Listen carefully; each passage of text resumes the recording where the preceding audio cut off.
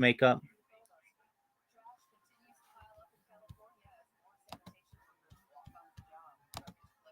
I guess, yeah. I mean, I don't know, maybe it looks at you every day and it gets the most updated photos. I mean, that's a thought, but even still, like, have you seen the difference between some women when they have their makeup on versus when they don't? That's a good point.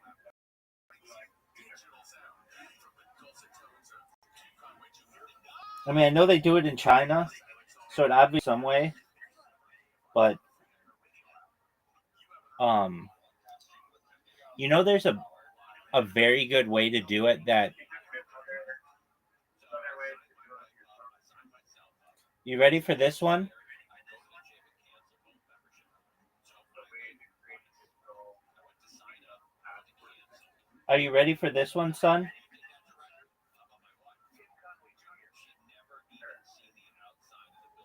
Do you know who Bob Lazar is?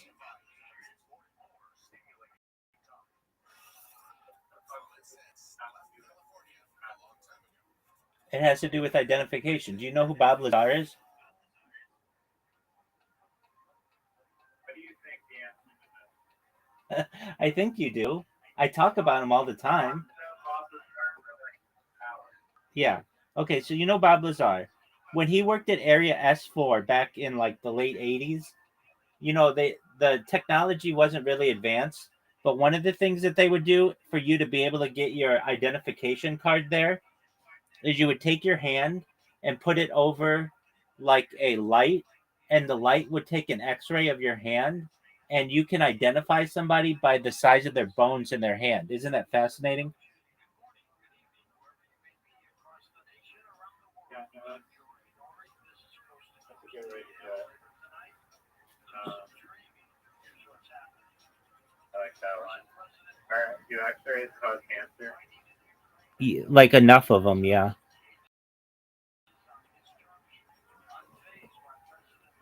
So maybe frequently doing X-ray and scan.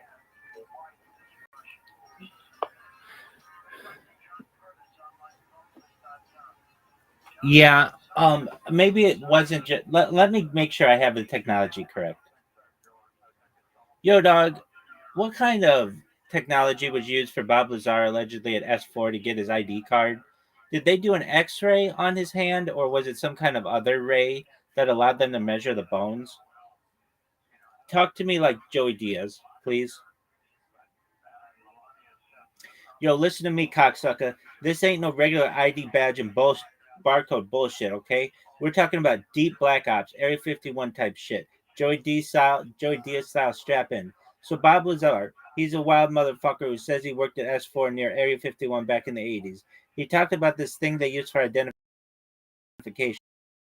and it wasn't a fingerprint scanner. Nah, it wasn't a thing. It wasn't some sci-fi retina thing either. It was a goddamn bone reading device. Here's the fat man breaks it down like. They use this device that scanned the bones in your hand. Specifically, it measured the lengths of the bones in your fingers and some space between the joints. Everybody's bone layout is different, like a fingerprint, but on the inside, real creepy shit. Lazar said you'd put your hand on this flat panel, and there was this little light sensors underneath. Some people say it was using backlighted X-rays or low-level infrared to see the skin and map the bones. They called it a hand scanner, and for years people thought he was full of it. But here's the kicker: years later, a picture surfaced of this exact device he described, a real military-grade unit used in the 1970s and 80s. Some weird pegs and lights. No one had even heard of it till Lazar mentioned it. That's when people started going, wait a minute, maybe this guy ain't blowing smoke. So yeah, dog, not a palm print, not a chip in your arm, no retina laser show, just a good old fashioned bone reading light machine that made sure you were who you were before you stepped in the belly of the alien tech beast. You feel me? You want pics of that what that scanner looks like now that it's out in the open? Yeah, let's see it.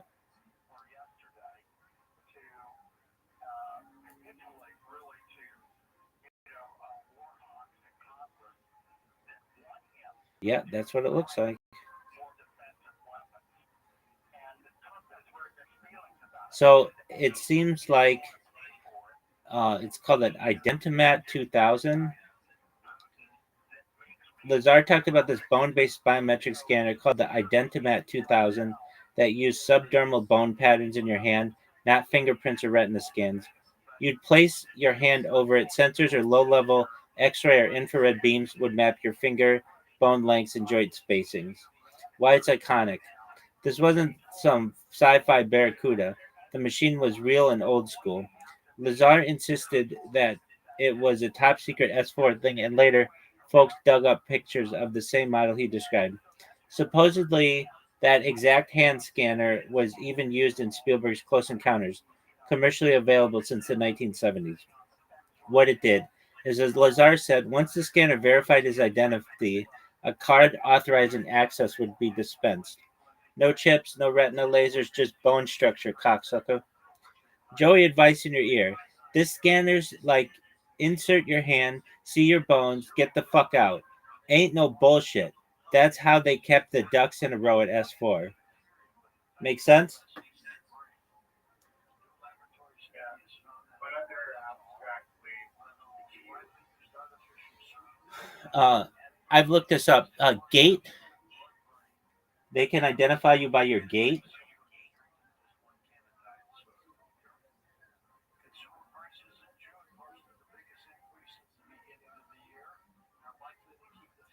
everyone having Yeah.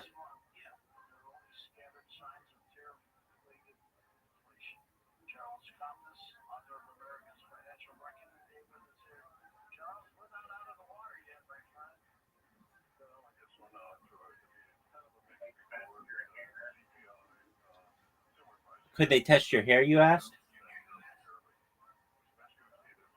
Yeah, but that would be more like DNA testing.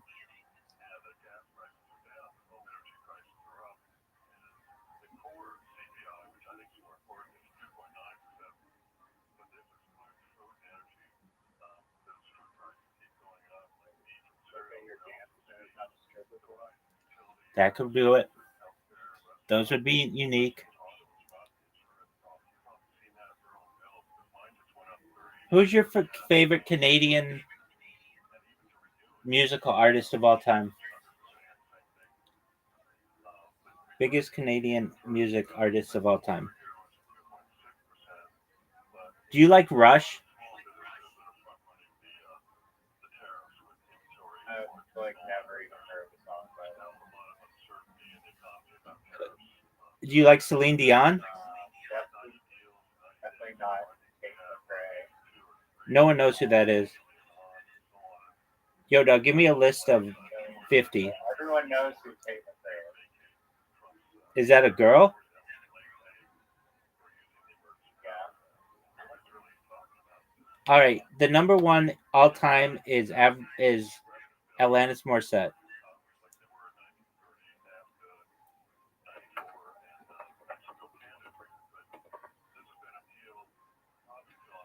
I mean, Avril Lavigne is Canadian and the Bare Naked Ladies are Canadian. Yeah, why don't they have them on this list? Oh, they are. They're at number 35. Nickelback. Everybody hates Nickelback, but I really like Nickelback. Dude, there's something interesting about the Your name favorite Nickelback song? Rockstar. It's fucking amazing. A very classic one. I also like their song "The Day Nobody Died." I look forward to that day someday. They're ahead of their futurist. Dude. I mean this. There's some okay. When I say Nickelback, what do you think? Rock band that everyone hates. Right, exactly. But what else? Where does that name even come from? Wait, Where does exactly, that name come exactly. from? What does that name mean? Nickelback, like, give me my Nickelback. No. Generally, it's seen. I guess in football, like there's a position called a nickelback, like a running back, a nickelback. But it has a deeper meaning. Hold on, it has a deeper meaning. The meaning of this band is actually like something really fascinating, but I don't remember what it is. It has to do with science, though. So just one moment. Yo, dog, why does the name Nickelback band have that name?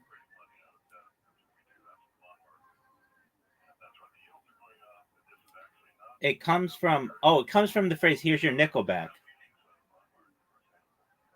Oh, and I'm. It was catchy, Canadian, and weird. What does it mean? Just that? Okay, so you're right. What position is a Nickelback in sports?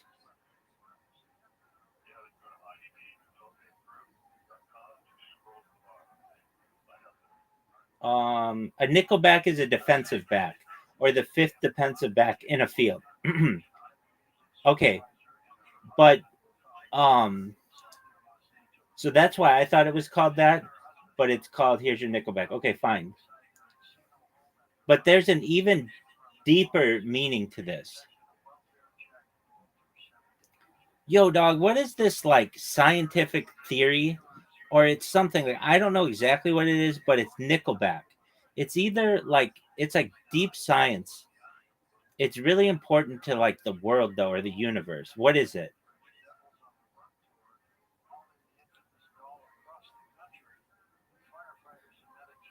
Yeah, Nickelback isotopes or nickel in physics. Um,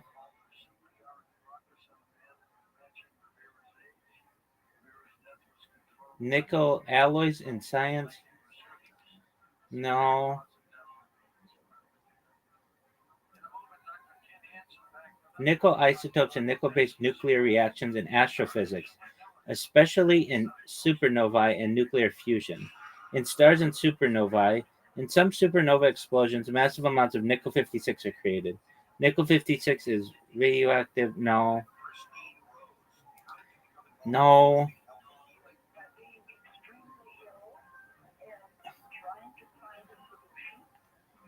What are the different definitions of Nickelback?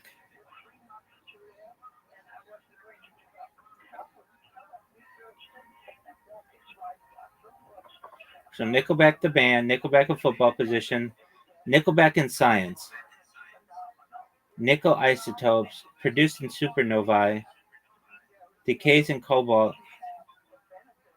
It's a huge part of what makes dying stars shine. Nuclear-based catalysts. Nickelback is a phrase in cash slang. There's something about Nickelback that.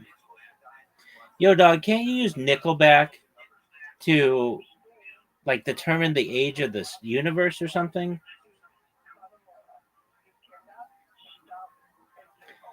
Um, you're probably talking about Nickel 56. And yeah, this bad boy is actually used to understand how stars die, how supernovae evolve, and how the universe unfolds. It's a radioisotope of nickel created in huge amounts during supernova explosions, like when a massive star dies and gets it blows its guts into space.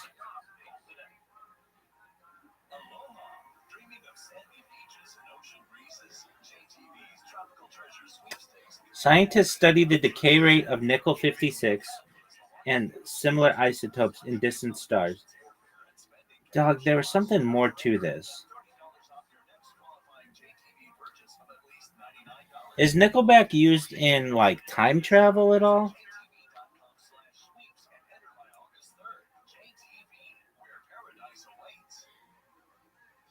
Is Nickelback not directly?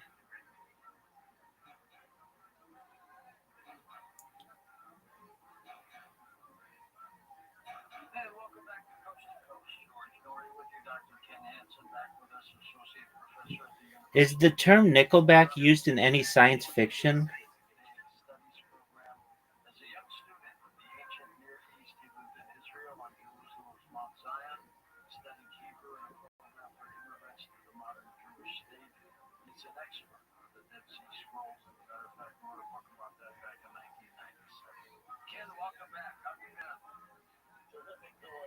Dog, there's something to this that it's not telling me. The term Nickelback. I looked this up like earlier this year or last year.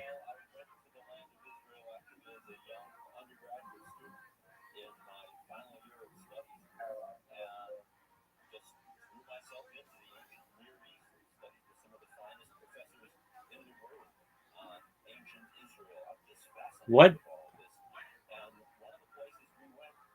are the definitions of Nickelback?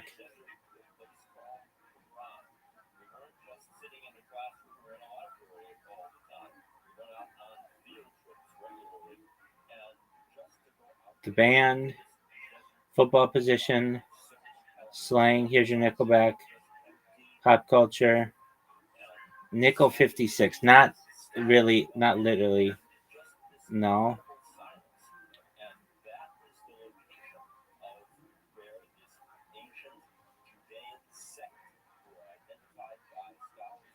Fuck. There was something that I read that was really advanced, and it was like Nickelback had to do with it, and it was like the band, and it was no, it was some kind of scientific thing. I don't know though. I can't find anything about it, and that's really bothersome to me. I think the band used No, they didn't. They don't know what the fuck's up.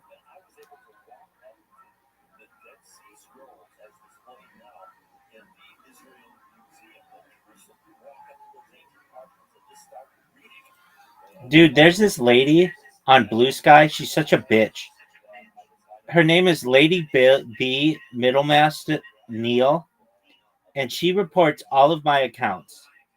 Fortunately, she is not awake 24 hours a day, but this fucking bitch, and I say that with a capital F and a capital B, needs to stop reporting my fucking accounts. If you ever see this, you stupid bitch, I'm never mean to anybody on this, but I'm mean to you, you fucking bitch.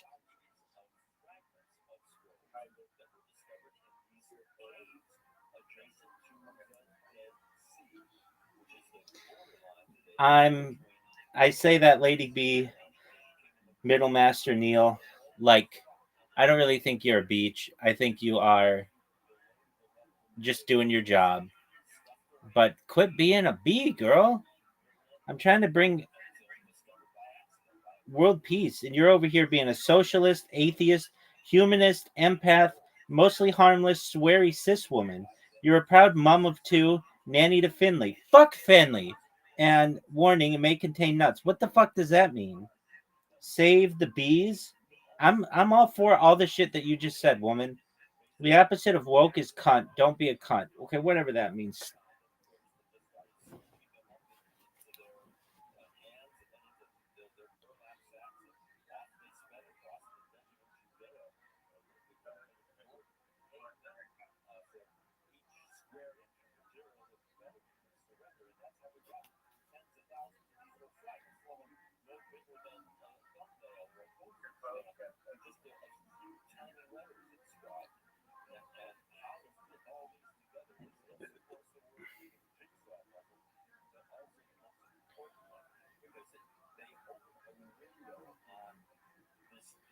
No way this is fucking recent. It is 25 minutes ago.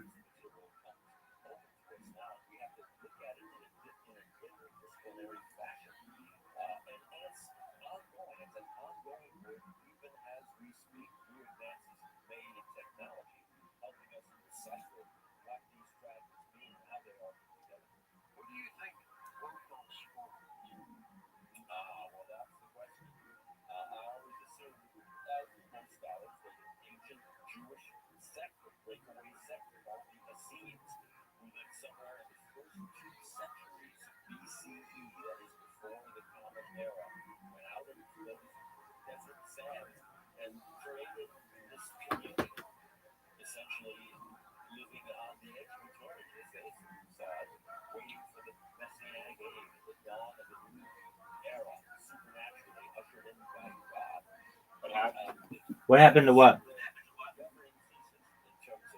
Get like fans or something. This woman who has made it her duty to be like the hall patrol of Blue Sky just goes around and reports me whenever I have an account. And when she reports me, it gets banned right away, which is cool. I have over 1,100 accounts that are ready to be used. So it's not like it causes me too much despair. And I'm making them at any given time. But it's just like, mind your own business. Why do they get instantly banned? Well, once you push the report button, basically it goes to um, the moderation team of Blue Sky, and then they have like about 100 people around the world who work 24 hours a day, and anybody who gets put in that queue, they review why they were banned or why they were reported and ban the people. But the fact that they see Rabbi in it, they just ban it automatically.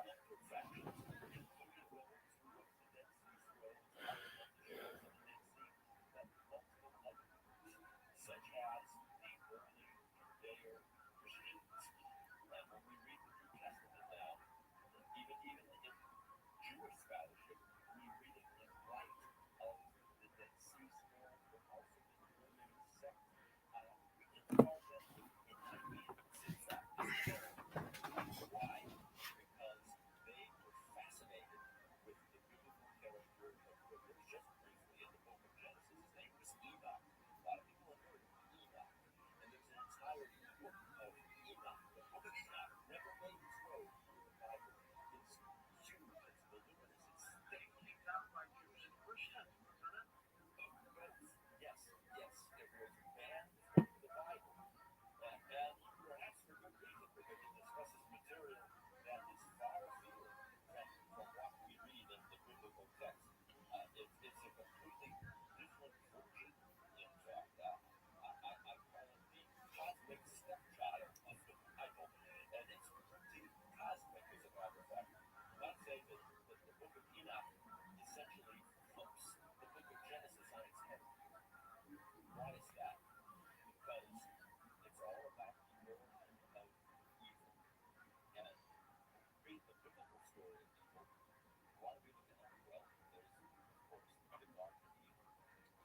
How much more time do you need?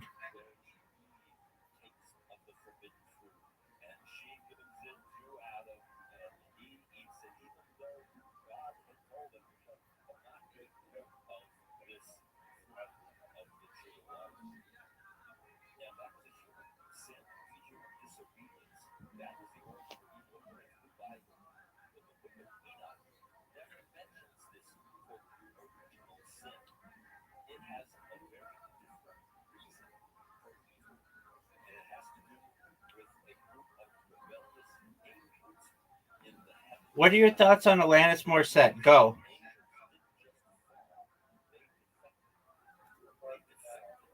You don't know who Alanis Morissette is? Oh, tight.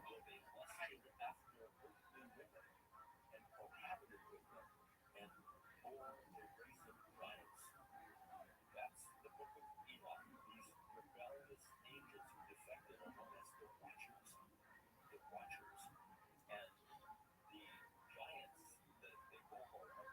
know who Patty Mayo is?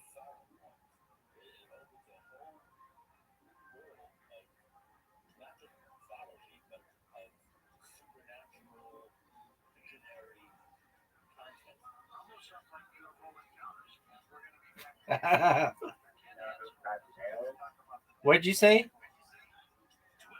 You know who Patty Mayo is? Nobody knows who that is. I do. Patty Mail?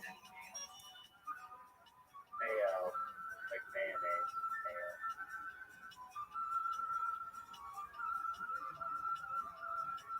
mayo. Oh, Patty Mayonnaise. Yeah, yeah, yeah. I know Patty. She's not Canadian, is she? No, I'm talking about the bounty hunter guy. Wait, you're not talking about the person from Doug? No one knows what Doug is. Yeah, they do. It's a television show about a kid. He's got a best friend named Skeeter, and his crush is named Patty Mayonnaise.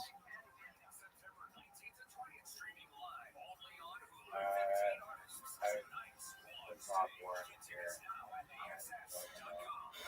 Dude, it was on. Sounds like a old one. It is. It was on Nickelodeon. It was also on Disney. Okay, who the fuck is Patty Mayo? Welcome. How you living, pimp? What's up, ILY? Can you hear me? Fuck you, ILY. I didn't want to talk to you in the first place.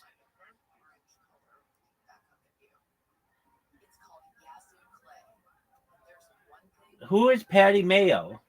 He's a bounty hunter On what? On YouTube? He's a YouTuber and he's a bounty hunter and he's like trolls people. No one knows who that guy is. He has like 8 million. All right. How many hours of footage does he have uploaded to YouTube? I'll wait.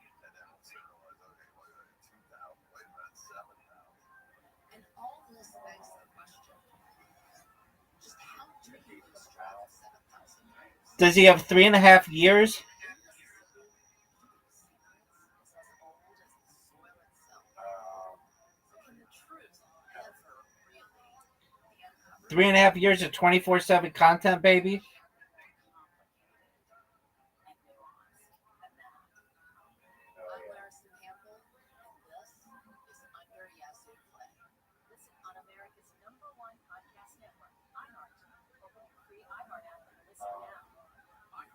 what are your opinions on front yard business? Like lemonade stands? Now there's like front yard businesses. It's like an actual storefront that's located on like a residential property. They were made illegal in like the 1940s or something, so there's not many of them up there. Yeah. I mean, normally like zoning doesn't allow for that, right? Yeah, there's a few reasons, like blocking the neighbor's sunlight.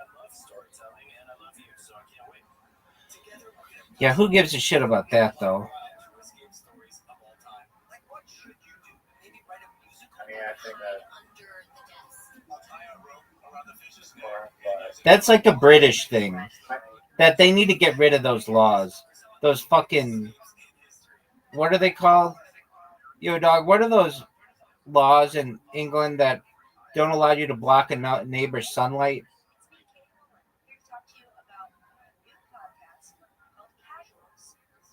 privacy laws. No, they're called the right to light.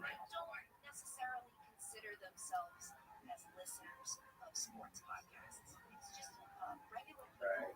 Yeah, I think it's important, and yeah, they shouldn't be blocking people. Like, I agree. You know that,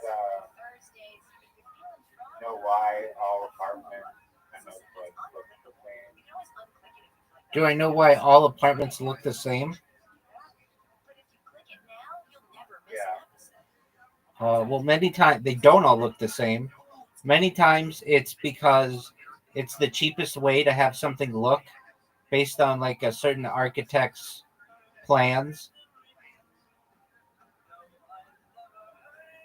Yeah, like the structure is usually the same, right? Like a hallway with like rooms on either side. Right. And a lot of the reasons has to do with like these like building like laws, and one of them is like I think in North America, at least, it's like each like apartment building has to you have to be able to access like at least two stairwells, Correct.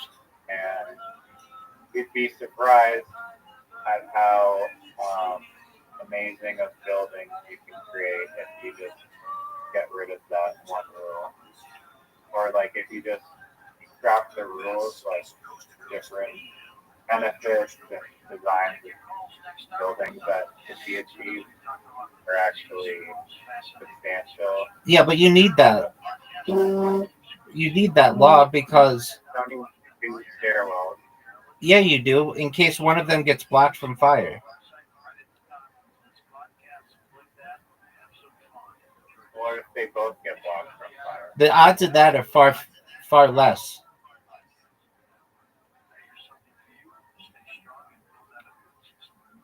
Basically, I could prevent an entire building from getting outside if I just start a fire in the stairwell under your laws.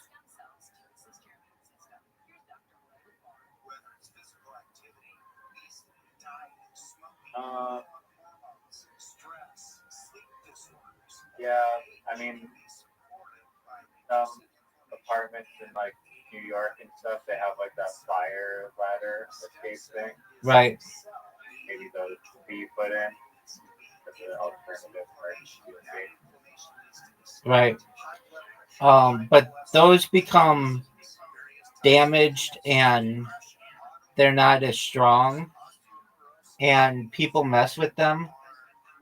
When I was like in my late teens, early 20s, I lived in a place that had one of those on the side of the building, and people would be drunk at night and grab onto it and just like slam it, and um, it'd be really loud, and they would keep me awake. But I always thought it was kind of cool, so I never got mad. But that can happen. That is cool that they're damaging the fire escape. Yeah, I mean, I just kind of saw the fire escape as being kind of an old timey thing. So, um, I think if like they're like support team things that are like relevant to the thing, like you shouldn't be able to do that. It should be like a rigid structure that you can't freaking shake the thing. It's attached to the building. no, so I don't know if you can imagine this. I'm sure you can, but imagine like a seesaw, and okay, so imagine a seesaw that would go up when the fire escape was not in use, so that people couldn't climb up it and like do damage or whatever. But what people would do when they were drunk is they would like get on their friend's shoulders and grab it and pull down so that they could go up it. Yeah. I mean, why? I thought it was just like a ladder with like a tube around it. No, no, no, no. This is like a fire escape with like stairs. Oh, okay. Like, haven't you seen a fire escape on the outside of a building in like New York City? Okay, yeah, I see the stairs one. Yeah. So it was like that. Okay. And those things I was just thinking more of like a tube that you like can use. You know, like the. I know exactly what you're saying. I know exactly what you're saying. So let's come up with a better idea. Like, imagine a fire escape that, I mean, I guess. Those, okay, you're telling me that fire escape, like the stairs one, like you're building like an entire staircase anyways. Like, why not just make it stable and safe enough for regular use at that point? Yeah, because usually it's in like a dense area, and the property values mean that every square inch will make your building cost more. So instead of having an actual stairwell, you just build it on the side of the um, building, and then people can walk under it. And people can walk under it. They don't. I mean, these are like an old building, so usually they don't do them anymore. But like the building I was in was like it was like a national historic building, and so like they couldn't just like do all kinds of changes to it without destroying like the original intent of the building. So one of the things that they had was these old timey um fire escapes.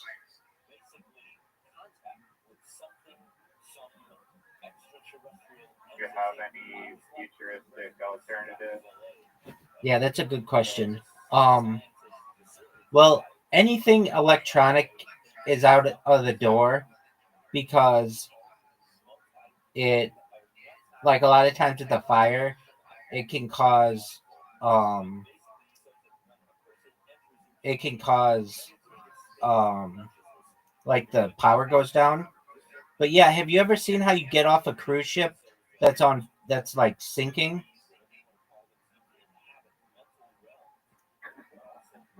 The life raft boats? Well, yeah, I mean they have life raft boats, but the way you get into a life raft boat is there's this thing that like would stick out of a window or off of the side of the ship, and you slide down it almost like a when a plane like in a if a plane ever crashes or whatever and you need to get off, it's like a big inflatable thing, and you just slide down it, but it has some friction so that you don't slide down too quickly, and then you slide into the life rafts. Fall off the side and let die? No, I mean you couldn't do it for like a building that's like 100 stories tall, but you could do it for a building that's like 10 stories tall. Well, maybe not 10, but like 5.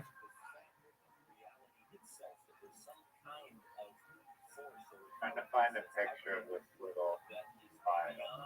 Yeah, I'll get you. It's on, I saw it on Reddit. It's really cool. It's a cruise ship escape slide.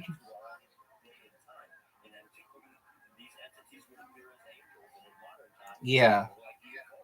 It inflates in 90 seconds.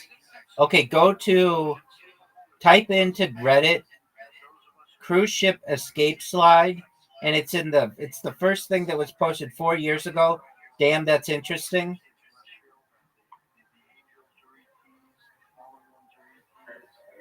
It inflates in 90 seconds, and people board a raft. I see it. Um, oh, that looks like a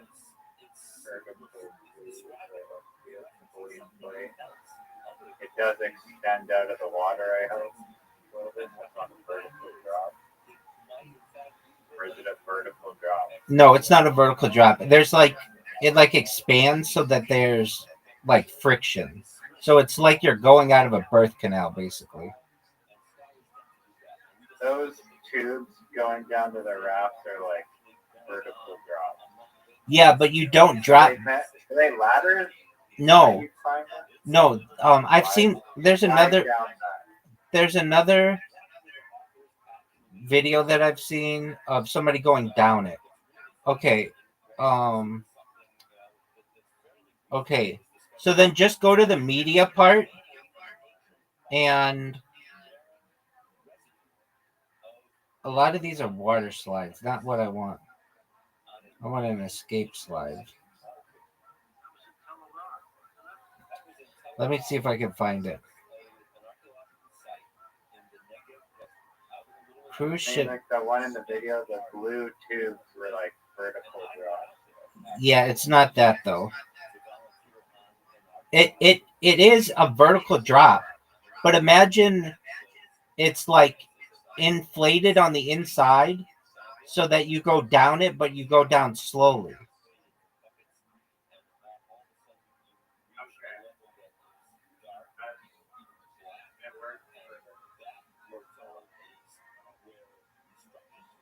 What'd you say, big dog? Works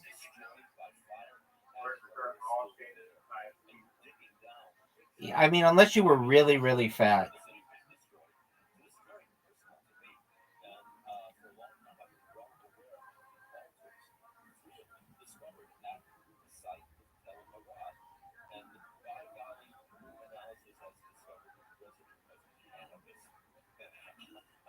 Okay, I found it. Okay, are you ready?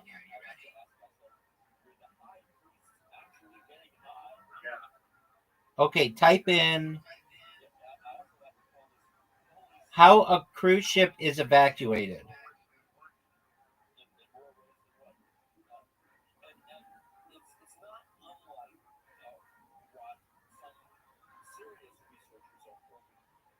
It's under oddly satisfying.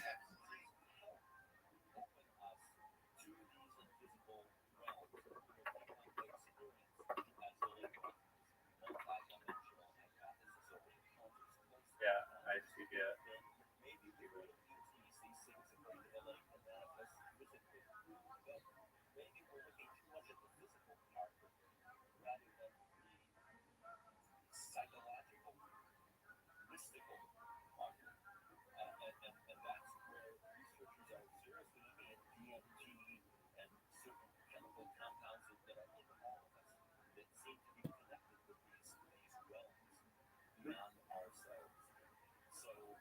So they actually I would take. be pretty scared to drop down that far. Yeah, but do you see how you put your hands on the side to slow yourself down? I only have 20 seconds. Yeah, it's going down. Oh, what the hell? Looks like you're jumping into a butthole. Exactly, that's what I said, like a birth canal.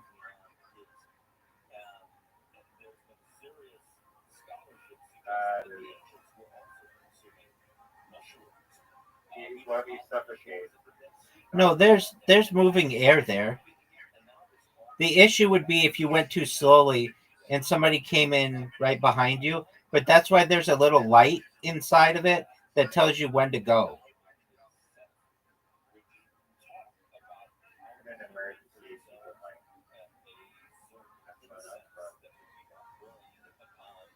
Yeah. does the GoPro footage go? Does he go into it with GoPro? I mean, yeah, I see the one that I'm seeing Oh, it is, does. What the hell? yeah, you see Yeah, through. yeah, I see it. It goes into the butthole. Do you see the guy's hand that can slow you down?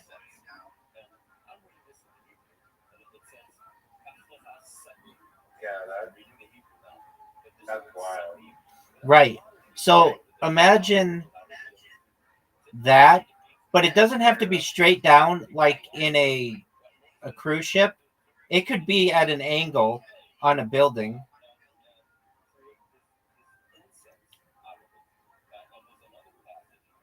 That's true. Uh, Let's ask I Chat. guess Let's ask ChatGPT about how high this could be. it seems like it could be infinitely Yo, high. dog. Imagine I was building a building, like a really big building, like one of those buildings on Billionaires Row, but I didn't have enough money for fire escapes, and I want to have like a cruise ship evacuation tube. How high could those cruise ship evacuation tubes go without hurting people? Like, could it go all the way to the top, or does it have to stay at like 5 floors high? How could that work?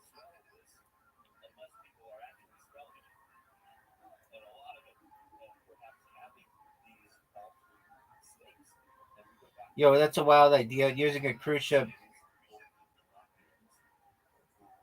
evacuation tube kind of system for a skyscraper. Let me break this down. Okay. How high could it go? Height and speed limits. The higher the tube, the faster you go when you slide down because of gravity. Speed increases roughly with the square root of the height you drop. If you drop from super high, like 50 floors, people would be hitting crazy speeds, risking serious injury. G forces and the body increase with speed and turns. Too fast equals risk of bruises, broken bones, or worse.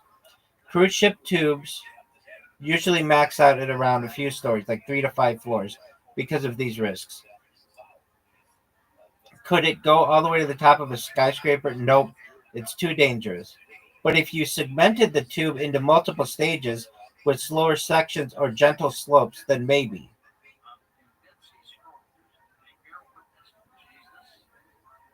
Another idea is to use air resistance or water mist to slow people down, or build a staircase style tube with multiple exits every 5 floors where people could stop, wait, and then continue down. So that's the idea. You could have one that expands, but it just every 5 floors you hit like a big trampoline, and then you go down to the next one.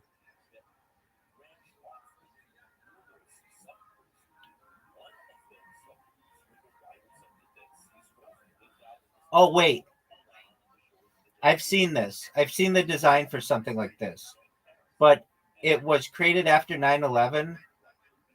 Um, it's a it's a skyscraper parachute.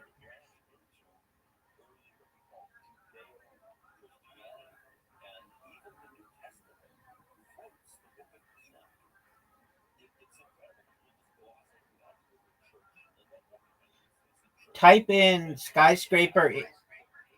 Type in skyscraper parachute into Reddit.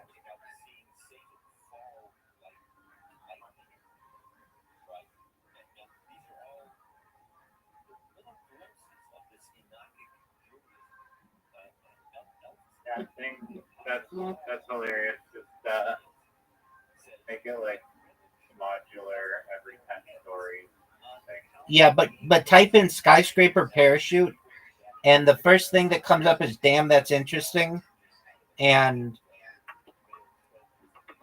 that's how you could get people out in like a big fire.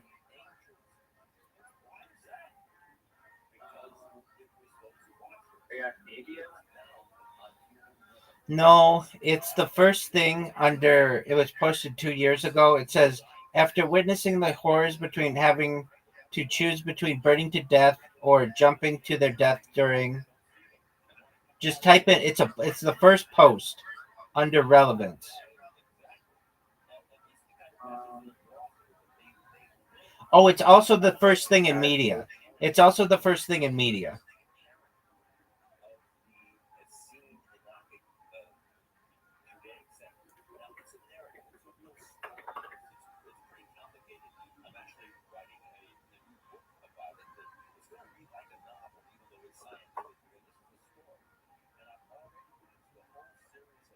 is it damn that's interesting? Yes. The high-rise parachute thing. 2 years ago. Yeah. It shows a guy jumping out a window. 3.1 K. Um. No, this one has 12, but 12,000. But Okay, it's like an animation clip, right? no, it's a real person doing it. No.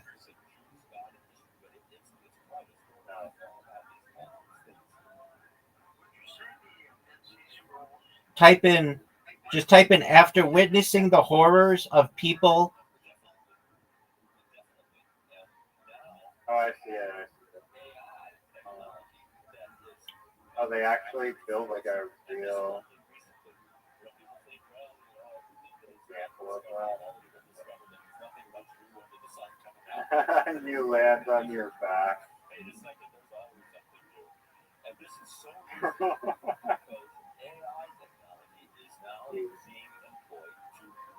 Where did you see that? Well, after 9/11, there were all these people who felt badly for the people who were burning, and like you could see them in the footage, just like hanging outside the window with like all these flames going around them, and so people were, and then they would jump to their deaths, and so people came up with this like 25 years ago. It looks like really fun, like just to be parachuting like that way. Yes, it does. Just looking up. And I'm sure you could make a better version of it, like I don't know, smaller, more compact, probably with like more parachutes, Flame resistant. flame resistant, certainly. Maybe have a USB charger inside of it. It doesn't look like. I mean, I don't know the mechanism. It like goes on the side of the building like an octopus, Right. and then something. Do you have to kick, or does it like explode? It expands. No, You just stick your tushy out of the window and it expands and pulls you out. it seems like dangerous if you fall across the. Well, you don't fall. The parachute. Oh wait, yeah. You pull a parachute, and then it goes on the wall, and then it just goes. Exactly.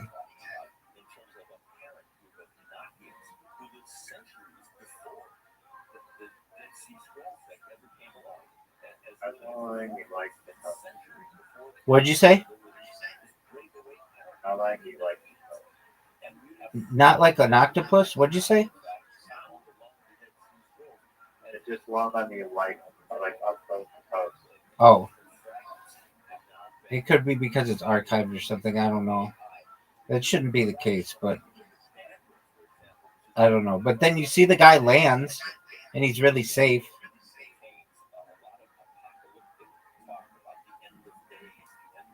I think, yeah, on that video though, looks like. I mean, there's a few factors which I think sets up nicely for my proposal, which I think could work.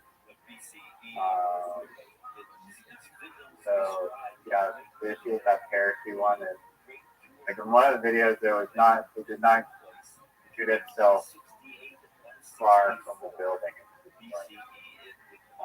And maybe that could be improved so that it like actually like launches you like 50 feet away from the building first. That could be. But yeah, the video is like dragging down the side, which is not good. I've got a way to be able to save people. Well, hold on. I'm cutting you off, aren't I?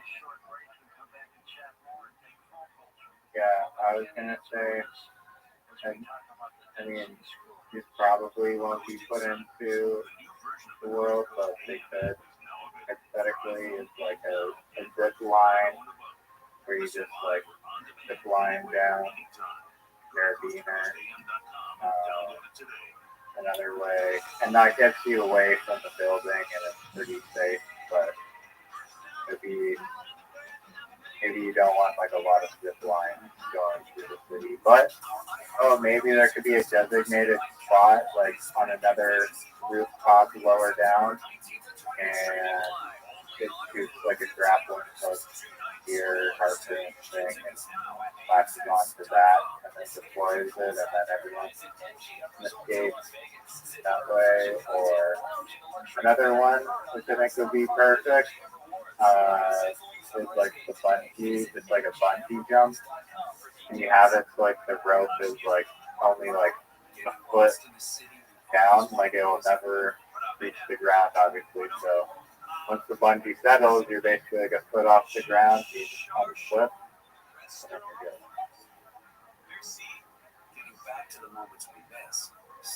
What was that one?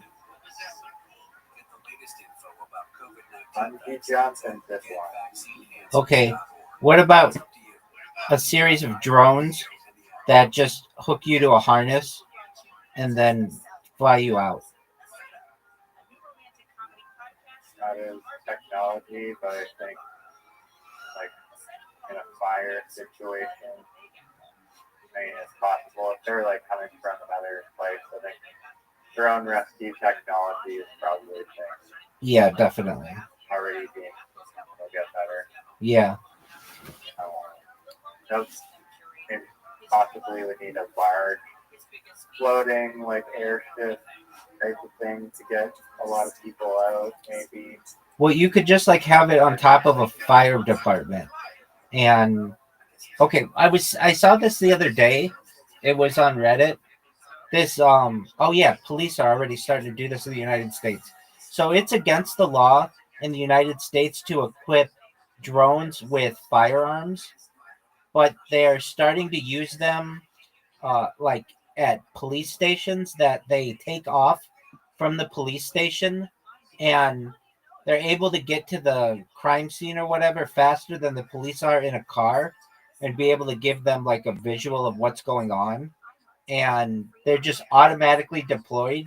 They aren't being they don't have to like they don't have to manually drive them there. They just have to know the location, and then these drones fly over it and basically allow them to apprehend people or whatever. And um, this company that I saw, because it's illegal for them to use a gun with a drone, which I hope is forever illegal, but I'm sure they'll make some change that they'll allow it in the future. Um, what they do is they have the drone, like I was seeing it for people for mass shooter incidents where you, let's say you have a mass shooter or whatever, the drone identifies the mass shooter and like charges or like flies into the guy's gun and puts like this substance on the gun that disarms it.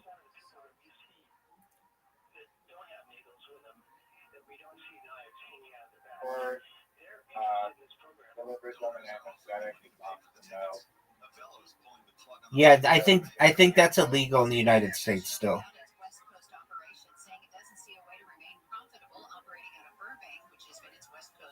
I mean, I think in a mass shooter situation, there's no exception. Nope, no exceptions to that. Because it could, if it gets the wrong person, then you have someone who's dead.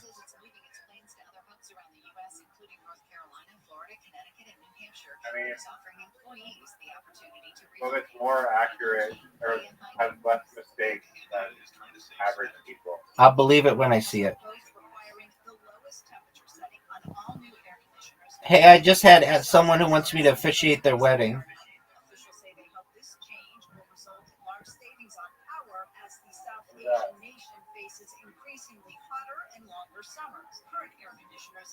That 3 minutes ago, they said, "Is the clit chewing rabbi available to officiate my wedding?" And then somebody else, some chick said that, and then some other chick said, "The phrase clit chewing makes me physically physically recoil." And then the girl wrote, "I wonder if he actually uses teeth or if he just thinks clit chewing sounds hot. I bet he's actually really, really good at eating pussy." You got that right, girl.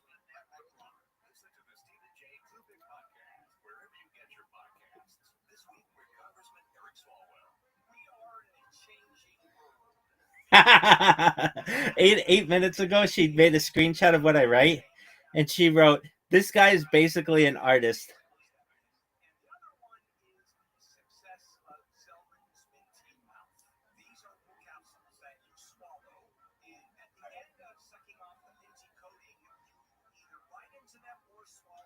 I love it. All right, how long is it going to take you to make your fucking dinner, dude? I'm moving it. All right, I'll be right back. I'm going to use the restroom. Here's William Montgomery. She shows her cousins within 30 minutes. Yeah, you know she's close with her cousins, Grant. You know they're gonna fucking know at the very beginning. Yeah, but cousins don't count. Do you even like them anymore? Do you even like them anymore? The cousins? Yeah. I don't think I ever did. Okay, that's what Mike said. Yeah, he said that actually tracks. You're kind of fact checking what Mike is saying. Wait. Yeah, exactly. Yeah, no, he said that. Everything Mike said was true. So Grant's actually really pussy whipped. Yeah, he just even like his wife's cousin. Yeah, dude. We know she keeps you in the house. I'm allowed out. Just to work. Shows, yeah, just to mow the lawn and shit. She fucking makes you.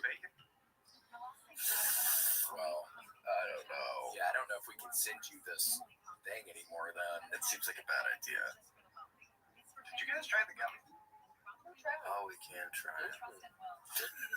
Yeah, let's try it. Here, we can. That's original. That's super sour. Feed Your Freak. This is Feed Your Freak. Is that the name of it called? Rothschild. Oh, and it's a 60% less sugar than leading brand, which is good because, oh my gosh, I ate almost a whole chocolate bar last night. I was going balls deep in some freaking Hershey Kisses with the almonds. You ever eat those? Yeah. Those things are good. So good. I will say the back of this has some pretty confusing math. It says 37 grams of carbs minus 7 grams of fiber minus 11 grams of allulose equals 19 grams of net carbs. So there's some sort of nutrition math there. I'm not sure. I've never seen math. Yeah, I've never seen carbs minus fiber minus allulose equaling net carbs. Oh, what is that like? I don't know. Oh, Is it sour? It's a sour one? Try a sour one, will you? These are sour. Those are real sour? Okay, let's see here. And this is because... No! Edit that out. We weren't talking about... Edit it. Edit it. Yeah, edit it. He didn't send it those. Woo! That haven't kicked to him at first. I feel like it's saying in advertising less sugar while being like rotten. It's kind of like the opposite. Yeah, it should be awful for you. Yeah, like these destroy your teeth. Ooh, they're so good though. Thank you, Rob. Are they? Yeah, thank you, Rob. Yeah, they're good. They're pretty good. It probably doesn't help I have a sin in my mouth right now. No, you don't. It probably doesn't help with the taste. Ugh. Those regular ones look like a good regular old gummy worm. How's the rotten regular one? Pretty good. The regulars are good. Wait, what are the flavors? I see slobbering something on the image here. Slobber and salamander. Slobbering. Loopy lime. That one's just for crazies. Yeah. Messy mandarin. Ooh. Slobber and strawberry. Weirdo watermelon just for freaks. Scary cherry and barf and blue raz. Yuck! I kind of want to barf right now. Oh, just Can you hear me? Anything today and just out. Do you think that William Montgomery should have called this podcast the William Montgomery Show or the William Montgomery Podcast?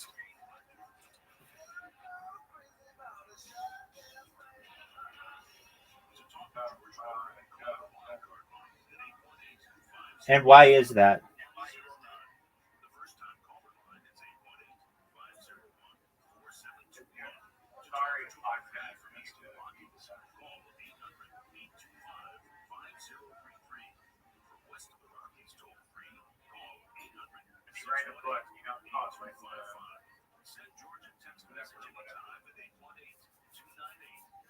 Some people do.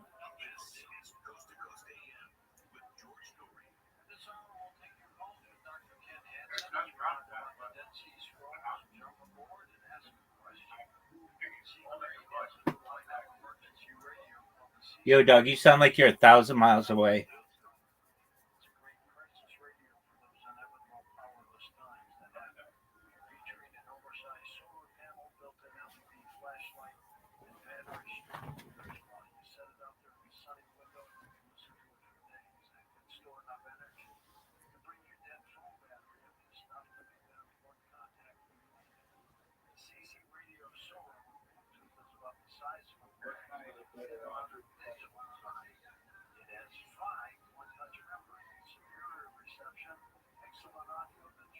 I put too much salt with my rice and it just tasted like really good.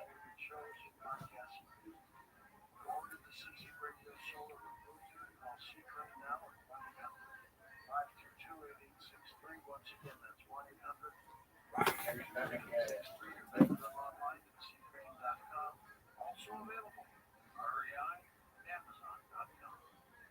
Oh wait, like 2 tablespoons. Or whatever this. Hold on a second. This other chick wrote, I unironically love the Rabbi Bot. It's very funny and have to respect the depth and commitment.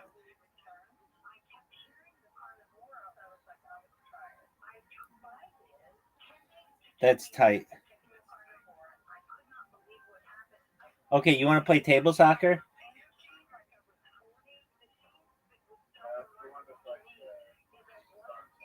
All right, are we going to play and are you going to be closer to the phone or are you going to be 1,000 miles away?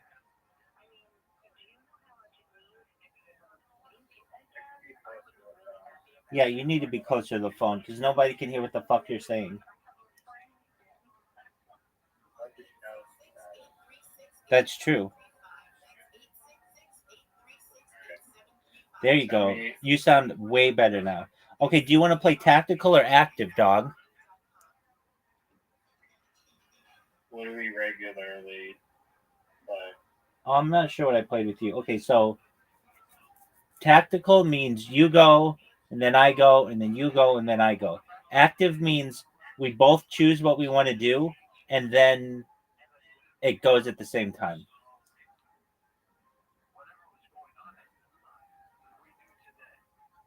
Whatever one is. We're going to do active because I think it allows us to do more. Okay, we're going to play 5 goals to win, one versus one, and the amount of passes limit is going to be 3. Yeah. I'm gonna do it.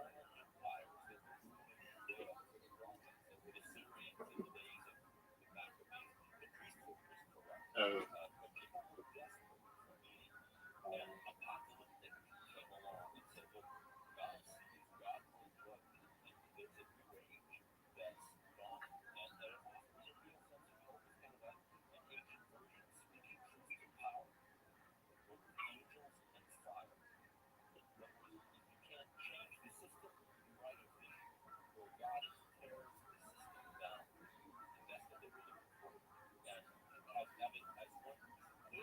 Ooh, you picked the Netherlands. Do you know what color Do you know what the color the Netherlands jerseys are? Like orange. Yeah, exactly. Good job, man. Okay, you have to make a move. And I think you can you can move 2 players at once. Oh, I can move them? Fuck. I didn't even hit the ball yet. There you go. And you can move 2 players at once. What does that mean? Like, it's only letting me shoot the ball. How do I move them? Well, you pull back on one of the guys, and there should be an arrow. Oh, I have to individually cut the person? Yeah. There you go. Oh, what is this? This isn't how it was last time. This is active. Oh, what the fuck is this? I have to hit the ball and move my things? Well, no, I'm hitting the ball this time. There you go. Okay, no, this is wrong. This is not how it's supposed to be. Okay, well, we can play the other way next time. So you can kick the ball with there you go. This is just so confusing and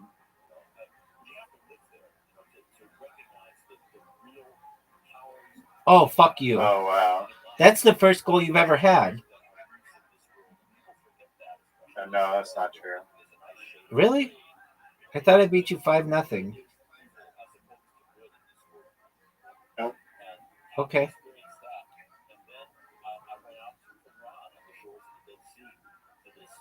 Are you gonna go? Well, let me.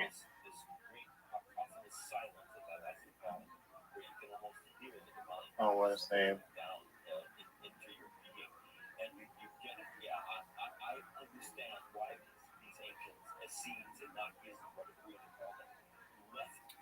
Oh, what a pass.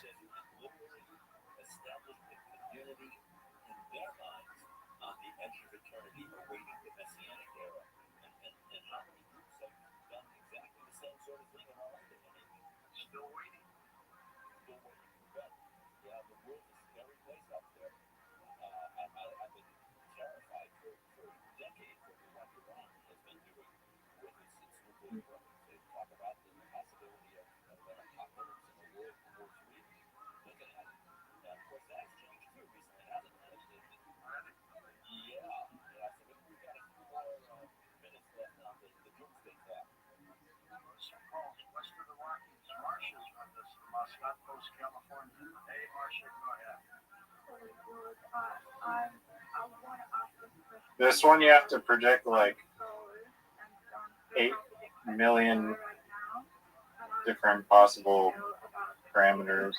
Right, I like it.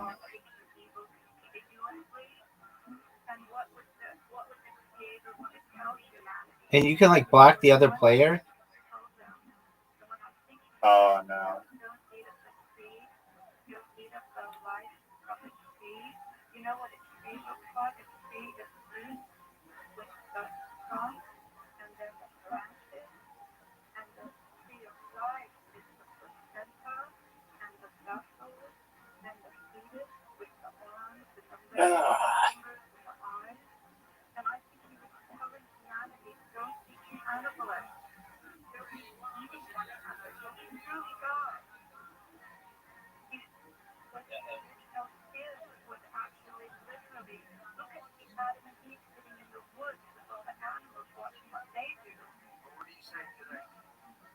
Yeah, and I love that analogy, by the way. The tree of life is central to Jewish mysticism, even to this day. Call it Kabbalah or Kabbalah. Become really a phenomenon among various celebrities, including Madonna, who ventured into Jewish mysticism. And I'm fascinated by that Fuck. as well. On a personal level, when I recite Jewish prayers, I try to do it in a Kabbalistic way that opens the soul to something really that reaches beyond. And your mention of cannibalism, that's interesting. I think this is a superior way to play. Talks about these giants who were the result of the No, it's too chaotic. Possible to predict. These giants began devouring human flesh.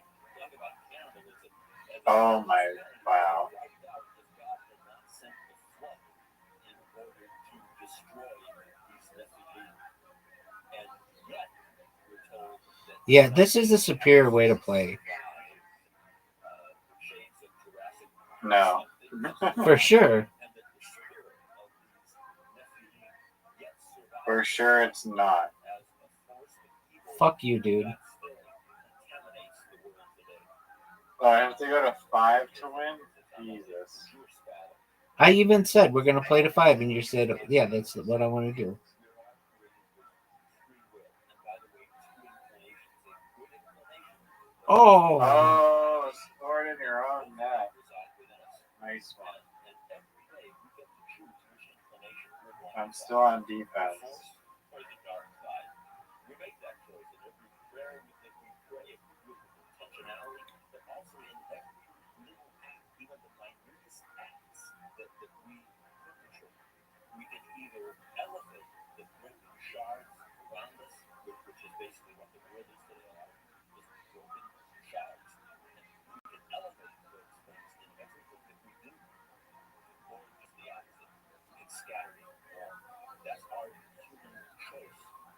And that is what we read, in fact, in the No.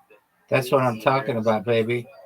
That's what I'm talking about. they defected from the heavenly realm. It was their choice. They had free will. And that is how this power of evil entered into the universe. Do you think any of the writers of the Dead Sea Scrolls had the ability to see the future? And that's a fascinating question, George. It really is. And of course, scholars are skeptics. I'm a trained scholar, so I was trained to be talk about the ability to see the future. Well, before the break, I mentioned the book of Daniel. We now have AI re-examining fragments of the book of Daniel. Oh, No. No. That's what I I'm. didn't- That's what I'm talking about. And incidentally, the program that they use running the university is called UNOC. That's the AI program they're using. And it had redated some of these Daniel fragments to as early This is a as superior way to play. year 30. Because then on each turn, we're both doing something, as opposed to you go, and then I go, and then you go.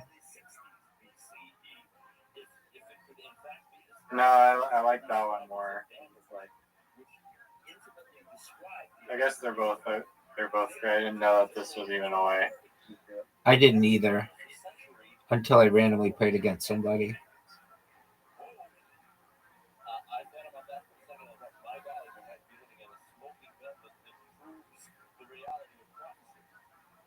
Let's go to Ted, truck driving in Louisiana. Hello, Theodore. Go ahead.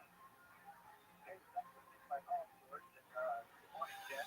Hey, Oh fuck, that was great. Oh, what a pass. Can your guy go out of the way? No, it'll just stay like that. so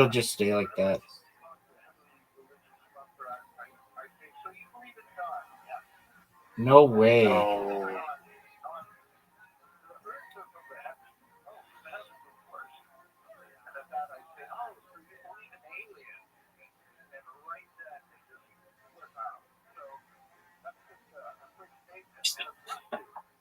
I couldn't do anything there. Oh, you might be in a tough spot here. I'm gonna try to pass it. Oh, come on. Oh, this sucks. Now this is a bad spot.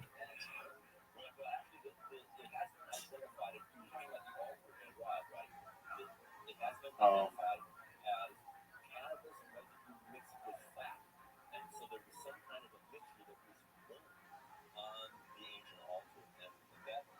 Get in. Now this should be an end.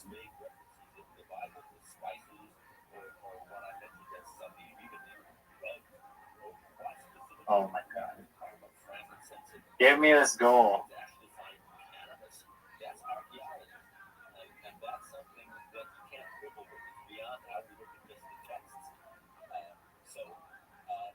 This is the superior way to play. Oh, Oh my lord. okay, you ready to play the other way? Yeah, the actual superior way to play. 5 goals to win tactical, 3 pass limit.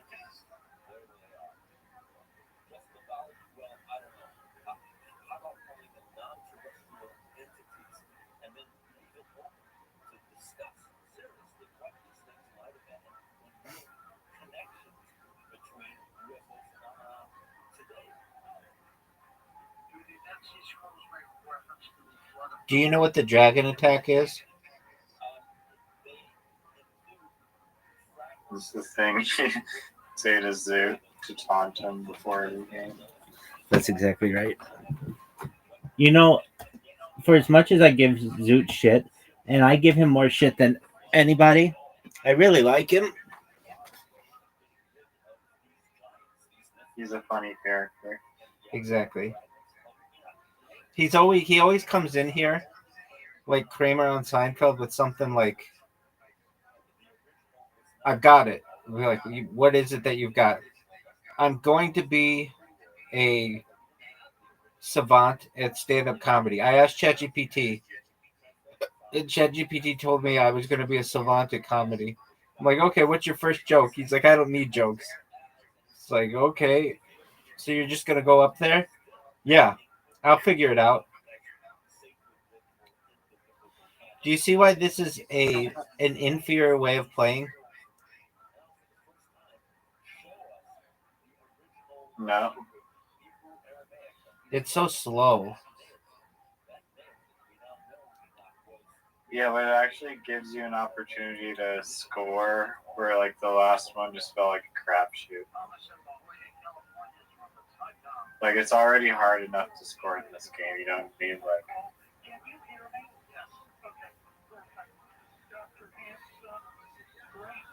Oh, and notice there are more guys on the field in this game than the other one. yeah, because how you can't actually move them.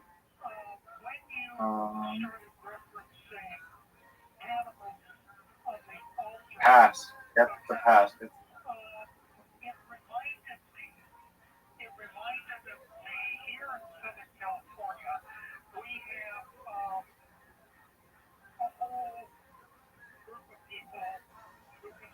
Oh wow.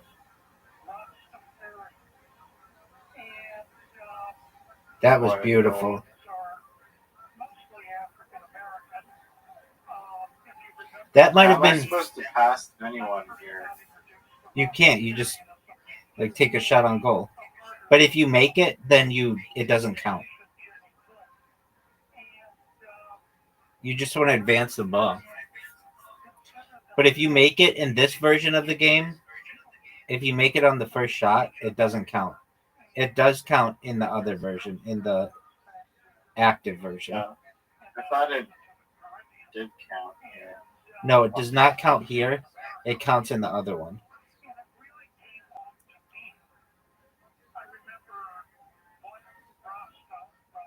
I should have gone with your defensive, or I don't know, pattern. I messed it up. Yeah, I mean, I always find it to be beneficial to have a bunch of guys in the box, just because you can stop a lot of people. Oh yeah, right. Oh, God. It's like I can't move any of my pieces because then we'll score. Do I you guess know? I can use the. Do you know who Alanis Morissette is? Dude, no one knows who that is. She had one of the greatest albums of all time, known as Jagged Little Pill, during the 1990s.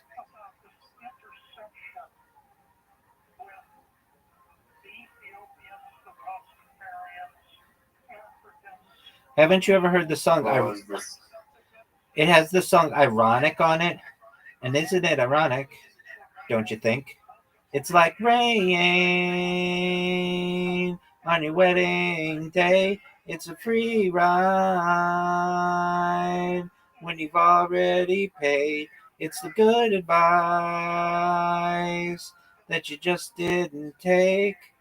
'Cause who would have thought it figured?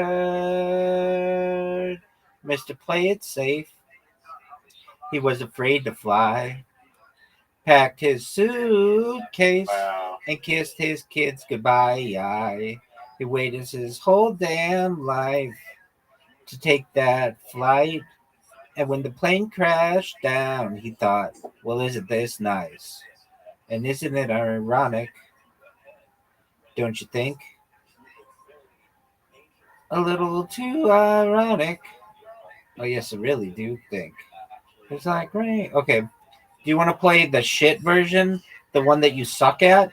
Or do you want to play the one that you're pretty good?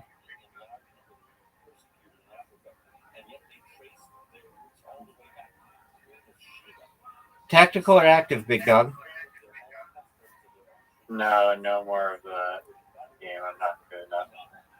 Okay. Do you want to play archery?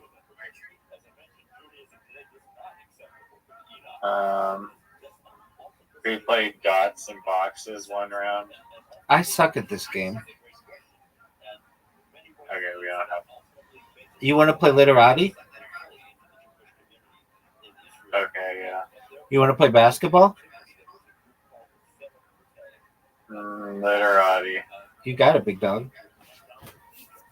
Wait, there's one called Rock Card, I've never played that. an adult-oriented party game. Shut up. Oh, yeah, that's like Cards of Against Humanity. But it would probably be too hard with just two people. Extremely tight pants. All right. Why do you have to get? Wait, what do you do? Haven't you ever played Cards Against Humanity? No. Oh, okay. So there's like a card. There's like um. There's like a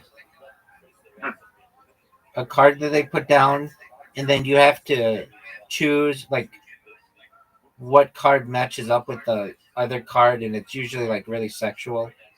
And then Weird. people vote, and then it awards points by who had the best um who had the best Are you serious arrangement. right now? Dog, I'm dirty at this game.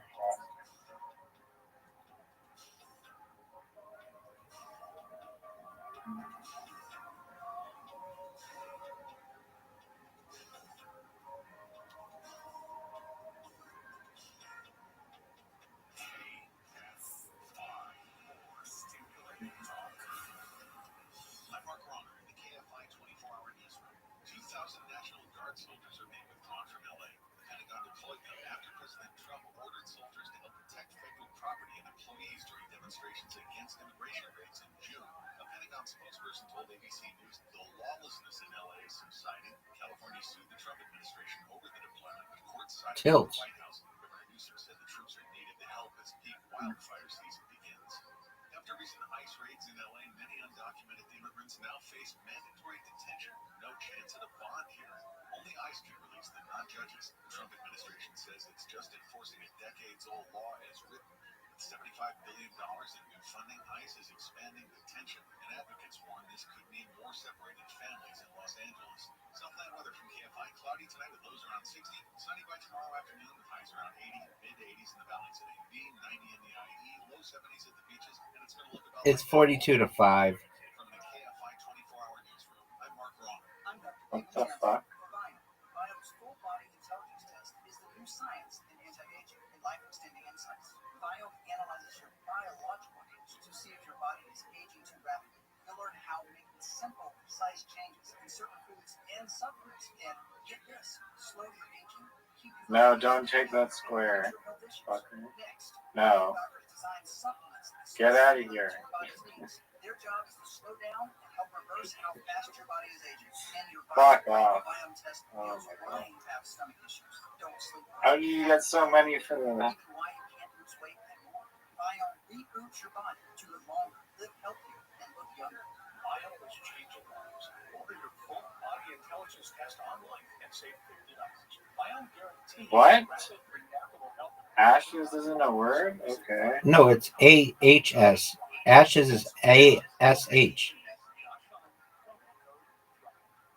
history fans, iHeartRadio. I put Oz, like when you relax.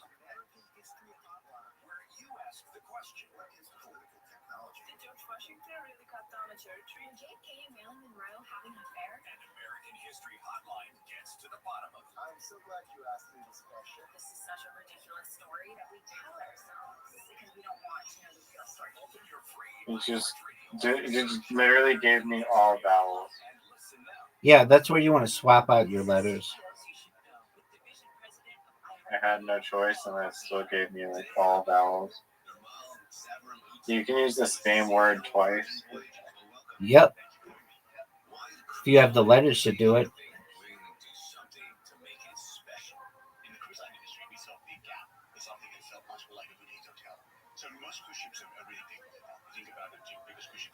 Two and Ted. That should have given me like 800 points. I hit the two. Oh, it was a letter, not a word. Fuck. No, now you're going for the 3. Great. I just can't like get any of those squares. I screwed up. Boutique Hotel. Go to virginvoyages.com. Thank you very much, Jamel. Thanks, Paul. Listen to CEOs You Should Know on the iHeartRadio app. KFI AM 640. More stimulating talk. They sell everything on the internet. Right. Why would I go to a store? Why would I go to someplace I can sit in my underpants or no underpants and buy stuff? Gary and Shannon. I did that yesterday. Live 9 to 1 p.m. on KFI. And on demand anytime on the iHeartRadio app. KFI AM 640.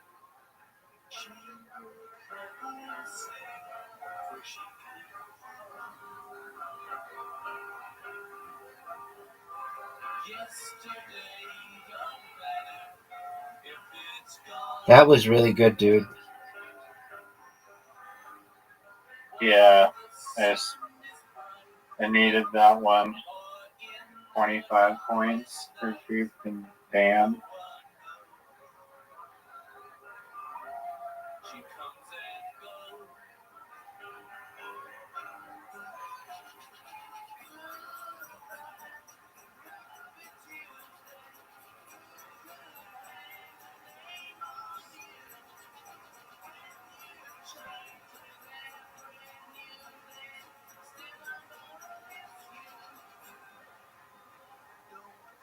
To talk to George Norrie, call the wildcard line at 818-501-4109. The first-time caller line is 818-501-4721. To talk toll-free from east of the Rockies, call From west of the Rockies, toll free, call 800-618-8255. Send George a text message anytime at 818-298-6521. From the City of Angels, this is Coast to Coast AM with George Norrie. Next hour, Rabbi Rothschild joins us to talk about programming your lucid dreams. Make sure you're part of the program. Anna Salvati and Tom Danheiser. She also doubles as the editor of the Whole Lifetime's digital magazine, and she would love if she could No. send you a free copy. We'd love to do that, George. Thank you so No. much. It's very No. easy. Everyone is welcome to email me at Gina, that's Gina, at wholelifemagazine.com. And you'll get it up to them within a few weeks. This is true. And ongoing after that? Yes. Very good. Thank you so The much, George. fuck is that? And of course, for you Coast And nothing like it. I love being a Coast Insider. I travel a lot. I can always have my shows. I download them on my podcast. Do you know what Coast to Coast AM is? And every show I learn at least one thing. Yeah.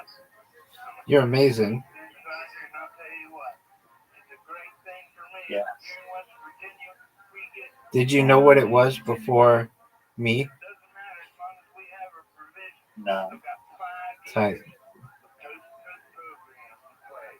Couple ways to sign up to become an insider. Apparently French words don't count. Some do, but not usually. It says insider, click that and you're in. The other way is to go to the App Store. Look for the Coast to Coast AM app. It's free. Put it on your phone through the app. You can sign up as well. I got one. Except I wasted my Y. You can become a Coast Insider and all too, so take advantage of that. We'll be back with final calls with Dr. Ken Hansen. But first, here's this. Research shows that testosterone deficiency affects a large portion of men and women at a much younger age than before. Addressing testosterone is crucial for maintaining overall health. Introducing Epic Tea, not a drink, but a 100% natural capsule with amazing results. Here's product creator Is- Stan Putnam. How is 2 A's a word? Let's look it up. Can't be a word. Yeah, it is. It's just 2 A's. Yeah, it stands for a dry form of lava resembling clinkers. Blinkers. Whatever the fuck that means.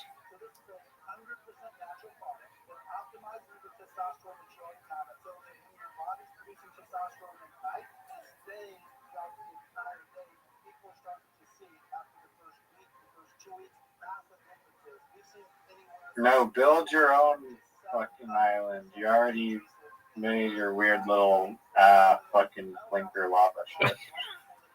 Wow. Okay. Fuck.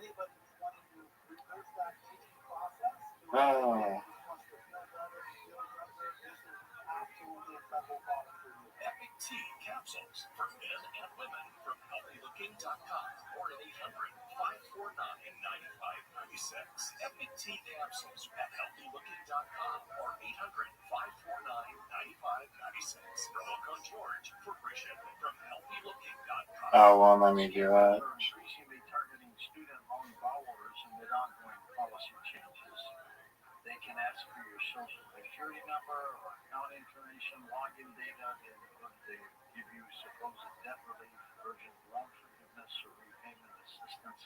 They're trying to trick you. These scammers are very credible, so experts advise verifying anyone who reaches out to you. It is important to understand how cybercrime and identity theft are affecting our lives. Lots of places accidentally expose your personal information. That's why LifeLock monitors millions of data points a second for risks to your identity. LifeLock detects and alerts you to potential identity threats that you may not spot on Your goal is to at least get half of what my score is. Don't tell me what my goals are.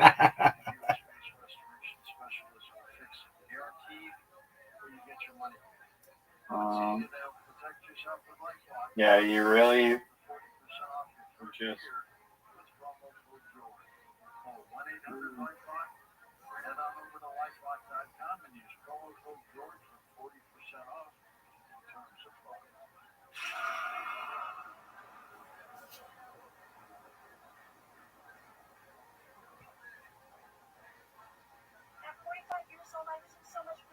pain. I was truly dreading getting any older. I had weak bones, achy joints, weight that wouldn't go away, almost no energy, and constant brutal headaches. I was falling apart physically and mentally. I searched desperately for alternatives to the pain management traditional doctors offered. I tried alternative medicines with no. Are you just listening to like medical advertisements? No, I'm listening to something on the Dead Sea Scrolls. It took less than a month to feel results, and I lost 95 pounds. I love all pain medications and pharmaceuticals. Best of all, the pain is gone. I look forward to my future. This is Rebecca Kozak, and if pain has you dreading your future, don't suffer through another day. Visit criticalhealthnews.com. Sign up to receive the newsletter, Dr. Wellness 10 Bad Foods, and tons of invaluable nutritional advice. Call 855-949-RADIO to speak to an experienced nutritional consultant. That's 855-949-7234 and criticalhealthnews.com.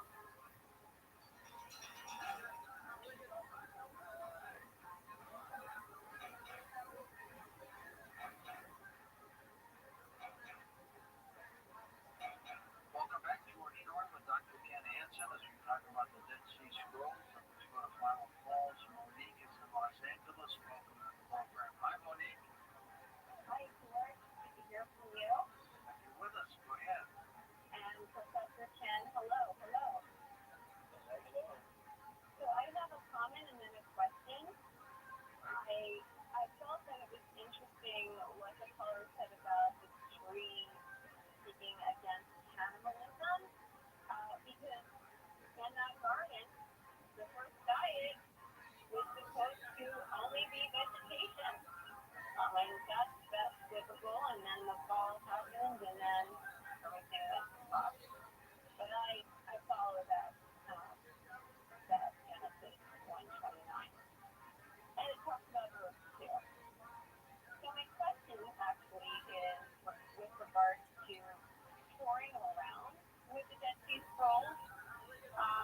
Right now it's at the Ronald Reagan Library in Simi Valley, that's Ventura County, California. I know it was here before.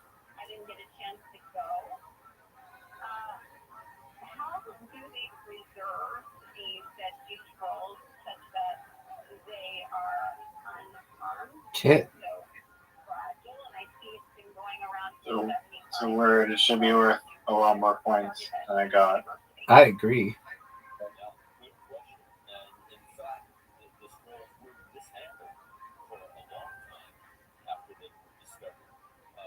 What the fuck is this bullshit? Give me 4 N's. No, no, no, no, no, no, no, no, no, no, no, no, no. 4 N's. Well, then just swap them out.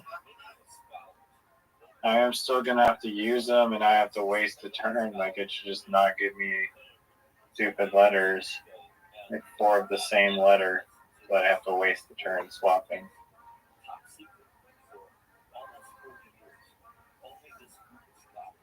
All right, I have 4 eyes.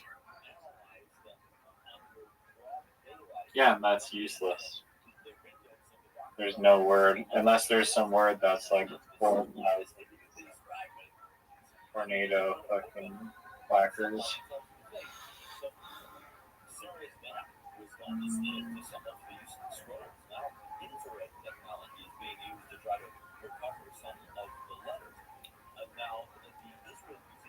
Now it gives me no vowels. What the fuck?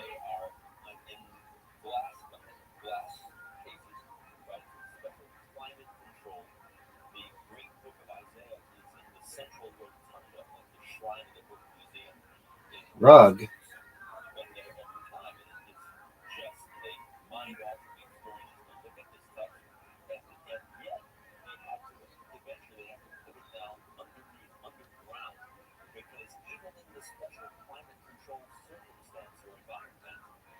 Is that legal to give you no vowels? Yep. You can swap.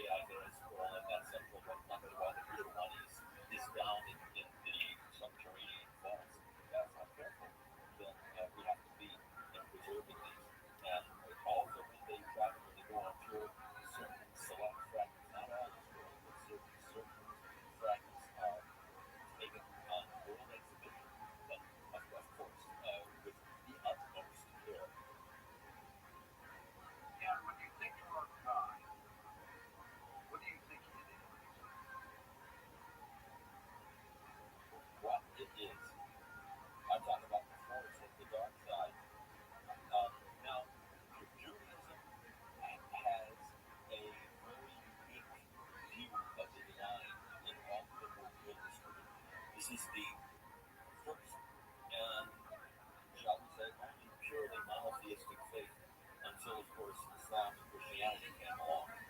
Nobody had an idea of a single deity, a single God, certainly in antiquity, except the Israelites. They gave us monotheism. They gave us the revolutionary as the weird, the idea of one force, invisible, unseen, that is mind-boggling to just wrap our brains around the revolutionary concept of a single force. Kind of like a funny All of the cosmos. statistic is like 92 of Americans, 92% of Americans like have never left the United States. And then I don't know like the percentages, but like a smaller percentage than that have never left their like home state their entire life. And then a smaller percentage of that is like people that have never left their hometown in like their whole life. It be like that sometimes. I mean, the United States is really big, so there's a lot to see. Have you left the United States? Yeah.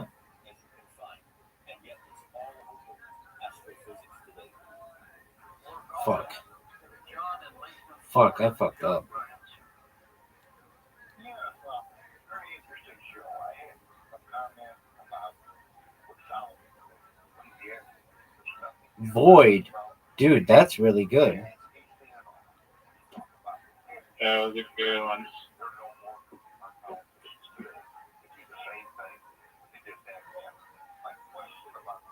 What other countries have you been to? Canada and Mexico.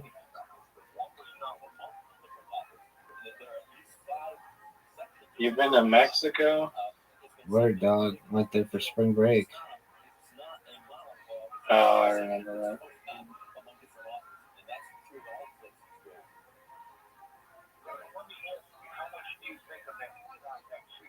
Za?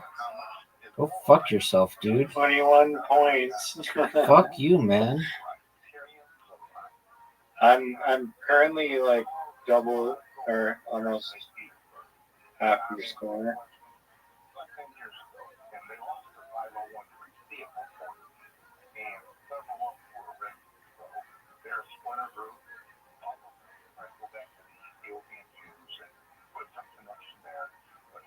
Have you been anywhere outside of Mexico or the U.S.? Canada. You've been to Canada? Yeah, dog. No, you haven't. Yeah, I have, dog. When? 20 years ago. I've been to the beer store. I've told you that story, haven't I? All right, Niagara Falls. Yeah. I haven't been to Niagara Falls. Oh, I thought you. Did you go up through Buffalo? Windsor. Right.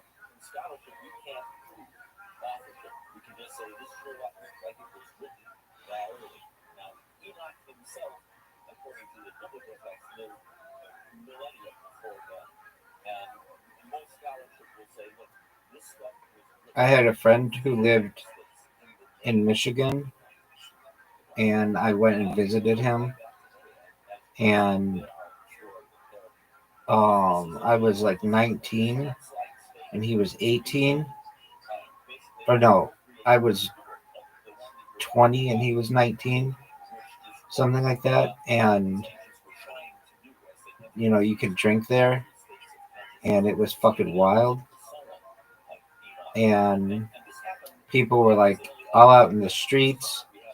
It was a lot of fun, but we were with a friend of ours. I think I've told you this story, and he got stabbed. Did I tell you this?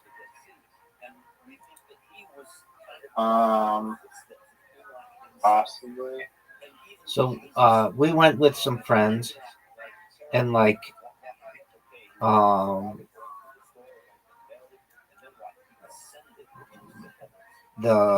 I traveled to go see my friend, and he had friends with whom like I got to know, and we went to Michigan, or we went to Canada, uh, and then um, my friend's friend was with us, and since I was 20, uh, and my friend had just turned 19, so we went. It was like, yeah, my friend had just turned 19. So the thing is, we were gonna drink there, and we did, and we wanted to smoke weed, but we didn't want to bring it across an international border because that you can get in a lot of trouble for doing that. So we waited until we got to to Windsor, and we were staying at a nice hotel in Windsor, and we packed it with like friends of ours, and one of them was like, "All right, I'm gonna go get weed," and we're like, "All right." I'm like, "Do you know where to get weed?" And he's like, "No, I just like usually you can just find somebody and they'll sell it to you." And I'm like, "Okay, cool." And when you know it, he came back like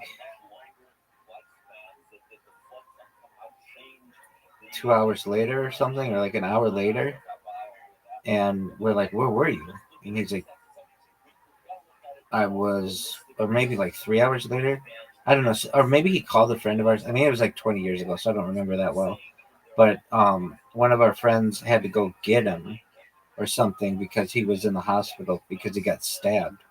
Basically, when he was trying to get the weed, somebody stabbed him, and we were like, "Who the fuck stabs anybody?" Like that was just like foreign to us. Like in the United States, you get shot, but nobody stabs anybody. Like that's just not like a thing. Like it's too messy. Like if you're gonna, but our friend was stabbed, and he wasn't killed or anything, obviously, but and he wasn't injured that badly. He was injured just to the point where he, um, I don't remember exactly what happened, but it was something like this. He goes to buy the weed. The guy's like, "Give me all your money," and our friend was like, "Fuck you," and then they got stabbed, something like that. And um,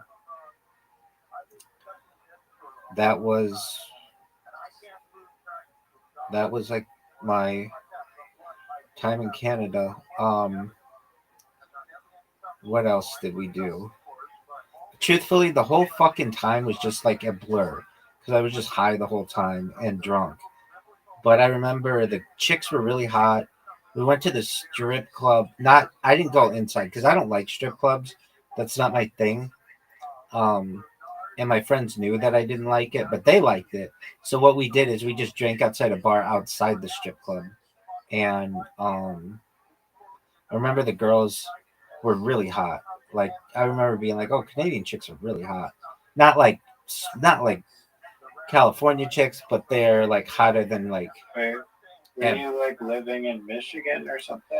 Did you no, drive? no, I traveled there because my friend from college was from Michigan, and so I went and visited him and saw his friends and where he lived and stuff. Well, most of your life you lived in California. Yeah, and then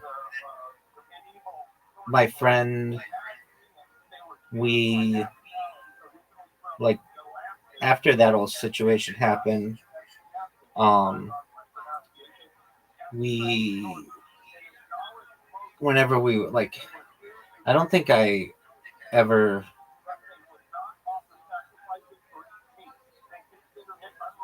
Well, then the other time we bought like drugs in another country, it was in Mexico, where we went for spring break, which was closer to where we were, and we drove there. We drove to Mexico and just like through California down to what's called Puerto Penasco, which is like Rocky Point. And my uncle owned the condominium there, and so we stayed with him and um, got fucked up. So we didn't just do weed and drinking. We got all fucked up on coke. My uncle, he he had a connection In to. Mexico? We brought it from the United States, so we had a connection. Oh In Mexico? yeah. We bought weed in Mexico though. So You just brought it into Mexico? yeah, with like it was just on a plate. We were fucking doing lines as we drove down to Mexico through California, and You did not think that. well, it's a lot You easier. guys were. It's a lot easier to bring drugs into Mexico, or at least it was then, than it is now. And If you got stopped at a random check, you would have. yeah, but they weren't like I don't want to say they weren't doing that, but it wasn't like a common. I'll tell you what, we were so fucked up, and I remember we had to, um, like we were so fucked up, and my uncle's like, "All right, we've got to leave at like 6 in the morning or something like that," and he's like, my friend, he like my friends were all really fucked up, and I was too, and I had been snorting cocaine all fucking night. They all fell asleep and left me with the cocaine, and I was like, "Oh fuck yeah, good job." Um, fuck yeah, they. You want to play archery? Was it good? Yeah, the problem with cocaine is that Yeah, mini golf now, 1v1. absolutely. It was great cocaine from what I heard. It was the only cocaine. I tried it at another place too, um, but it was really good, and it kept me up all fucking night. And then I crashed in the morning, and I was supposed to drive us to uh, Mexico, and I was so tired that I remember saying to one of my buddies, "If you want me to drive to Mexico, that's cool, but we're gonna have to pull over on the side of the road because I cannot stay awake." I was like driving off the road. I was so tired, and I'm like, "Is there any way you can drive?" And he's like, "Yeah." And so he drove us down there, and we we got all fucked up in Mexico too. I used to get really fucked up. Not to the point where I couldn't control myself or anything like that, but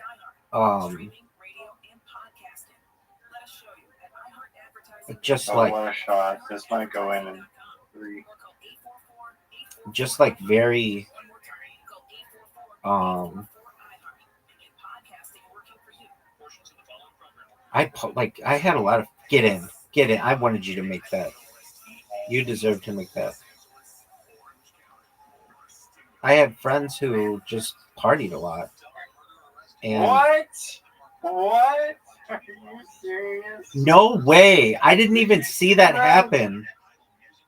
There's a hidden hole there? Are you serious? Dude, I didn't even see it happen. I mean, Oh my god. that was the That most is the most that was the most insanely lucky fortunate thing we've ever seen. So what I've happened? seen in My the ball history of this fucking game. my ball hit a tree or something and it bounced back and went in.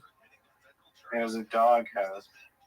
Oh, a doghouse. It literally just tapped the doghouse and fell into a hidden hole.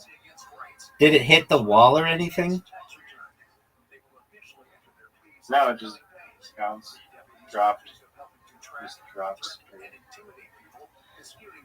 The only way I realized that I got it was it said the rabbi had 1 point. And I'm like, whoa. Um. Anyway, when we got to Mexico, we my uncle, he like knew like this everybody in town because he's like owned a condominium down there with his friends. Well, his friends own condominiums too, and um, my uncle was having another condominium built at the time. It's a long story, but we went and we toured that, and we this one night we we toured this tequila factory after hours. We went to dinner and toured this tequila factory, and I got really fucked up. I was really drunk, and but not drunk enough, surprisingly, to like not have my wits about me. And my friends really wanted to go to a Mexican strip club, and I did not. Again, I'm like not like I have a lot of respect for women, even though I come in here and I'm like I eat your pussy and all that other shit. I have a lot of respect for women. I had respect for those women because I knew like, hey, we're in another country. We're basically like colonizers, and I don't want to take advantage of these girls. And my friends were like, dude, come on, we're only on spring break once. Like, come on, let's do this. And we um we went to the strip club, but I didn't want to go. And I was like, I want to stay in the car. They're like, don't be a pussy. Like, come on. Like, and I'm like, I don't want to take advantage of these girls. I don't feel right about it. And I want to stay in the car. And they're like, no. Like, well, they're like, fine. If you want to stay in the car, that's fine. But we were warned for me not to do that. And I was like, why can't I stay in the car? And they're like, you don't know, but like there's the cartel and they'll rob you if they see you alone in a car. And so they're like, it's much safer for you to come inside. And so I'm like, fine. So I just stayed inside, and wow, you destroyed me this game.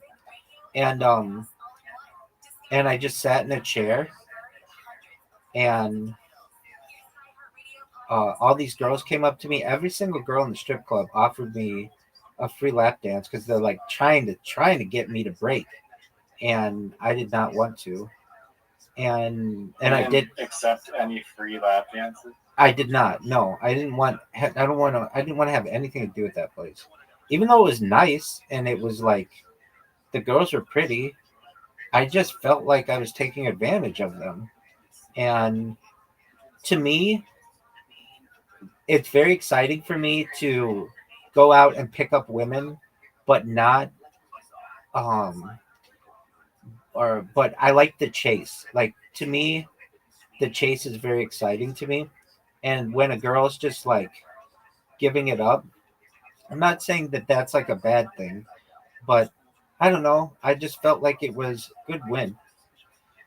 It was I would have won. you would have definitely won if I didn't have the most fortunate shot of my life that I didn't even really see. Oh, okay, two players, five holes. So then we went to the strip club. I did not touch any women or do anything with any women. I did not want to. And then we got back to the condominium, and everybody was like going to bed. And Was it a strip club where people were like going to back rooms or whatever? yeah, so I had my Or friend, my my friends who did that. They like I don't know what they did back there, but then then two of them. So I went to bed because I was just like so fucked up from all the tequila. But my friends were, I didn't know this, but they got a hooker and from the strip club, and apparently she was just like absolutely terrible looking. Um, and they like either fucked her or got blown. I don't remember, in the bathroom. And then I remember waking up the next day at like 6 p.m. like really late, and they're like, "You finally awake?" I'm like, "Yeah." What happened? And I kind of remembered, but I was like, "Did we go to like a strip club?" I remember like I just remember being really fucked up, and that like I mean I remember what happened, but and then my friends were like, yeah, and then we hooked up with this chick. Anyway, I remember we got weed. You could get weed there from like any taxi driver, which was really tight. And it was just I remember being a little worried about getting drugs there, because like the last time I was in a foreign country and we tried to get drugs, my friend got stabbed. And like you don't think of Canada as being a dangerous place at all. The only thing you ever hear about Canada is like people are really polite and really nice. But we had like we had the opposite of like what you would expect. You would expect Canada to be really nice, and if you got drugs, everybody would be really cool. And Mexico, with the cartel and everything, they would be the ones who would stab you and fuck you up if you got drugs there. It was the complete opposite. Canada, my friend gets stabbed when he tries to get drugs. Mexico, you could get drugs anywhere. I mean, that's just like one instance. But yeah. Oh, no, I understand that. And while I don't know a lot of Canadian people, I do know a few, and they've all been really, pretty nice. But I know it was just the exception. But you would think like it was just an exceptional case, but that's what happened. But yeah, those are the times I was in a foreign country, and I remember wanting to get back to the United States, basically, not like immediately, but being like, we don't have the same rights here, and everybody's trying to take advantage of us. And like in Mexico, if you like, no matter what, are they really? Oh yeah, definitely. They're trying to. Have you ever been to Mexico? Have you ever been to Mexico? No, but I'm worried about getting taken for ransom there. Yeah. Well, I mean, when I went, it was like 20 years ago. This is the shot that would have been absolutely perfect. But so like there were just things that I didn't really like. I mean, I was like, in college, so I didn't have a lot of money. But like if you went to like there was this bar outside of our condominium complex, like right outside. There was like a sports bar. It was like not a thing where like regular people from Mexico. It was like only people who were staying in this condominium complex would go. And the prices I remember were like oh nice. It was something like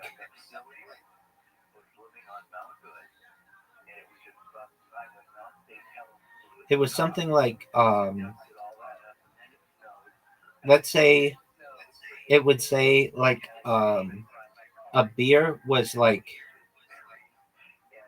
1 peso or something like that, or a beer was like, well, okay, how do I want to say this?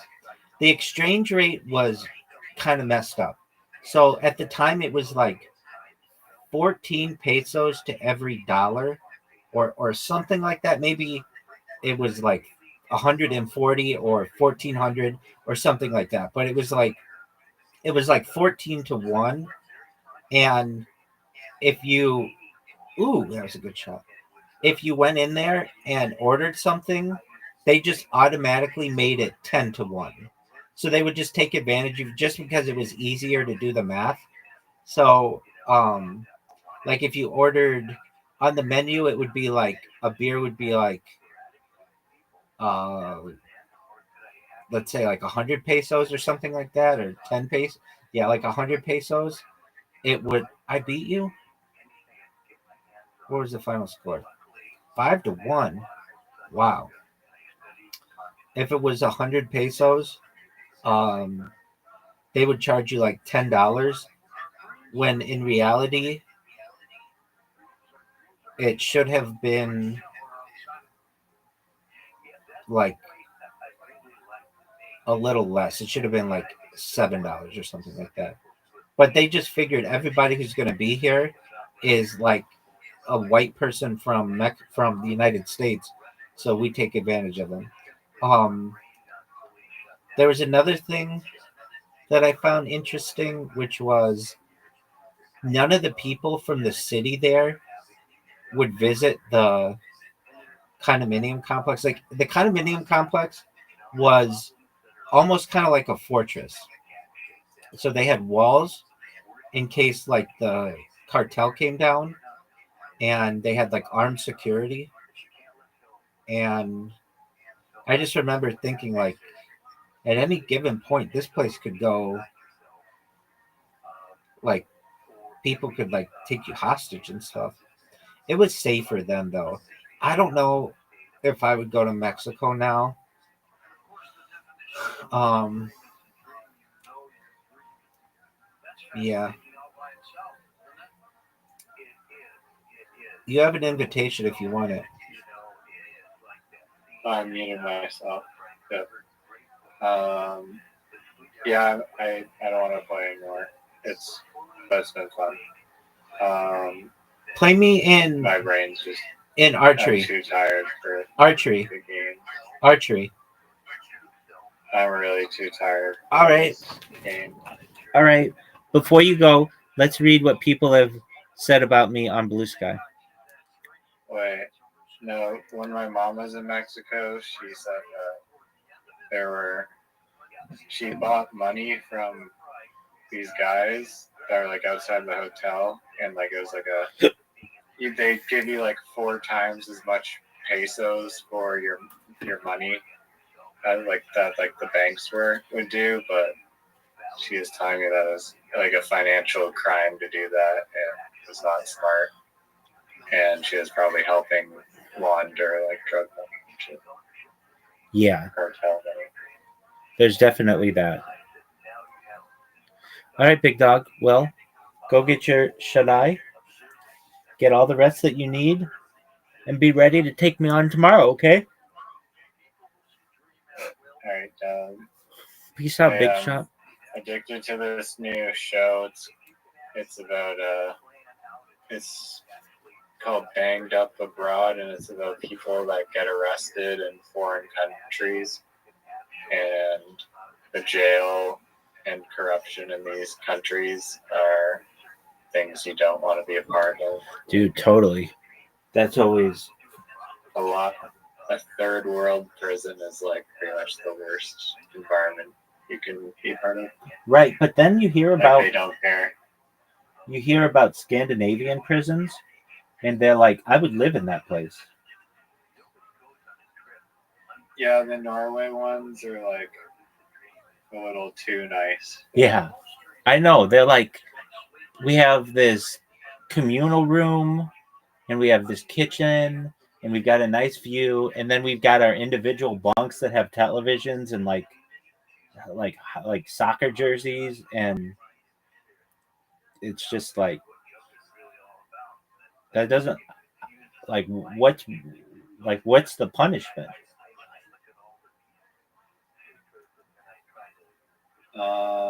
You can't leave.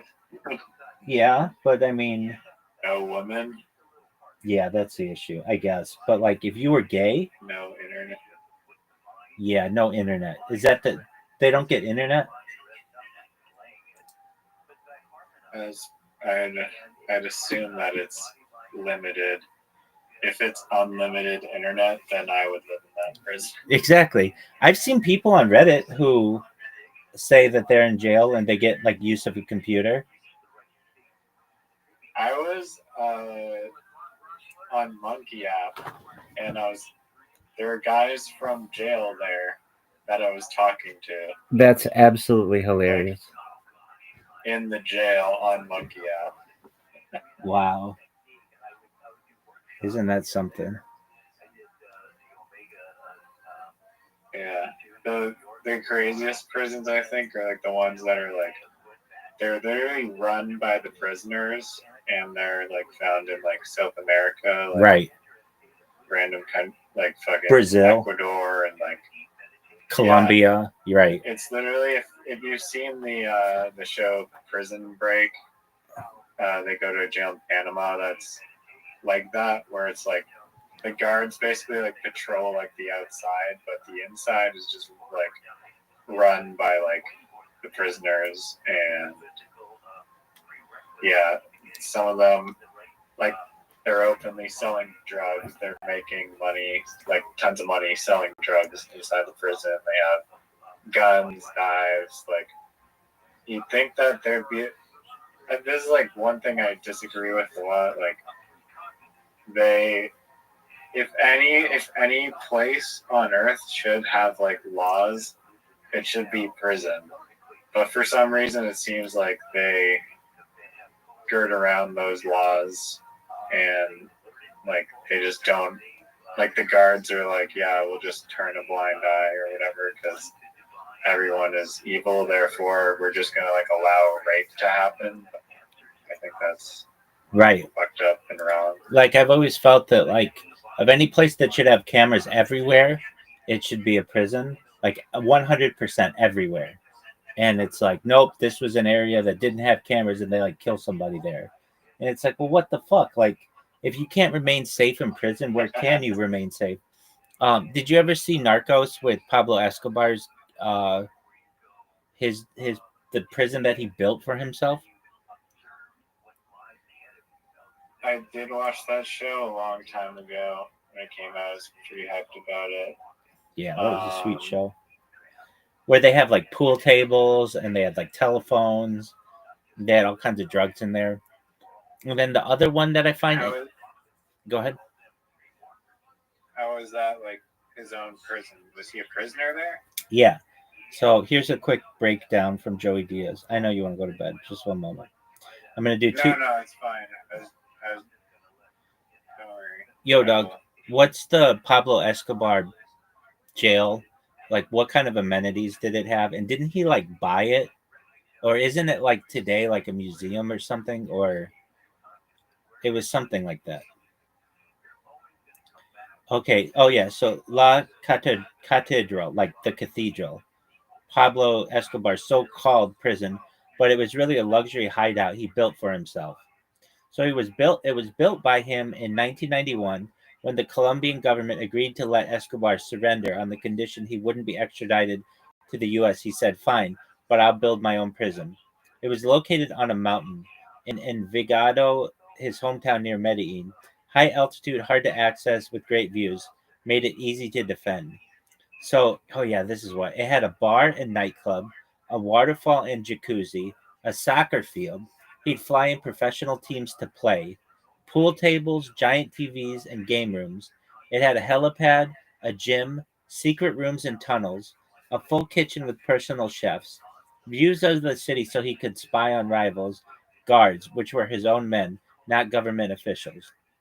It was more like a spa retreat with guns than a prison. Did he really control it? Yes, completely. The Colombian military wasn't allowed within 12 miles of the place. He kept doing business from the inside, even in tortured even tortured and killed two guys in the prison who were skimming money, and the government let it slide until it didn't. What happened later? In 1992, after the murders inside, Colombian authorities decided to transfer him to a real prison. Escobar got tipped off and escaped before they arrived. Manhunt was back on. What is it today? It was looted and abandoned. Today, it's part of a monastery run by monks. There's a small chapel and museum honoring victims of violence. Some ruins still exist, and tourists can visit. You can actually see the remnants of his jacuzzi and old lookout tower. It's eerie. But then the other one, Yo, dog, what was the story of El Chapo? He like was able to escape through a tunnel to like a house that his his friends bought on the outside of the city. Yo, dog, El Chapo's tunnel escape is one of the wildest prison break stories in history, straight out of a Hollywood script. Here's how it went down. El Chapo Guzman was the head of the Sinaloa cartel, one of the most powerful drug trafficking organizations in the world. He was known for escaping prisons twice. In fact, the tunnel escape was his second big jailbreak, and it was next level. So it was in 2015, the Tunnel of Freedom. The prison was Altiplano Federal Prison, a high security facility in Mexico. It happened July 11th, 2015. The method was a mile-long tunnel dug directly into his prison shower. How did it go down? Chapo was in his cell under 24/7 video surveillance, but the one blind spot was in his shower stall. One night, he walks in the shower and vanishes. Security checks the footage. He's gone. They later discovered he slipped through a hole beneath the shower and dropped into a custom-built tunnel that was over a mile long, had lighting, ventilation, and even a motorcycle on rails to speed his ride out. Led to a construction site in a cornfield where his crew had bought property specifically for the escape. Literally, they bought a house in a rural area just to dig the tunnel right under the prison and bust him out. It took them over a year to dig it. The insane details. Engineers used GPS blueprints and survey equipment to match his cell's exact coordinates. The tunnel was so precise it popped up directly in his shower stall. He rode the little rail cart motorcycle for part of the trip, then escaped on foot. What happened after? He was on the run for 6 months. He did an interview with Sean Penn and Kate Del Castillo, which tipped off Mexican authorities. He was caught again in early 2016. That time, Mexico said no more games and extradited him to the United States in 2017. Now he's locked up in ADX Florence, Alcatraz of the Rockies. Zero escape chances. TLDR, he escaped from a max security prison, etc., etc. Oh, I didn't know he was still alive. Yeah, no, I heard about that. The tunnel digging one.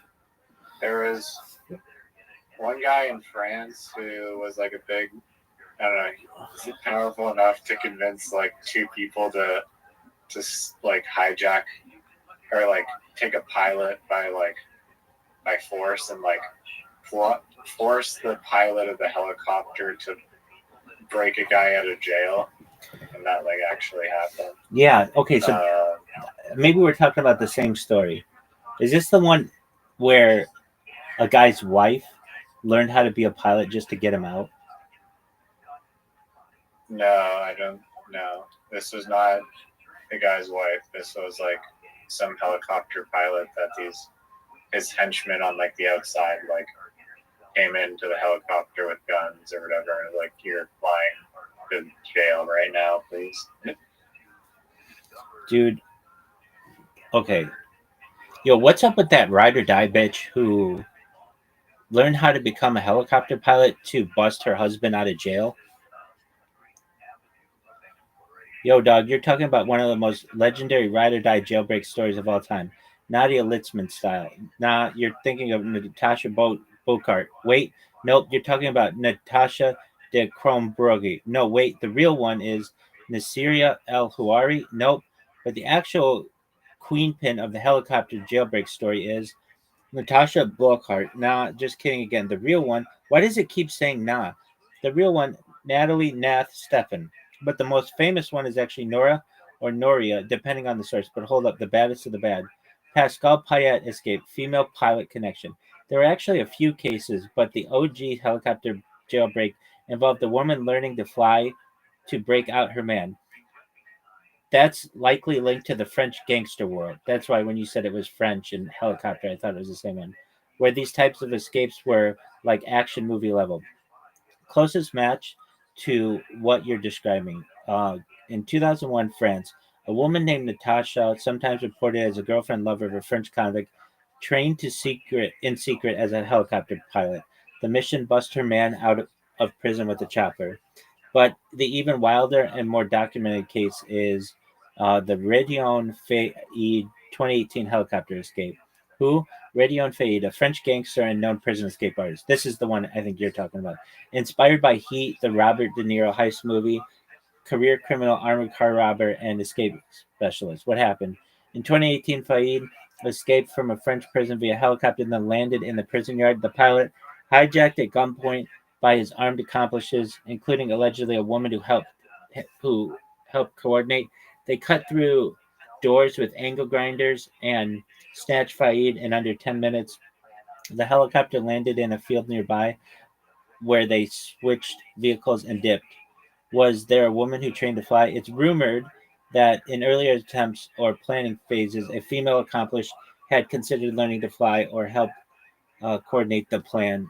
Not 100% proven in court, but French authorities were investigating women close to Fayed who may have helped coordinate the logistics. So, what? So, like, I guess this one in 2001, a woman named Natasha did it. But like, okay, tell me about that one. Yo, tell me about the one in 2001. Tell me everything you know about it, not just their names, Natasha, all the other stuff.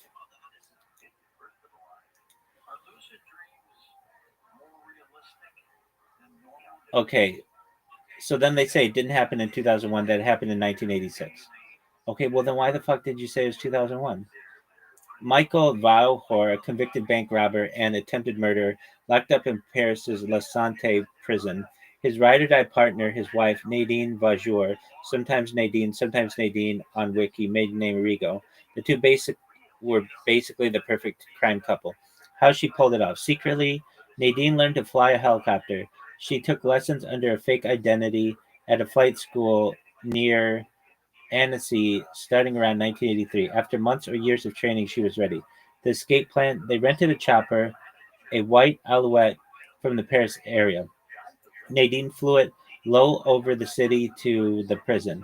Michael and another inmate were waiting on the roof with what looked like grenades, actually nectarines painted to look like grenades to scare guards.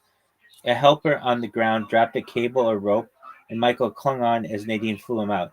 They escaped, landed on a nearby soccer field, and took off by car, but didn't get far. Aftermath: Michael got a head wound in a later failed robbery, but kept fleeing. Nadine was caught soon after the escape. The couple was eventually recaptured. Michael continued a lifetime of crime afterward. Why it's legendary. This is literally a ride or die helicopter jailbreak. A wife's flying skills, plus painted fruit grenade bluff, plus chopper rooftop pickup. It inspired security changes. France started installing anti helicopter nets over prison courtyards. It's one of the rare true action movie prison breaks. Why 2001 is different. In 2001, there were helicopter escapings by Pascal Payet and other inmates, but no female pilot involved. Those were hijackings from outside, not wife pilots. That's baller though. I agree. It is pretty based. I was watching one yesterday of this show, and these guys were trying to smuggle a bunch of marijuana from the Mexico to Canada, like in a surfboard, and then they met up with this other guy. They only wanted to do it because their boat sucked and they needed to be repaired, but they met up with this other guy who had like a bunch of like kilos and kilos of marijuana that he was taking over. So they just hitched a ride with him, and then their boat hit a fucking rock, and then like they sank the boat, and then they fucking had to swim to shore, and then they like woke up and like there's like tons of these fucking like marijuana packages floating on the shore, and they try to fucking hide them and shit, but the locals saw them, and the Mexicano police took them to jail, and they're now in like this Mexican jail. And this is in like the 70s, and it was like some old prison, but they somehow managed to like use a butter knife and like a rock to chisel up the concrete in their in their room under like one of the beds, and then they just started digging this hole out of the thing, and they literally had to dig themselves out of jail, but they're giving the story, and it was pretty cool. One guy was like, this is like a 2-hour podcast that he did. It was like just insane and made me never want to go to Cambodia and possibly other countries, because this guy was supposed to be in Cambodia for like 14 days, and he, on like the second day, his drink got spiked because possibly someone was trying to like kidnap him. His drink got spiked, and he had to pay for these drinks at the bar, but he like smashed his head on the bar and cracked the screen of the ATM, and then wandered back to his hotel, and then was safe, and then he went back to the bar the next day. He paid the bill for what he owed, and then he continued on his journey, and he was leaving on day 14 at the airport, and then they said, no, you can't leave. They detained him, mugshot, sent him to police station, was in a holding cell, eating like bread and sleeping on concrete for like 6 days, and then they chucked him into like the regular prison jail there. It's like overcrowded. People, there's like diseases and infections and no medical help. People are being stabbed and raped and like all this shit, and he had to be in that shit for like 8 months because of like this ATM screen incident, and he is literally just like locked up in there for 8 goddamn months in like this hellhole, basically, where like the rice had like maggots in it and shit. And yeah, the law, like the government's corrupt there, and you have to like bribe judges, and then if you don't pay enough to bribe them, they'll throw you in jail for more time for trying to bribe the judges. Very corrupt, and he said like his lawyer was fleecing him for money, and like all his money is just being drained trying to get out of jail, and he was like running out. Barely made it out after 8 months, and he would have been screwed.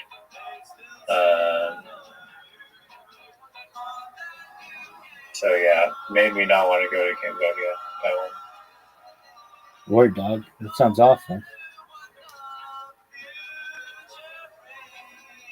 Yeah, or any foreign jail is a bad place to be, unless you can somehow break out, or unless it's Norway.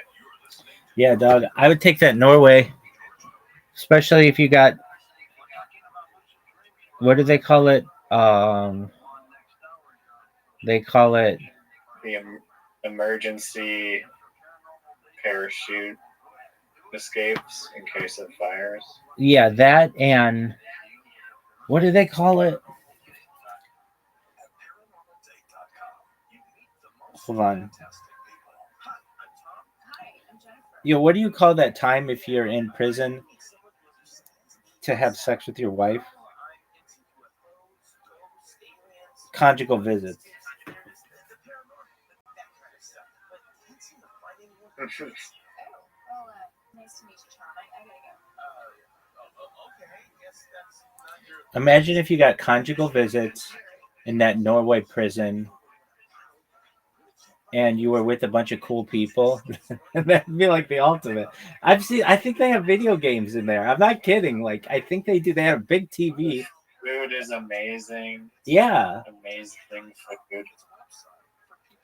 I remember like watching the sunset, and it was like, they have a fucking view? No. Yeah, what do you think of the concept of just both populations in prison?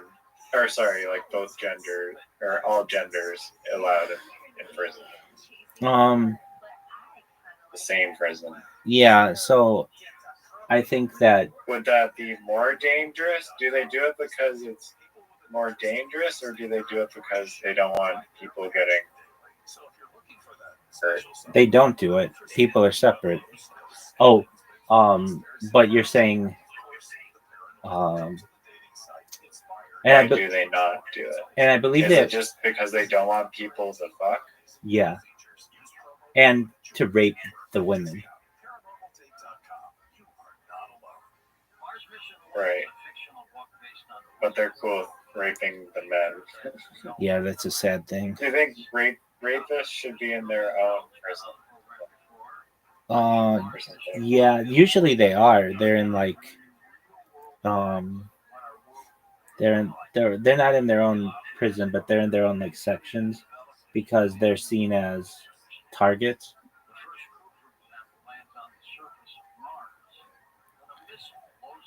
Which kind of doesn't make Damn. which kind of doesn't make sense to me. Like, um, if you let's say you rape a chick, she's still alive. Which I'm not saying rape is cool at all. I'm against rape, and I think it's really bad. But if you rape a chick, then you're like a target in prison when you should have just killed her because then you're not a target in prison. So it's incentivizing people to kill her, We're kill people, kill people. Yeah, to get some prison respect. exactly.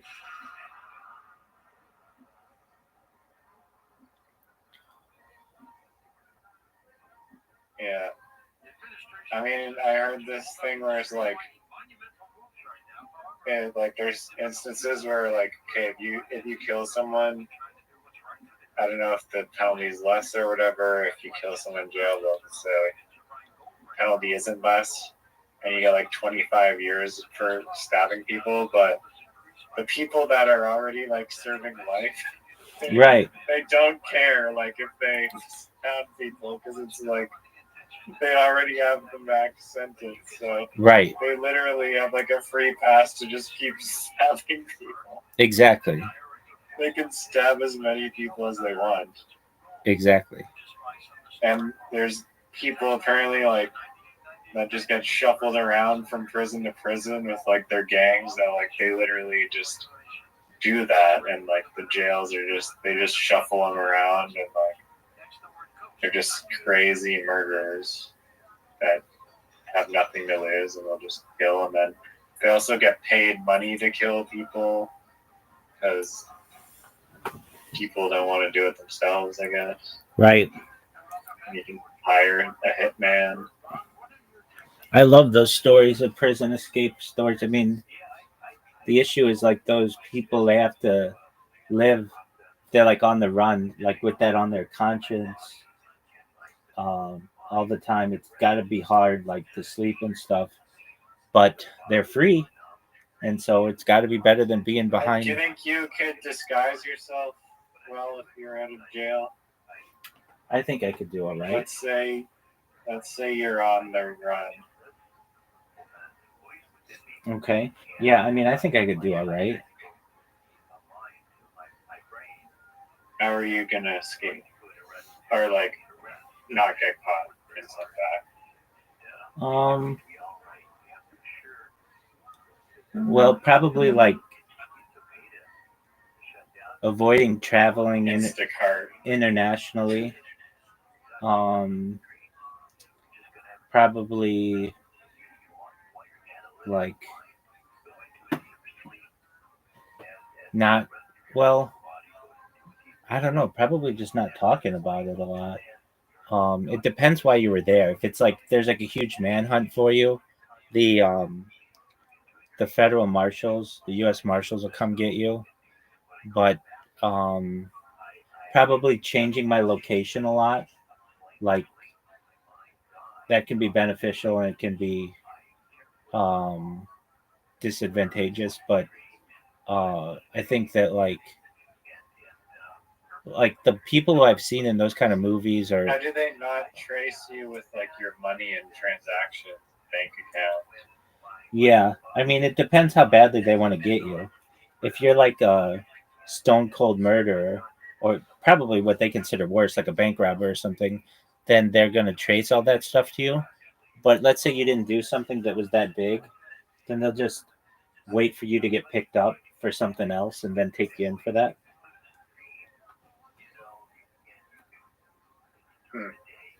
I would probably do my best to stay off the internet in like every single way that I could.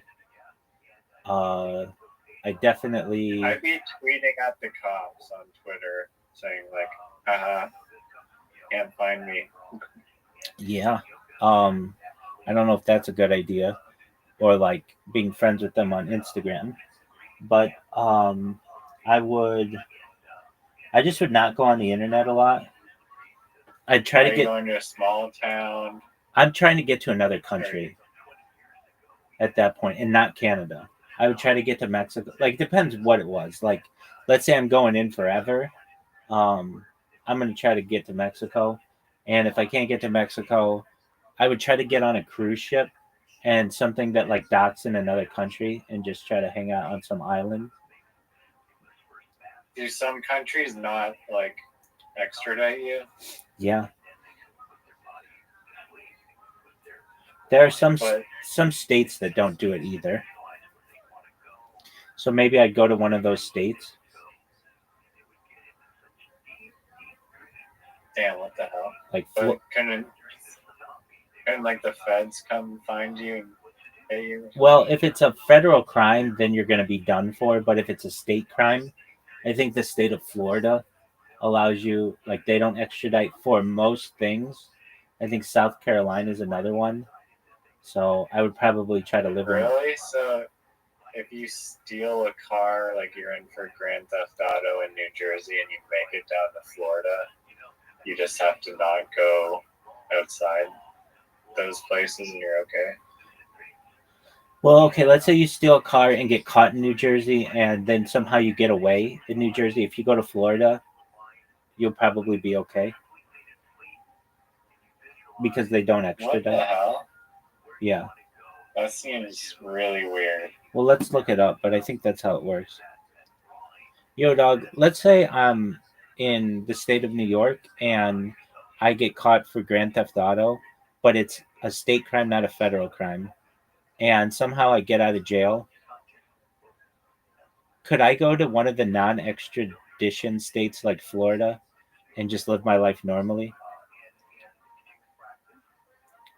Yo, dog, real talk. That plan's not going to work the way you think. Here's a breakdown. Non extradition states. That's a big myth. Oh, hold on a second. Hold on. Let's see here.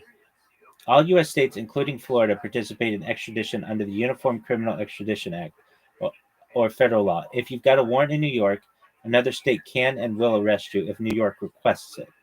Oh, okay. Maybe I thought I read that there was something like that. Hold on. What happens if you skip town? If you're wanted in Florida and you wanted in New York and you flee to Florida, you get pulled over, arrested, or even just ID during a stop. Then your name gets flagged in the National Crime Information Center database. Florida cops will see the warrant. Then what? If New York wants you bad enough, they'll file an extradition. Florida will hold you in jail, and New York has up to 90 days to come get you. If New York decides it's not worth the cost, they might say don't extradite, but that's up to them. Um, all right. So what is it that I read? Yo, weren't there some states like South Carolina and Florida that were non-extradition states or something like this? Yo, I feel ya. That yeah, a state like Florida can choose not to extradite someone for minor crimes. That doesn't mean extradition is illegal or impossible, just that the governor or prosecutor might say, nah, not worth it. Um, Sometimes the warrant is only entered. Oh, okay. Um,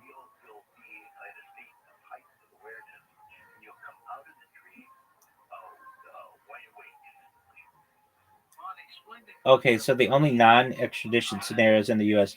You flee to a foreign country that has no extradition treaty, like Russia, Iran, or North Korea. You stay in the U.S., but the charging state decides not to pursue you due to the cost or low priority. That's very rare with some things. Okay, so um, to clarify, basically, there's no state where they're not going to come after you. Yeah, that makes more sense, I guess. And most countries will probably send you back. I'm guessing if they stop you and look you up. Right. Probably the When you're best thing you criminal. could do is make enough money if you can to be able to get a good lawyer and get the charges lessened. Oh, I thought you were gonna say make enough money to buy an airplane and then just fly to Colombia. I mean, there's that too. Yeah, definitely. I mean, that would be a lot of money. I'm just talking like enough to have a good attorney. I don't think planes are that expensive for like a small little shit plane. Well, let's see what countries don't extradite to Like the United States. a Cessna or whatever. I mean, they're expensive enough. Um, so Iran, Qatar, Saudi Arabia, UAE, Yemen, Somalia, Sudan, Libya, Algeria, China, Mongolia, Vietnam, Laos, North Korea, Russia, Belarus, Kazakhstan, Uzbekistan, Cuba, Venezuela. So if you got to Cuba, you'd be maybe okay. Kosovo, sometimes Serbia won't cooperate. Countries with a treaty but may not cooperate. Even if you have a treaty, these countries might not send you back due to no death penalty allowed there, political disagreements with the U.S., claims of unfair trial, human rights issues. So those would be France, Mexico, sometimes Brazil won't extradite its own citizens, and Germany, Norway, and Sweden. Same deal, may block it if they think the legal system is too harsh. Right. So, like, There's this amazing show called Airplane Repo about these people. They're repossession agents, and they like their job is to literally steal airplanes, and it's quite exciting. Send thoughts to them right before I went to bed. Send thoughts to what I thought was them. and then they say, if you're thinking about safe places to run, I can break it down by you for easiest to hide, most stable countries that won't sell you out. France. So the safest, United Arab Emirates. Many white collar fugitives have hidden here. Qatar, politically chill and modern, no active extradition treaty with the U.S. U.S. has strong ties, though pressure is possible. Morocco, Vietnam, no treaty, not tight with the U.S., relatively easy for foreigners to live. Russia, straight up doesn't play ball with the U.S. That's where Edward Snowden is. But now they're under heavy sanctions, political tension, and not a chill place unless you're very well connected. So there are some others too. You've got some options. They're not maybe the funnest countries, but who Yeah, doesn't want to live in Libya? yeah. What about Cuba?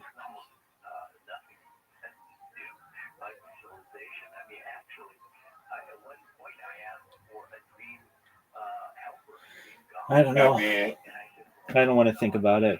I don't know.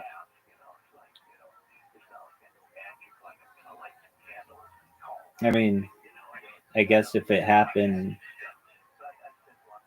it'd be difficult to get you on a plane. You know what I mean? If they're like, it's like, I don't know, doesn't. If they're really, really looking for you, Yeah, I don't think so, because I mean you have to contact a pilot, assuming that you have like a pilot, and like let's say you're just renting like the plane, right? Like the private airports, they don't have security, so you just like they have some security, but it's like they're not checking you and all this stuff. So it's pretty lackadaisical.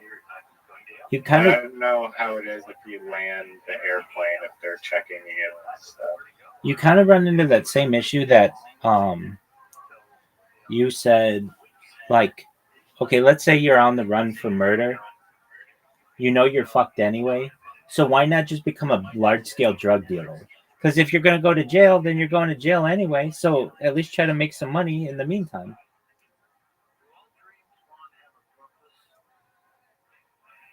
Yeah, no, but like just assuming that you have money and you're trying to escape the U.S., I think you have to like rent a private plane and then make your way down to like Colombia or Costa Rica or wherever you want to hide out.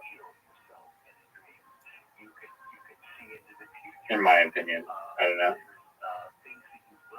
but yeah, secret agents will still find you probably in those countries, anyways. Eventually, Yeah, it seems like you're basically gonna be fucked in many ways. I mean that. Yeah,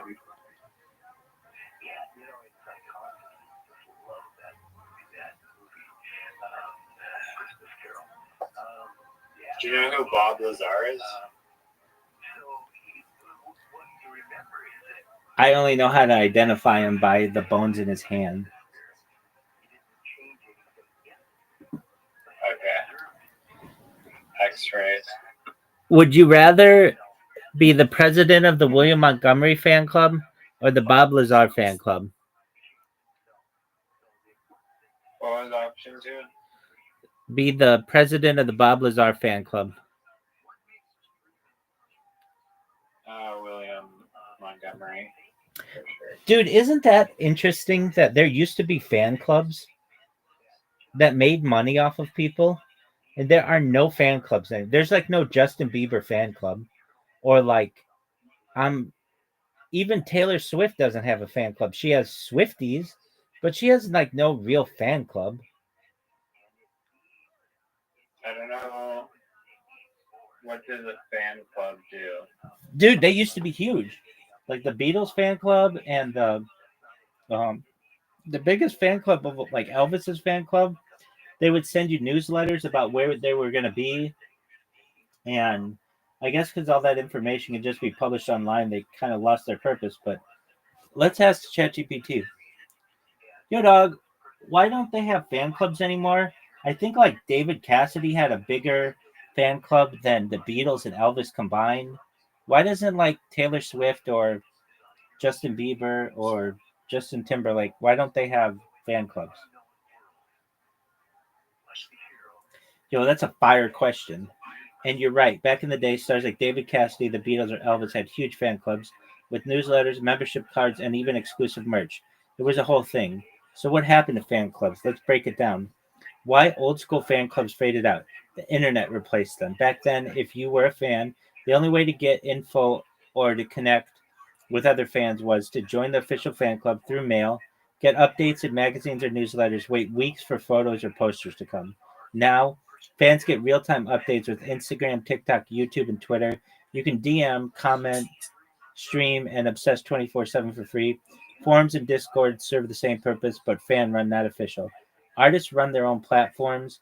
Taylor Swift doesn't need a fan club. She's got direct access to her fans through social media, control over exclusive merch drops, surprise announcements, and Easter eggs. Massive fan communities like Swifties that organize themselves. Same with BTS Army, Beliebers, Beehive, Directioners. These are all de facto fan clubs, just decentralizing online. Fan clubs used to be a business. David Cassidy's fan club was like a money making operation. People paid for printed photos, signed letters, updates in the mail, official membership cards. Now the money comes from VIP concert packages, subscription services like Patreon or paid newsletters, merch sales via Shopify. So an old style fan club just doesn't fit anymore. Fun fact: David Cassidy's fan club reportedly had over 500,000 members, more than Elvis and the Beatles combined at one point in the early 1970s. and it was run like a machine. Letters, promotions, exclusive behind the scenes stuff, tons of merch. The era was peak of the official fan club model. Bottom line, old fan clubs were run like 1970s versions of a private fan page, but in the 2020s, that's Instagram stories, Discord, and TikTok live streams. You still get the fandom, just no envelope and membership card in the mail. Well, I'm going to tell you what.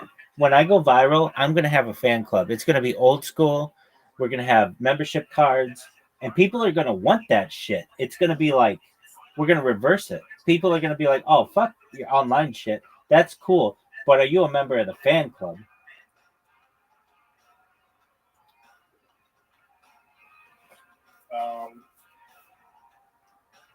You, so the David dude, was he? It wasn't like some third party fan club profiting off the guy. It was like an official one. Yeah. Do you know what the Right. Partridge Family is? The Partridge Family. Yeah. It was a pretty big show in the United States, and they had a band, and then David Cassidy was like the lead male singer in the band, and then he went independent, and that's how he got bigger than the Beatles and Elvis combined. Okay. The Beatles fan club was weak. Didn't they have like more fans overall? Well, so David Cassidy's fan club was able to. Well, okay, let's talk about this for a second. The Beatles weren't an American sensation; they were a British sensation. So it wasn't like they were from here. Also, David Cassidy had a television show, and the Beatles did not. So he was like more in the limelight. And David Cassidy's um, fan club used what Elvis's fan club did and used what the Beatles fan club did and just did it bigger. So it would be like saying like, well, Taylor Swift is really big today. She sold XYZ amount of records. Isn't she like the biggest pop artist ever? And you could be like, well, yeah, but what she did actually built off the model that the Beatles created, and they built off the model that Elvis created, and Elvis built off the model that Frank Sinatra created, and Frank Sinatra... He's a joke stealer. Exactly, and Frank Sinatra did it off of what Bing Crosby had done, and Bing Crosby off of what people from before then did. Al Jolson, and Al Jolson did it from somebody else, and so did fan clubs have like in-person meetups? Yeah. So they were huge deals. They would like have a thing where like the fan club would be sponsoring a meet and greet, and David Cassidy would go there or whatever person and sign autographs for 2 hours and take pictures with people and do all that other shit. It was a lot like Comic-Con, but like for just one. Literally just gonna say that. Like, yeah. Does Comic-Con, like an anime convention, count?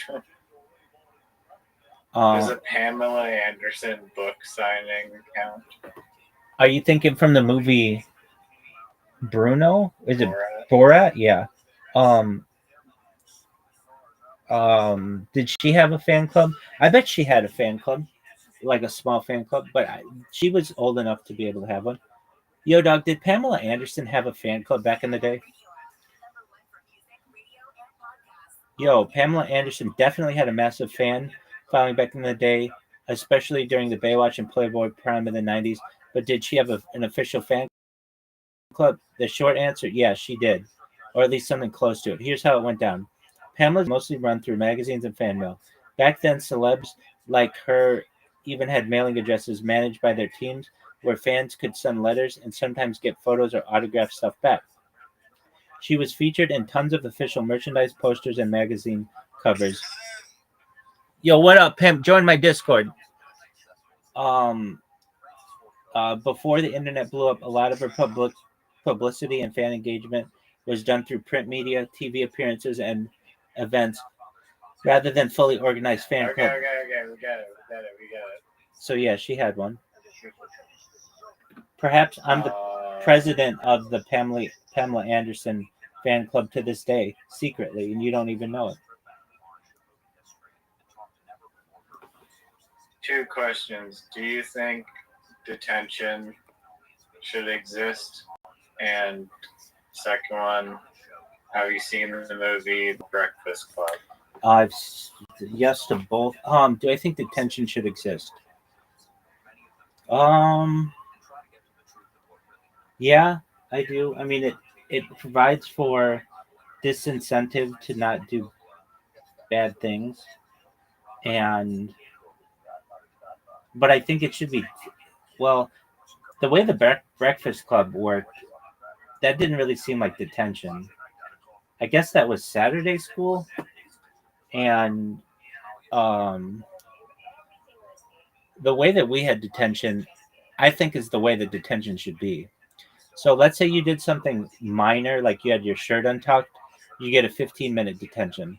Let's say you had something a little worse than that, like um, you got caught in the hall without permission. That might be 30 minutes.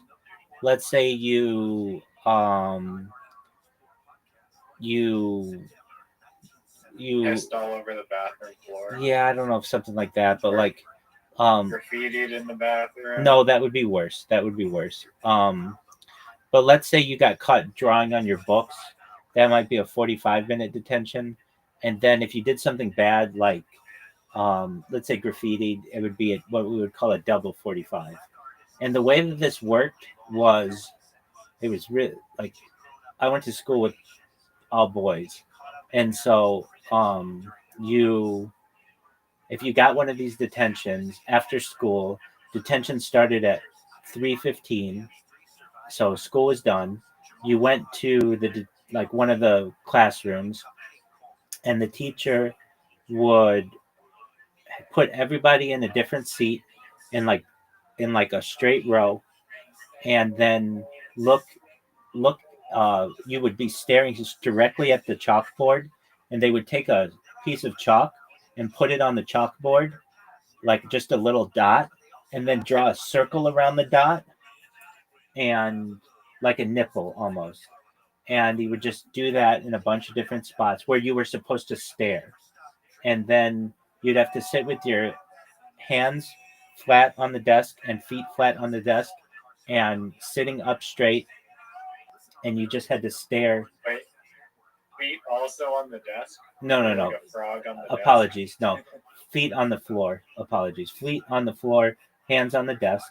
Feet on the Feet on the floor, hands on the desk. And you just had to stare at the dot. And if you stare at the dot long enough, the circle goes away. If you just keep like an optical illusion. Exactly. And you weren't allowed to scratch yourself. You weren't allowed to talk, of course. You just stared there, and it was dead silent. What happened if you scratch yourself? Leave it an itch. That's bullshit. Yeah, I mean, you weren't supposed to. They weren't so strict that if you scratched yourself, they added time, but that you might get a warning about it. And it made you really appreciate time and how long time can take.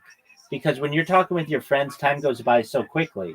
But when you're in there, it can really take a long time. It's like a minor jail sentence. It's 45 minutes of jail. Exactly. But I mean, even in jail, you can talk. And scratch yourself and stuff, yeah. And walk around and do other things. So I didn't get detention a lot. And it was like something that I would get detention when I wanted detention. So let's say my friends had gotten detention for something and I wanted to hang out with them.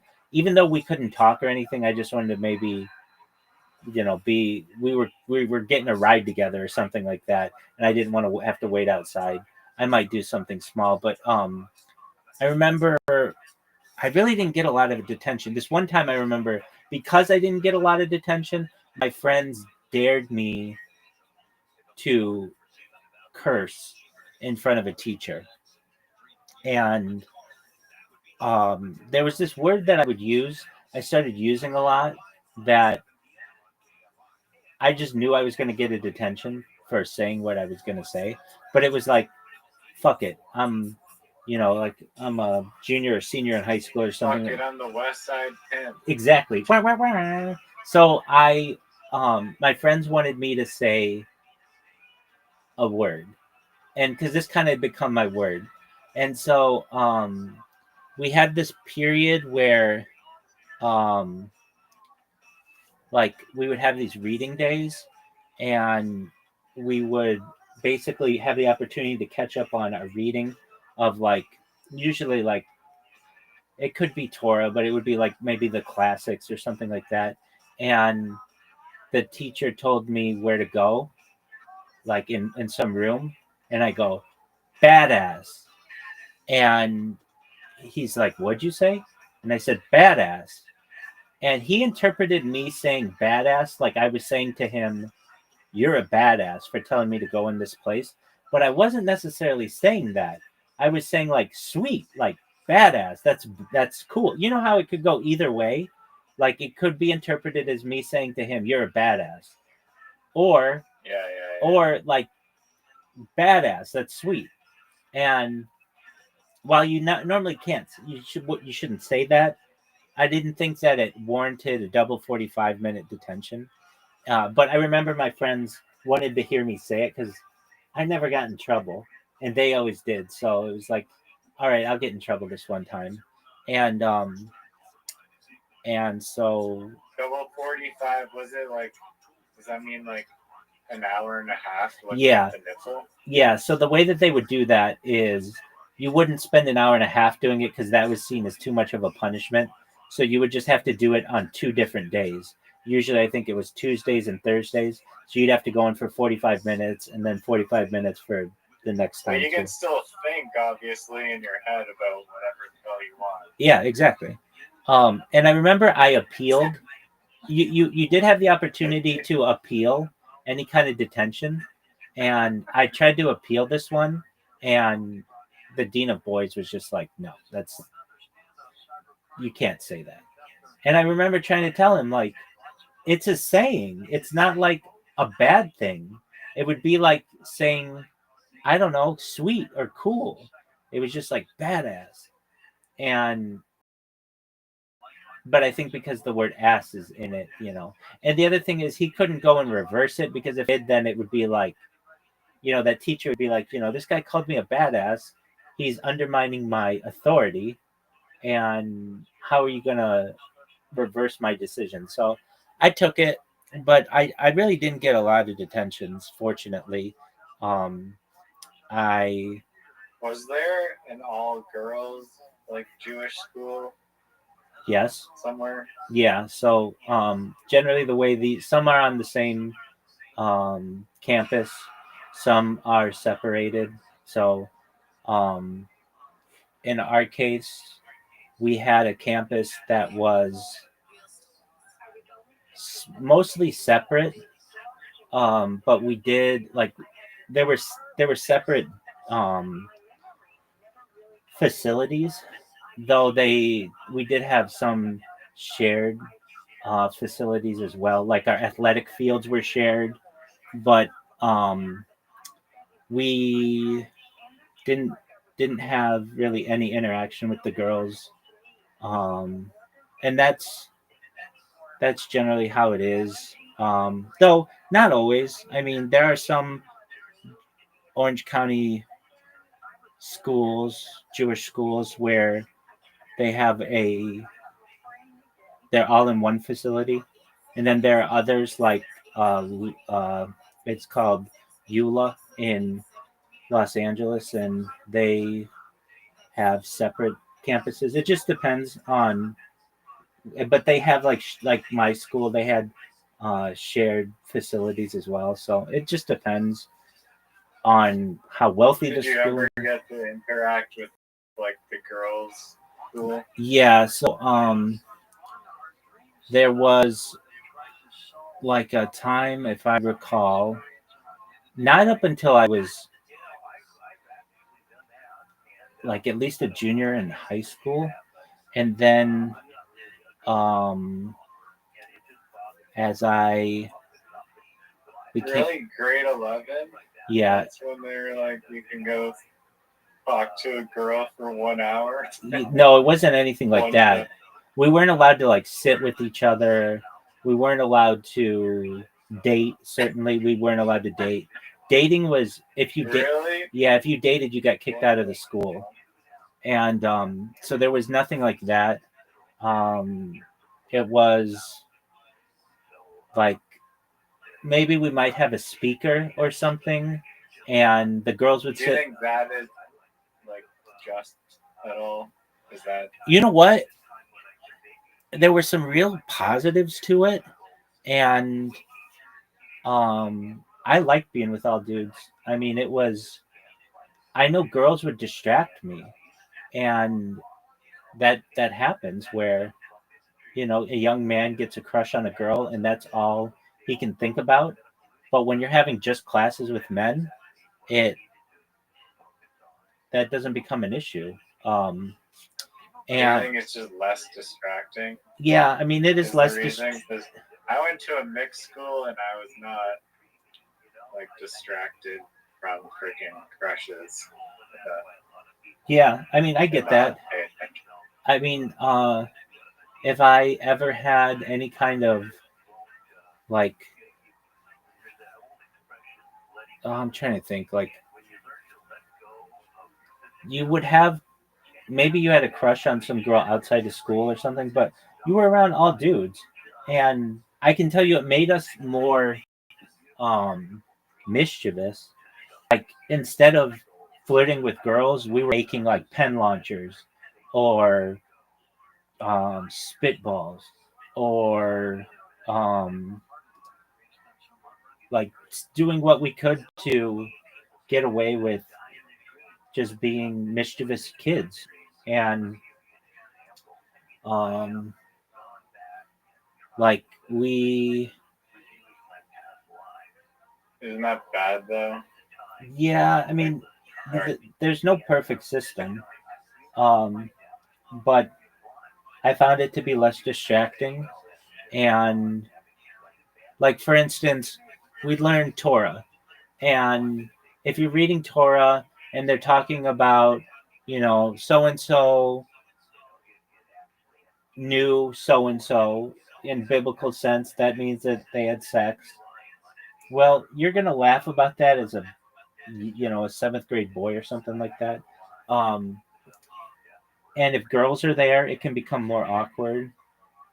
When you were just with boys, it was like the male teachers would just correct you if you spoke out or anything like that. But we generally handled that kind of stuff, I would say, with more maturity than most people. I would say that when I got to know girls as I got older, um, I So can. I mean, you would rarely speak to girls outside of school, or were you outside of the school trying to find girls and go to parties? No, not till I was a senior in high school. But then, as a senior in high school, um, I got to be friends with college kids, which made me really cool because here I am going to college parties and like my friends are still in high school.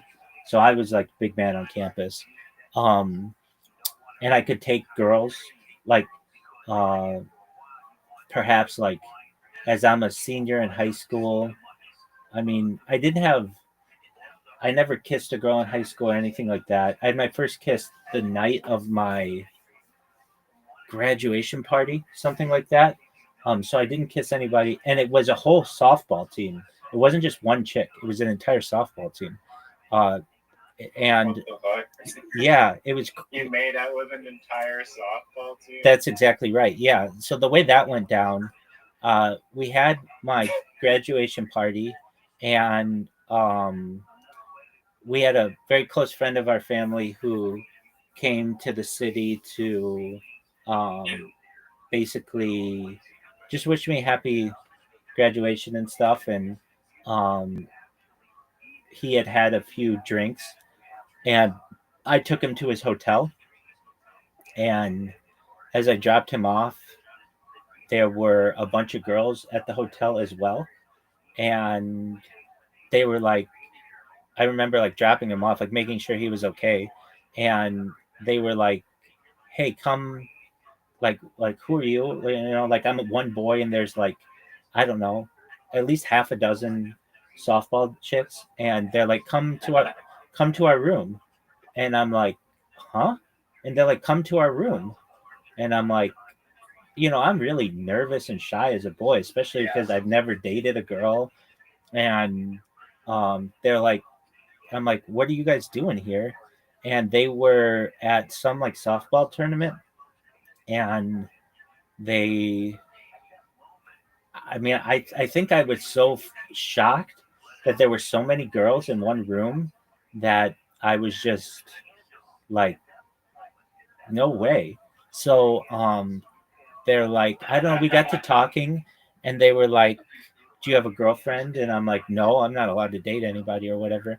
And they're like, "All right, well, have you ever kissed a girl?" And I'm like, "No." Like, they're like, "Okay, well, you want to kiss us?" And I was like, "Oh, you bet." And some of them were really pretty, and um, then there was just, it was girl after girl. They lined up to kiss me, and then it was like, wow, I just had like, All on the mouth? yeah. And so I kissed like, I don't know, between 6 and 12 girls at once. I can't even remember how many it was. It was a softball Did you team. rape them? Did I Did you rape them? them? No, no, no, no. And then they wanted to see me again, and because they were in town for this like baseball tournament or whatever, and um I remember, like, again, this is like almost, yeah, it's again like 20 years ago, but they told me to meet them at their hotel again, and I did. And then we, um, I remember just like being in, like one of them had like a Ford Expedition. That's what I remember. Or, yeah, an Expedition, and one of them drove around, and um, she, well, yeah, one of them drove around, and I was in the car with like the other 5 or 6 of them or something like that, and then there was one who I liked. The prettiest one was like, okay, maybe. Well, this girl, she, we didn't live really close together, and I got her number, and I remember at the time I was working at a financial institution as like a bank teller, and I had to go to work the next day, and so I couldn't like stay out that late. But it was like, I went from like no chicks having made out to making out with like double digits like in one night. And um I've got to say, I think that was really good for me because I didn't like fall head over heels for some chick. It was like, one after another, after another, after another, after another, after another. And That's strange. I don't know. But I mean, I guess it was good, but a little strange. yeah, I mean, I'm not, I guess they're like, no big deal, but yeah, I mean, I'm not recommending it. And it was different then from like the standpoint, like, I don't know, girls would think more like about, I guess, like it was more innocent, is all. I mean, in today's day, people would be like, I don't think people just go that long without uh that it's the exception to have such a conservative background, but that's how it was. And I think today, I mean, kids start so much younger that to not have your first kiss while you've been in high school is quite unique. And um that's kind of, that's how it went down. And then as I got older, I explored a lot with a lot of chicks, and um like basically became more mature, though not all at once. It's still a process. And then once I became like an adult, then started having sex. I then became really good at it to the point where women would ask me to have sex with them, even if they were married, or they would pay me to have sex with them. And so I became a gigolo, and that was all cool and everything. But then around, like, there's nothing in particular that happened, but I just started becoming more religious again, and realizing that I wanted a family, and I had sowed my oats, and then I started attending synagogue every day, and started ensuring that I followed really the traditional teachings of Judaism, especially Orthodoxy. And then, like, basically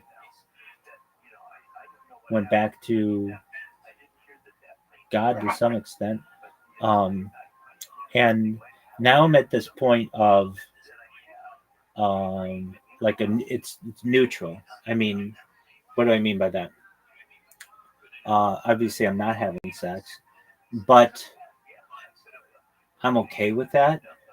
I'm Because I know if this works out, if this plan works out, oh, I've got every chick I've ever wanted. I could have any chick on earth, married, unmarried, the hottest chick in Hollywood, the hottest chick, hottest international model. I've got it. So it's kind of like, all right, I'm making a sacrifice for the the future of my lineage, um, and I'm okay with that. You don't think you could pull supermodels right now? Dude, when I date chicks, I've never dated an unhot chick. So, I've only dated really pretty women, and not just pretty. I mean, looks are one thing, but really smart girls. I go for pretty faces certainly, but I go for really smart chicks. So, do I think I could pull them now? Um, I know I could. I'd have to get in shape though, and I could certainly do that, and like, have a career Were again. you more in shape back then? Oh yeah, definitely. I mean, I don't exercise the way that I should. I mean, I play golf, I run, I swim. I'm a very active person when I'm not doing this whole live streaming thing. But I know that if I go viral, I'll be able to afford the best of the best medical care, to be able to get Ozempic and Wegovy and all that other shit to lose weight very quickly. I'll be able to get, if I needed, uh, testosterone replacement therapy.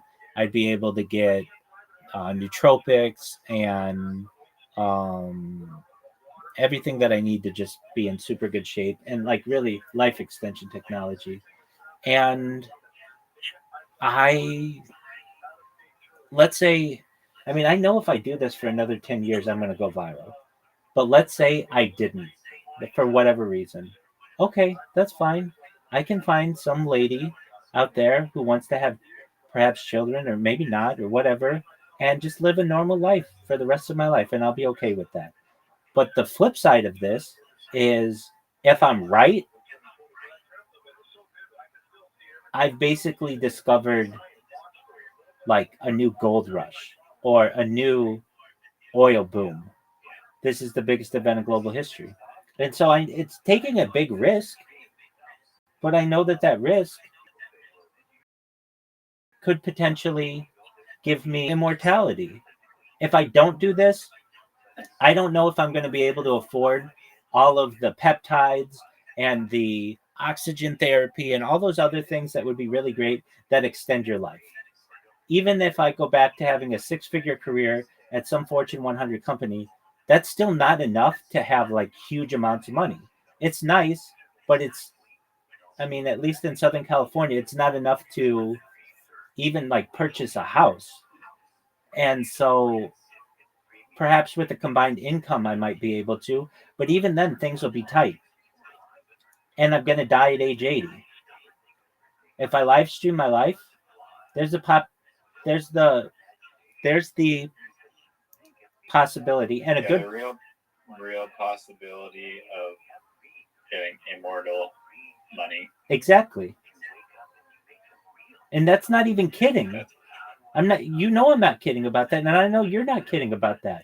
With mind uploading technology and life extension technology, I'll be able to afford those things and be able to help a lot of other people too. And that's important to me. So it's like, all right, so I'll dedicate, like before I did this, I dedicated like, I don't know, a half decade of my life to being extremely religious.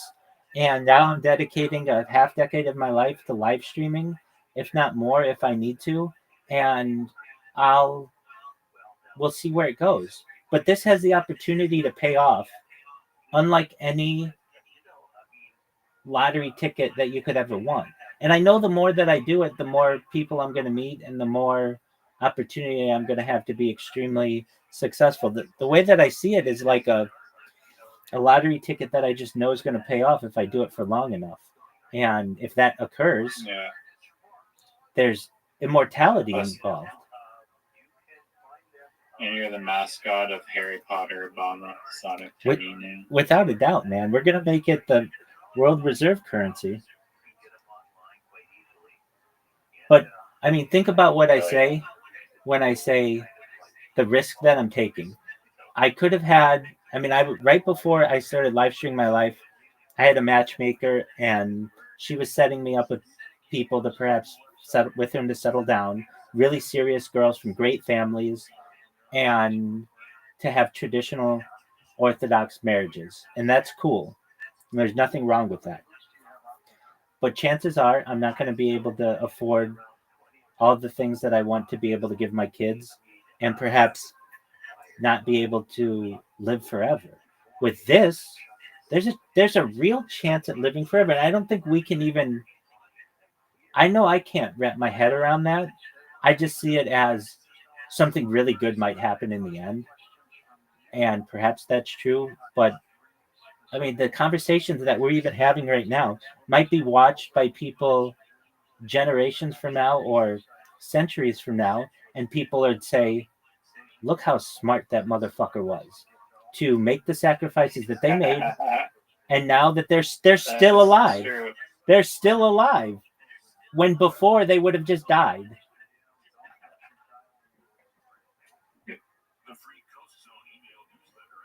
Yeah, exactly.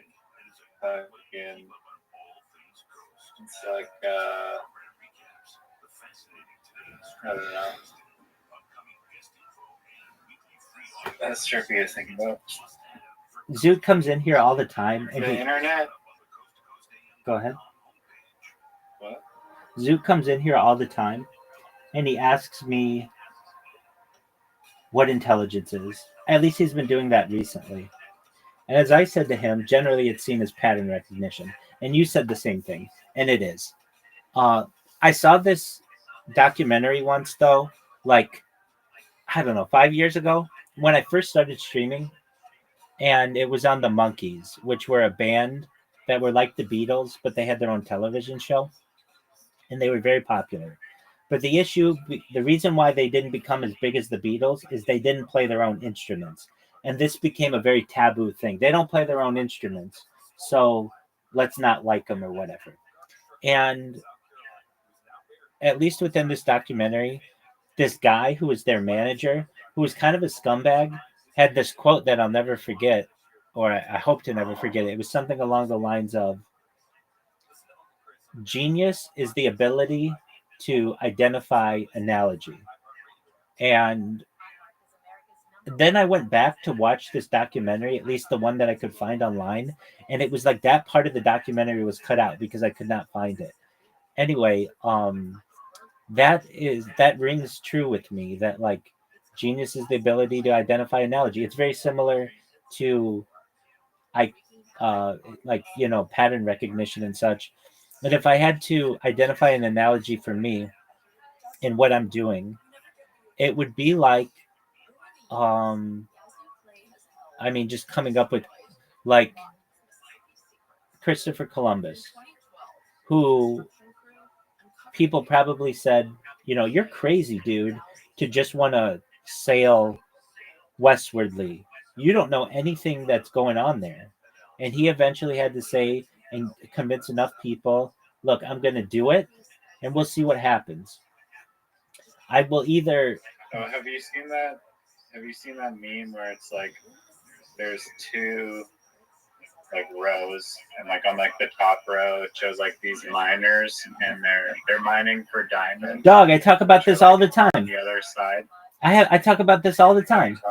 Oh, all the time. Really? Yeah, I'm surprised I haven't mentioned it to you. I love that meme. I always think about that. And the one guy who turns around, and then the other guy who keeps on digging. Right. Yeah. And he was like so close, but he gave up. Exactly. Diamonds were right there. And that's I think about that meme all the time.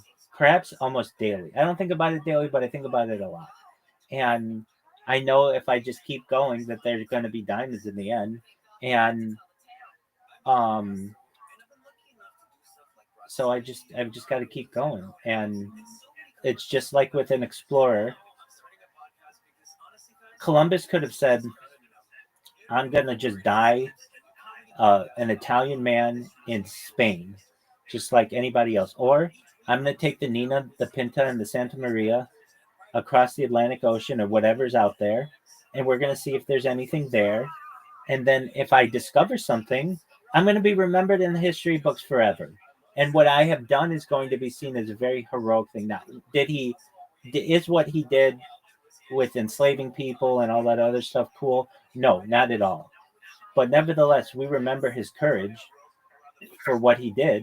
And I think people will see me in the same way as a modern day Christopher Columbus, somebody who has dedicated their life passionately to something they love at perhaps a better future, not just for themselves, but for the future of humanity. Have you tried contacting any like mainstream journalist people, like so New York Times or some shit? Well, LA Times and Orange County Register, and what they say is what you're doing has to become newsworthy, and just live streaming your life, there hasn't been anything newsworthy about that. And I Do understand. they not see the fucking quest of the world's largest live stream ever had? Well, yeah, and then other people who I've And the mission? because I contacted, the New York Times, the Washington Post. I've emailed them, and some have gotten back to me, and there's a newsworthy aspect of it, and then the other one becomes I run into an issue where I show copyrighted content, and they have advertisers, and they don't want their ad to lose advertisers because someone basically thought of a loophole in the system. And what's the loophole? Well, you can watch the Super Bowl if you put it on a projector and play other music over it. Or, if you want to listen to any music that you want, you just have to play multiple versions of the music simultaneously. And you can get around all of these, the content ID identifier or the content identifiers. I mean, I've developed a lot of different, strategies that I think that aren't that attractive to some. No, if they're publishing an article though, that's just like an article. They're not linking this, or they could link the stream. But Yeah, I mean, they're saying because you've done that in the past, they don't want to promote it somehow. yeah, I mean that I'm basically showing copyrighted material. I get copyright strikes. What I'm doing isn't technically illegal, but it is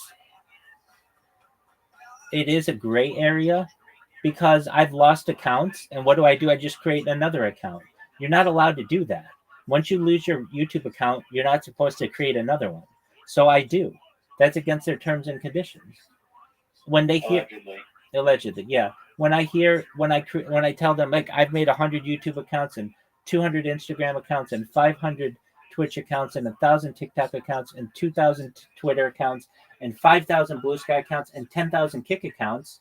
That sounds great to the common person, but to these giant corporations that own these companies, they don't like to hear that.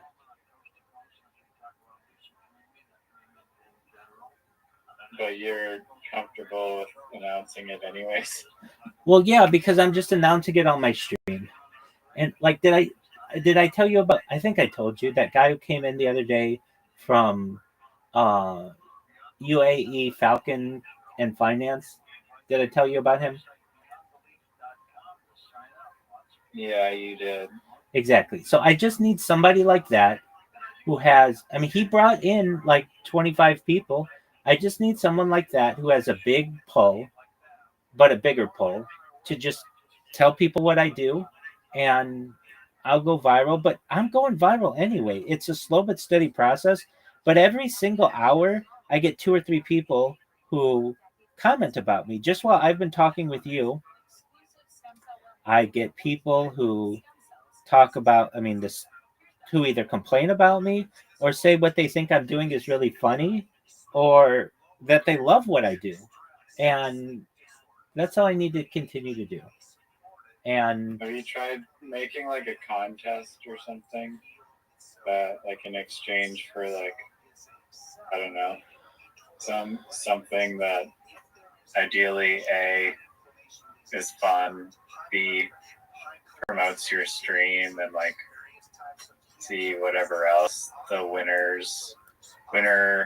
perhaps plural, gets a free $1 trillion future immortality. yeah, I mean, I don't know if I'm allowed to give that away. You know, you were I saying think you were you're allowed to. You get a trip to the space hotel when we go viral. exactly the space. You Space.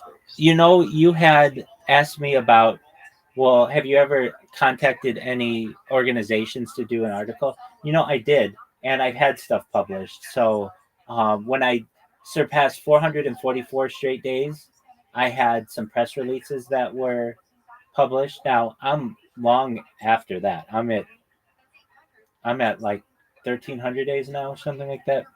And but I did do that, and they were published in I think the biggest one I got in was like temporarily in Bloomberg News or something like that, um, which is great. But unless you're reading that website, which most people aren't, it's not. It's not. It didn't stick.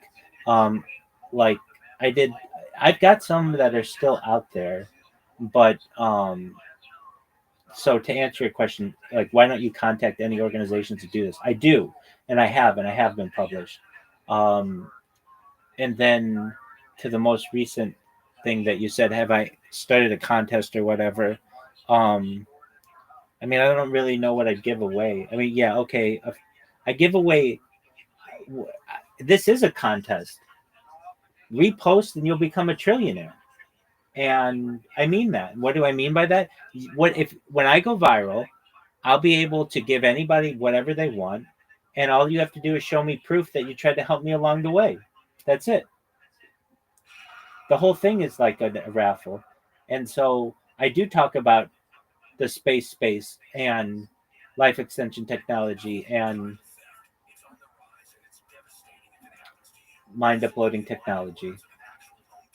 So I am basically running a big raffle. And the way you get a raffle ticket is by promoting me. I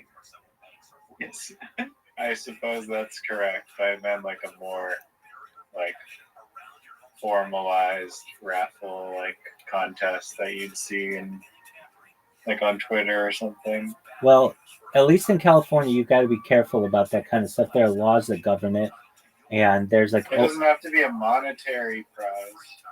Okay, what am I going to give away?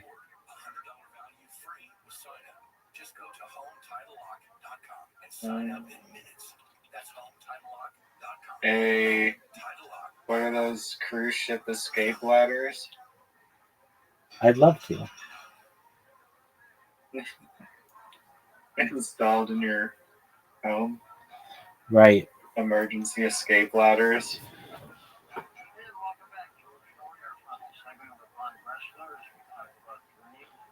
If I could, I would.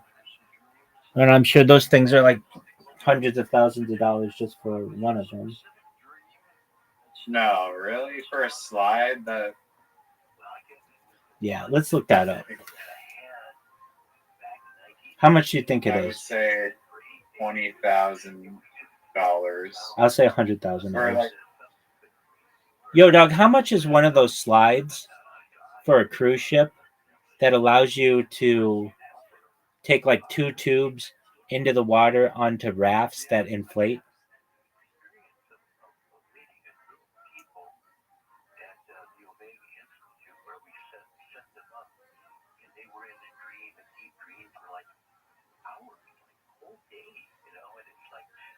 Oh, there's no separate purchase. You're using the ship's built-in. Wait. Hold on. No, they don't know what I mean. No, I'm talking about the emergency tubes, the emergency slides. How much are the emergency slides and escape rafts of a cruise ship? Just to buy one system. I bet it's more than $100,000 actually. no. Okay, so each life raft, the big one, is like $60,000, and then the marine evacuation system with the slide capacity it says like 200,000 to $1 million for the slide and shoot plus the rafts. Dang. Yeah, I guess I was way off. Yeah, I mean that kind of stuff has to work, and so can you imagine the quality assurance that goes on with that? Right. Yeah, that's a good point. It's not just like a cheap inflatable from China. Right.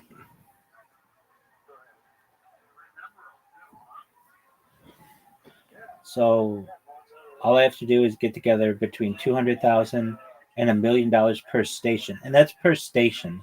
I don't know if that means 2 tubes or just 1 tube. I think it means 2 tubes, but I don't know. And I don't know if people really want that. I'm assuming you can reuse those slides again and again. That's a good question. Let's see. Okay. Yo, dog, can you reuse one of the slides, the emergency slide systems, and the boats? Or is it just like a one and done thing? Once that stuff expands, it's done. You have to buy a new one. Those marine emergency rafts are not just one and done. But they aren't exactly reusable in the way you'd think. Here's a breakdown. Can you reuse an emergency slide system? Yeah, but only after repacking and servicing. The slide and inflatable rafts used after deployment, but they have to go through rigorous and drying, testing, and repacking by a certified technician, usually under and IMO rules. They're not designed for casual or repeated use like a playground slide. They're life-saving gear. So what happens after deployment? You retrieve it, you send it to an authorized service center. They deflate and clean it, inspect it for damage, replace gas cylinders, and repack. The cost to service these can be several $1,000s per unit.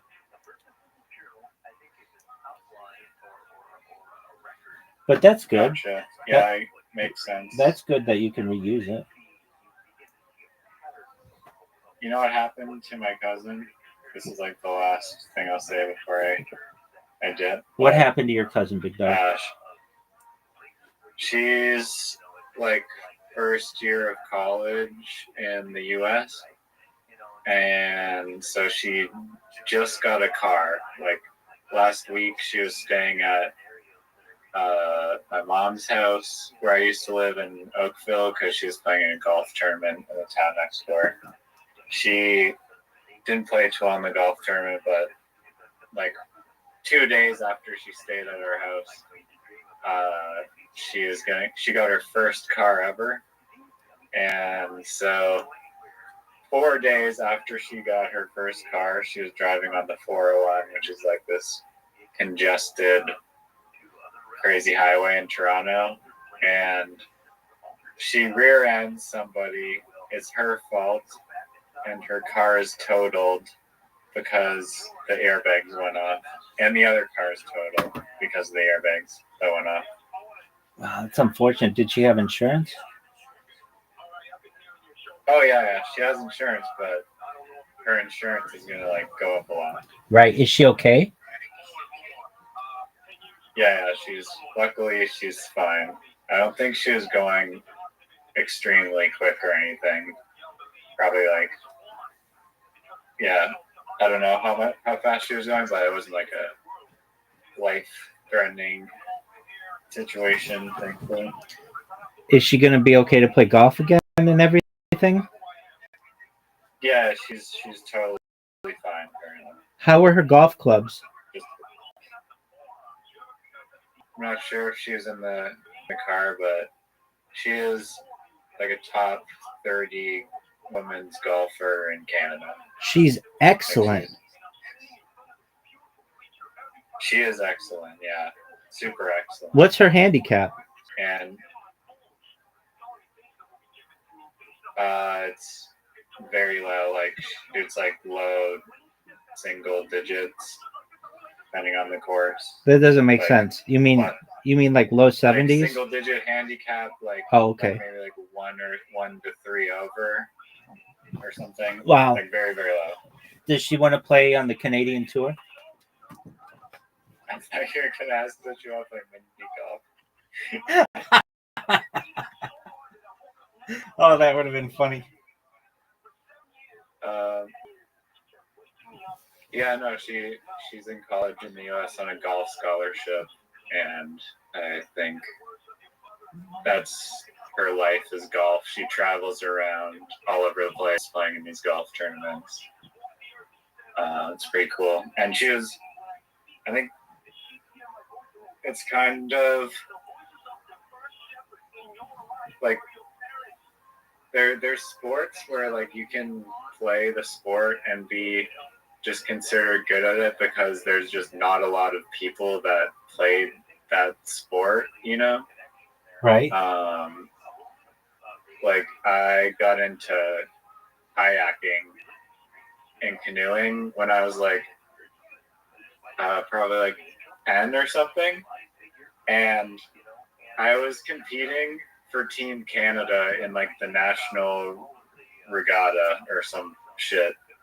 Like I went to like the national like regatta, I guess. I don't think I was competing for Team Canada, but like I was just like already like going to like a national thing because for like one of them was like the C1 was because I don't know, I was good at C1 and not a lot of people were even in C1 races, so I got to literally like compete at like this high level. But I feel like the same thing kind of happened with her because she started golfing when she was like 5 or 6 years old, like super super young. So I think there's just not a lot of girls, especially like way back when, like 15 whatever years ago, that were into golf. Probably has increased now as the popularity of women's golf has grown and gained more popularity. But yeah, I think that has given her an edge, but she's also talented. I'm not trying to discredit her talent, but it's just a good combination of being in a sport that isn't so overpopulated where you have like zero chance of actually making it. I get what you're saying. So you come from a very athletic family. Yeah, we've got some athletes in the fam. Yeah, I haven't golfed with my cousin yet, but I would like to see how good she is. Are you that good? Crazy. I hit some amazing shots and some god awful shots. Welcome to the club. I don't go out enough to be consistent, but Do you know what your I handicap have is? the ability. I have the ability to hit the ball well. My handicap's like at least plus 18. Like, I don't know, shooting like the 90s usually. Yeah, you play bogey golf. I got you. Yeah. I mean, I'll occasionally birdie a hole if I'm lucky and Same. hit a few pars, but What's your mostly bogey golf. What's your handicap in mini golf? 0. I win every time. Not today, you didn't, son. I did win one today. No, you didn't. You tied to win I one. did win. A tie counts as a win, and you won that one because your ball bounced into a treehouse and went in. You know what's interesting?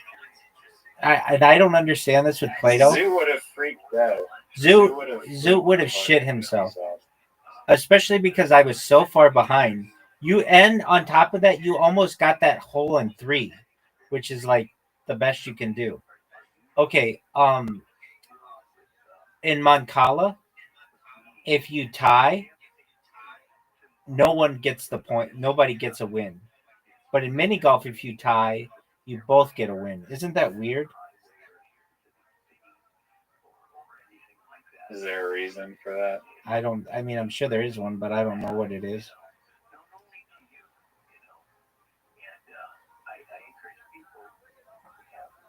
Yeah. Are you going to ever play Moncala? I've played it before, like a while ago in person. I haven't played it in a long time, but I don't know if it seems that exciting, to be honest. But, yeah. It's pretty amazing. Do you like it? Yeah, I do. I like it a lot. Is there actually strategy? Yeah.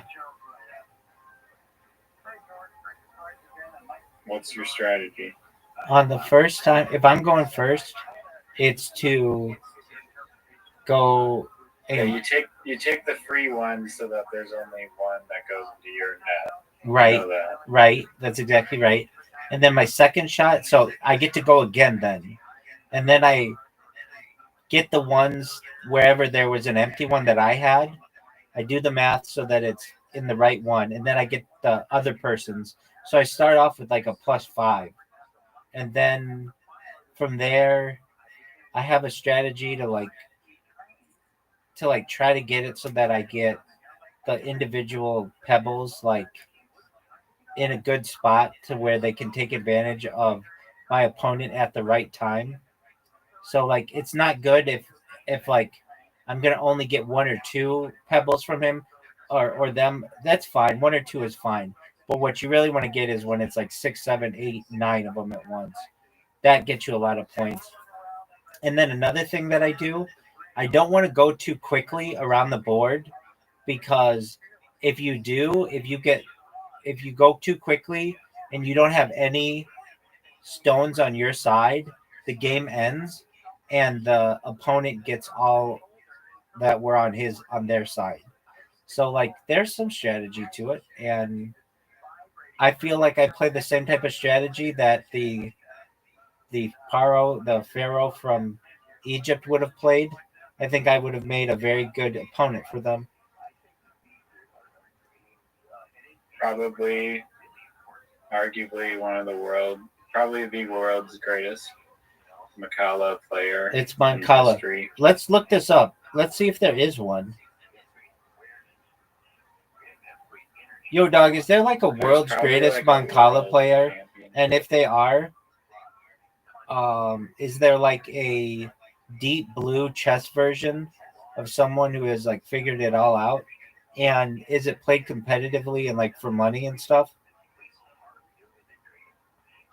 Yo, dog, that's actually a really interesting question. I love how ChatGPT always is like, that's a really great question. Moncala's been around for thousands of years, but it's kind of slept on when it comes to big time competitive scenes like chess, Go, or even backgammon. Let's break it down. Is there a world's greatest Moncala player? Not officially like Magnus Carlsen of chess or Hikaru of Blitz, but yes, there are elite Moncala players, especially in countries where it's deeply rooted, like West Africa, the Middle East, and parts of Southeast Asia. Depending on the variant, and there are many, certain players are known regionally for mastering the game. A few big variants include Ghana, East Africa, and popular in the United States, Kala. In some African countries, there are actual national championships, and players are locally recognized legends. I want somebody someday to be like, "Oh, motherfucker, that's a Mancala player." Not that I'm a live streamer. Has anyone deep blued Mancala? Yep, Mancala is solved in some form, specifically Kala. The common American version was solved by computer scientist Glenn C. Rhodes in the 1990s. For Kala with 6 points and 3 seeds each, perfect play from both sides results in a draw. That's very interesting.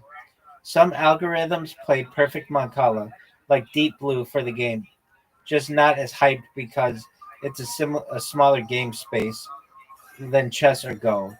There are AI bots and computer programs that can play optimal Mancala, and they absolutely smoke humans unless you're playing a variant like Bao, which is a way which is way more complex and less solved. Is Mancala played competitively for money? Yes, but not often on big money international level. In Ghana, Nigeria, and Tanzania, there are national tournaments for. I just thought of something really funny. Okay, so you know how like in American basketball, every once in a while they'll get some guy from Africa who's like the ringer and just comes here and destroys everybody. Imagine getting off a little plane in Ghana and it's just this little Jewish rabbi who comes in and smokes everybody in Mancala. I love it. In Ghana, Nigeria, and Tanzania, there are national tournaments for variants like Aware and Bao, sometimes with cash prizes or TV coverage. Some African cultural festivals and games expos include Mancala tournaments. You won't find a Vegas style Mancala tournament with $1 million stakes, but there's an underground grassroots feel to the people who do take it seriously. So TLDR, there are Mancala players, especially in Africa and the Middle East. Some versions of Mancala are solved, and computers can play perfect games.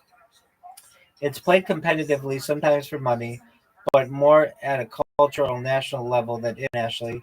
The more complex versions, like Bao, still challenge and computers alike.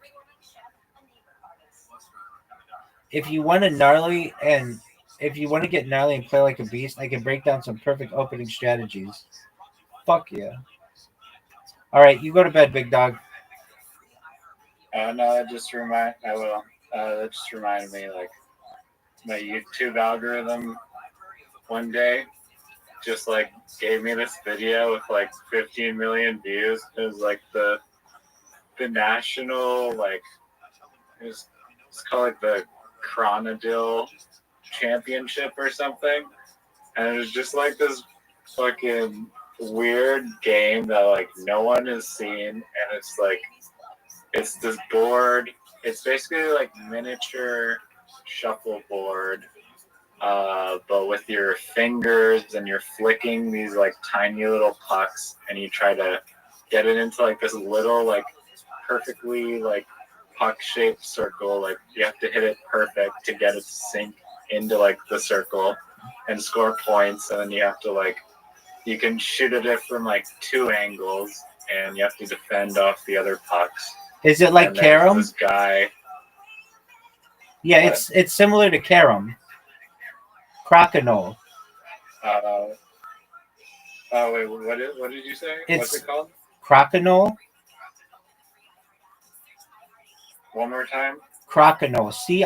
Crokinole. It's of Canadian Yeah. origin.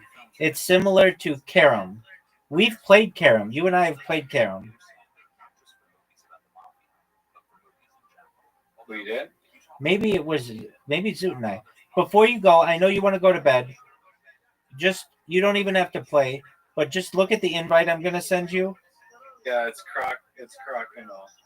And But no, look in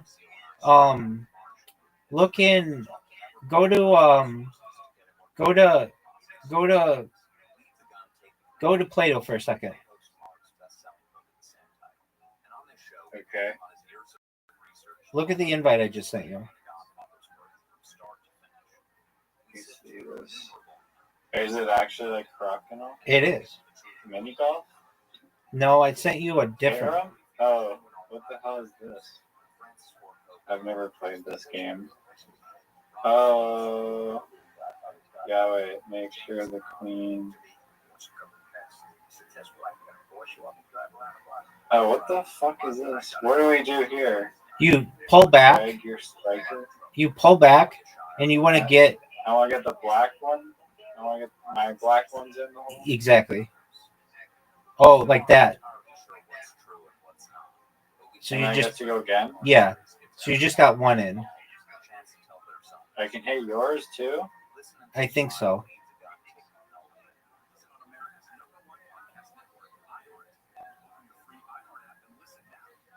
Yeah, this is similar. Oh, we've never played. Oh man, now we might have a new fucking game. I think we do. This is some real. Do I have to place my? You can thing? slide it. You can slide it like left to right.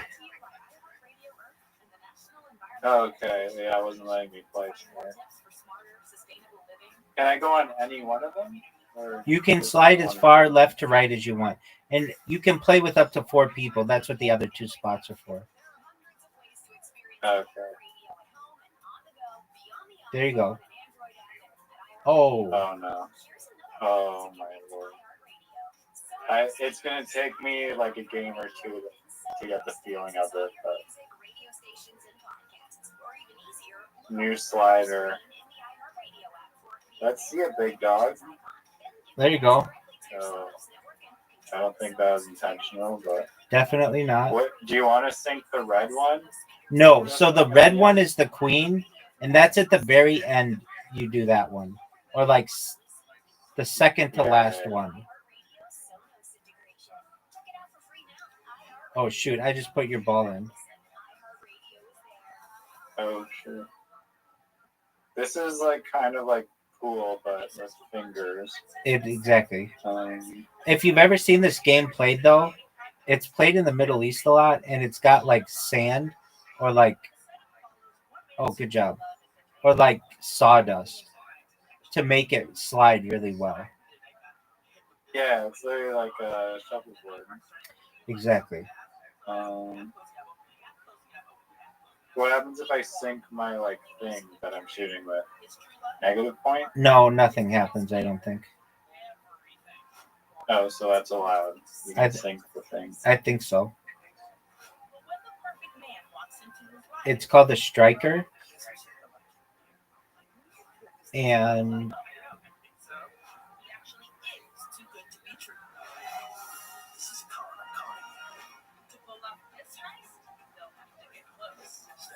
and the little ball things, or like the white things and the black things, are known as caroms. Okay. I like how I've never played this game and I just won. Oh, is that one round? Is there multiple rounds or something? No, you have to get 9. You have to do them all. Didn't you just sync the red one? Yeah, but that doesn't mean the game's over. Yeah, it does. No, because if I don't How's put it it not in now, over? it goes back, I think. Yeah, there you go. Wait, I thought it was like pool where if you sync the 8-ball, you're It is done. not like pool. You just have to get that red one in before your last shot. So a lot of times it's like the second to last thing to go in. No, it's not even the last one. Right. Oh, I hit yours in.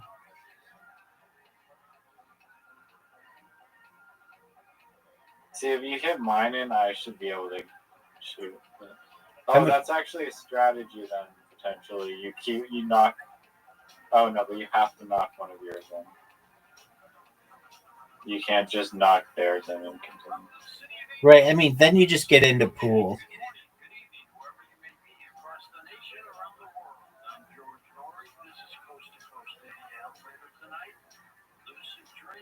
Wait, in pool, you can just knock whatever ball in and then you're good. No, I mean in some versions of it, but generally, no. You have to knock in whatever falls in your assigned. I can tell you this, at least on here, I am very, very bad at pool. It's my worst game. If I look at my record of all my games, it's like it's unbelievable how bad. Like I usually win most games with people with whom I play, but not pool. Not pool at all. Is the thing sensitive? I don't. Or, like, does it feel weird? You've never played pool on here? I don't think so. Maybe, like, one time, but Yeah, it's not that definitely sensitive. not enough. I just always put in. Welcome, guys. I just always put it in my own the 8 ball in. 8 ball. 8 ball, big dog. Hey, the video is on pause, by the way. I know we're playing a game. Oh, what we're playing? Do you know what Karam is? Yeah, Oh, excellent. You want to play? yeah, sure. Okay, download an app. It's called Plato, Plato. Yeah, I already have it. Yeah. Okay, excellent. And I'll send you friend me. Oh shoot, I'm the THE Rabbi RABBI. Yep. Send me a friend request. Yeah, we all sent it. Okay, excellent. We're almost done, and then I'll send you a Karam invitation. How's your day going? Doing good, man. Doing good. Excellent. Riser, these are my friends from Estonia. Yeah. Oh, nice to meet you. Yeah, it was good. And the Quana, what's it called? Quana,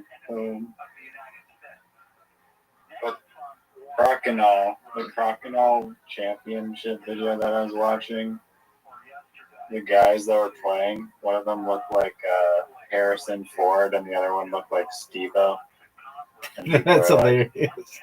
did not expect my algorithm to send me Harrison Ford and Steve-O Right. Crokinole. Uh-oh. So now you have to, or Win here. you have to get one more of the black Karams in, and then you have to get the red one in, the queen. Oh, come on. Okay, maybe they aren't gonna play. Isn't that hilarious that he was like, yeah, I have it. Like, do you know what Karam is? Like, I'm thinking it's like this esoteric game. It's like, yeah. Oh, do you have Play-Doh? Yeah, I have it. Okay, so now you want to get Everyone the- knows. do you see the red one blinking? Yeah.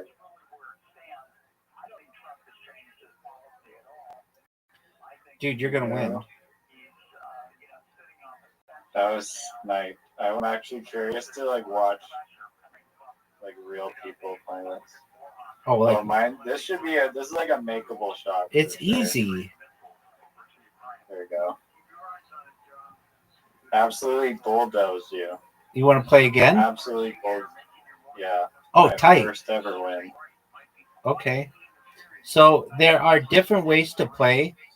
There's classic, which we'll play, but there's also pool, freestyle 120, freestyle 160, freestyle 210. I don't know what any of those are. And then we could have Nice. turn-based or live. We'll just play the way we just played. I don't know all the differences. Okay. So this is like the game that you saw on on YouTube?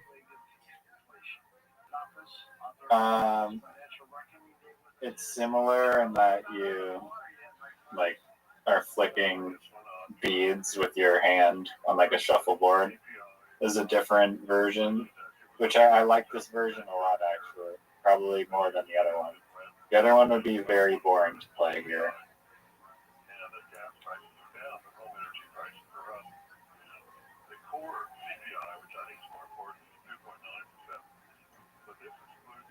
This is a lot like pool. I think there might be strategy because if you, I don't want to tell you my strategy, but I think I know a good strategy.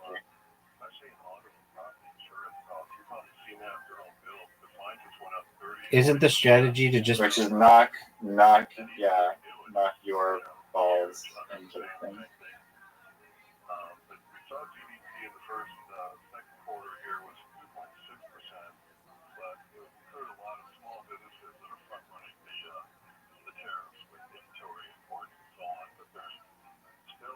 Carom World Championship.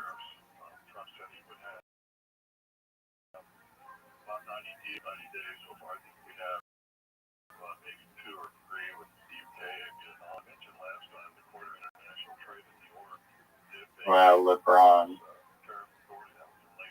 this one? I don't really know what to do.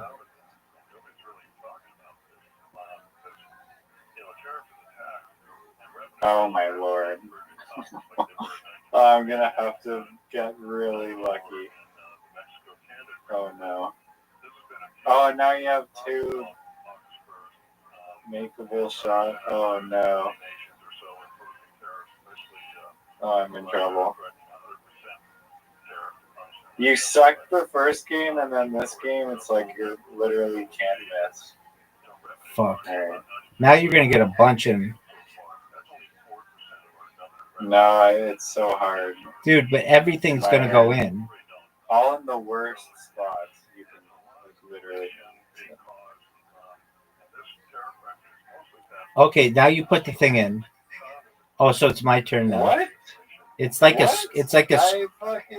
it's like a That's scratch. allowed, though. It's like a scratch. I thought you were allowed to do that. Oops. I thought you told me that it's fine if you do that. I did. I didn't know. I've only played this game like 3 times. Okay. Apologies. Well, now I know.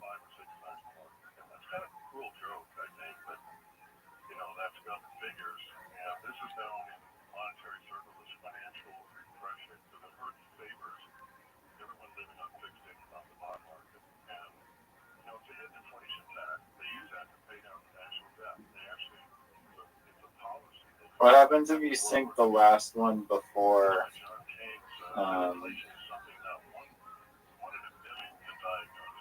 for the red one? To my knowledge, then it just goes back. You put the other one on the table, and the red ball goes back to the middle.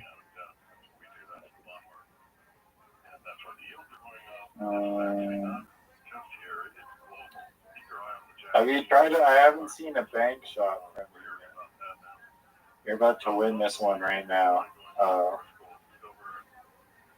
Well, you did win this bank shot. Yeah, I did have a bank shot. That one that you were like, I don't think that was planned. Oh, that almost was a bank shot. Nice. And your other one is like right on the edge now. Yeah, that other one's easy.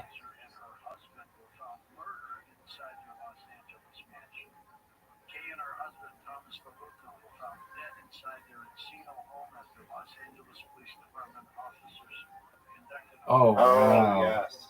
What a good shot.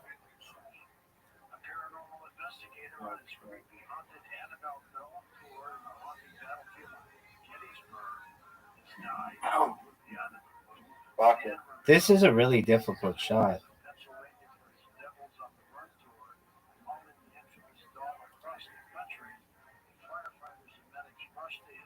If you shoot the puck thing into the hole, it should be like add 1, 2, 3. Maybe I'm down for that. that's how the other.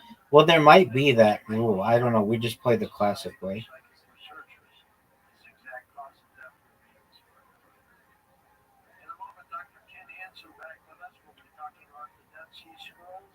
Look at this! Look at this move! Look at this move! Oh, You just helped me so much.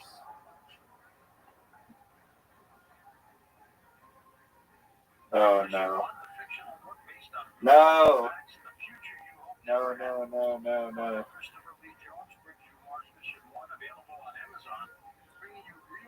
It's over, baby. GG's.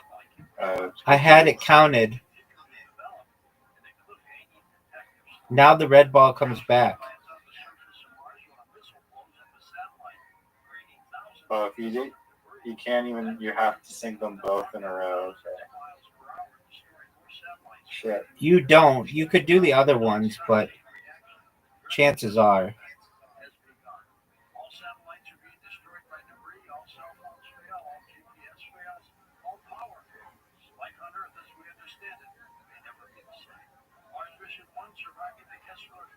Go, baby. Go, Oh, baby. no! No! No! No! No! That makes it. Okay, good. That makes it really hard to hit. No! No! No! I keep doing the slider. Is like. I know. I do the same thing. Oh my god. Okay, I got that. You ready for this bank shot, baby? Yeah. This is a tough This will shot. be probably one of the most incredible carom shots in the history of the fucking world if this goes in. Fuck. Oh, are you trying to hit it like backward? No, I was trying to hit it to the side. Easy shot for you. Now these are Piece of hard. cake. These are hard shots for you. Now you are. Oh yes. Get in. Oh, this could be one of the greatest carom comebacks we've ever seen. I'm in agreement with you on that, big man. No. So what happens? I don't think. I think that it comes back out. Yeah, there you go. Oh, no, it should go back. It was in the perfect spot. Oh. Oh, it was in the perfect spot. Oh my god. No. These are the moments where people love. Games. Oh, go, go, go, go, go, go, go. Hmm.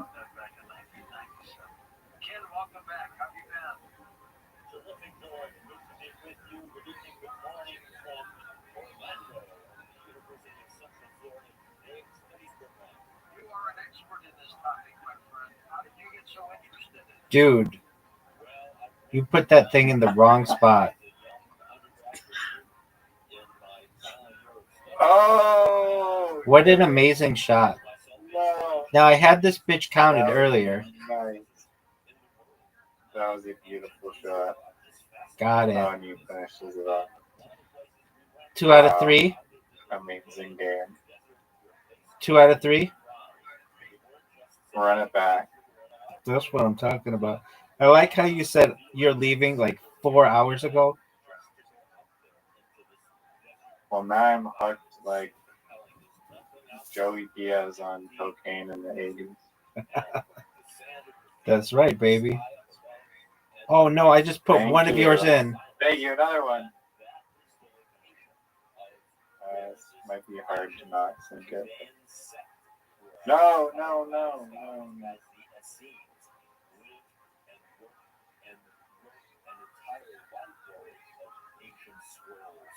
Got nothing.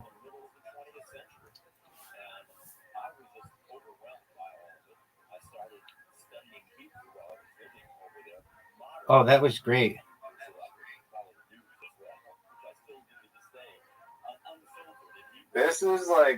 This is a big game right now. I love this game.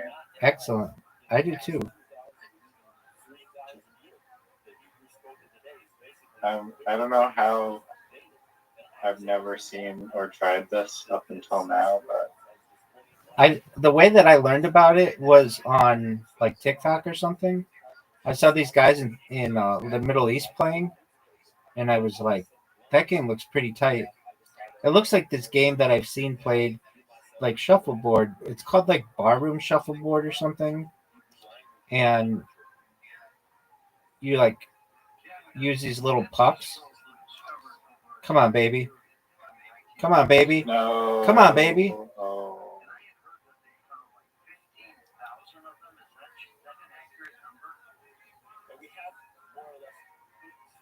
Hmm. You I might got. have to knock some of yours in. Why don't you do it? Everyone. Oh, that was smart. I mean, I feel like they might be different. Oh no, they're easy for you to get in. Yeah, you just. Oh, never mind. It's hard because sometimes you just don't have any good angles. So if I put one of yours in, it goes back to being your shot.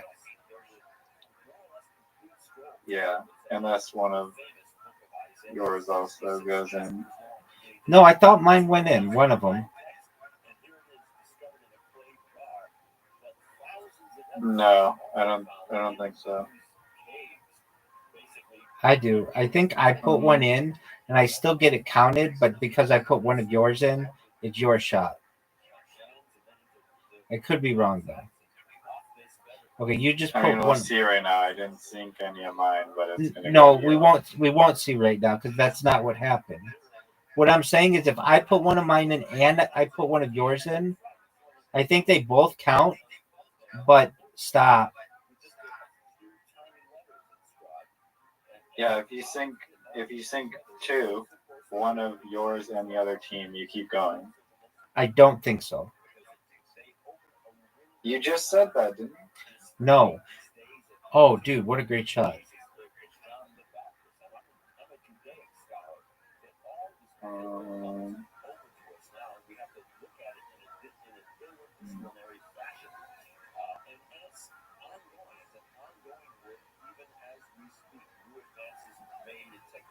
Oh, look at that.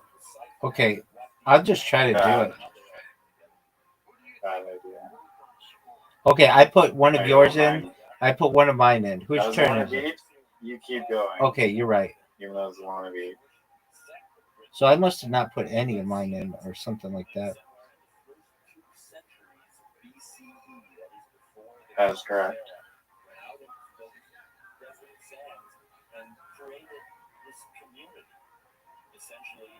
Get there. Get there. No. Are you serious? Are you serious?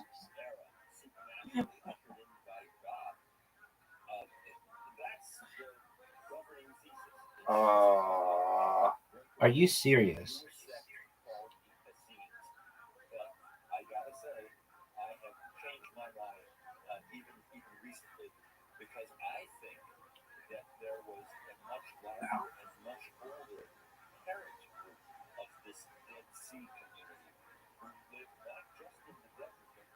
Oh, baby, come on. Oh.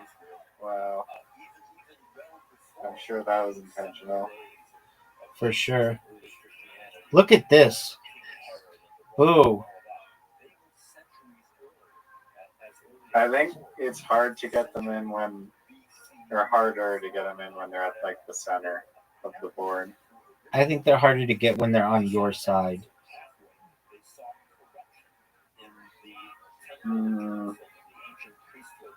That was great. If they're like behind you, maybe. I mean, you got a bank shot. I don't know. If you miss this, I'm going to destroy it. I'm going to now just clear the board.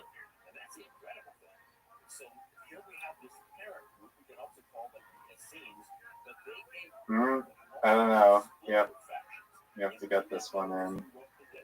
It also becomes, I guess, kind of easier once the board starts getting more clear. To like becomes easier.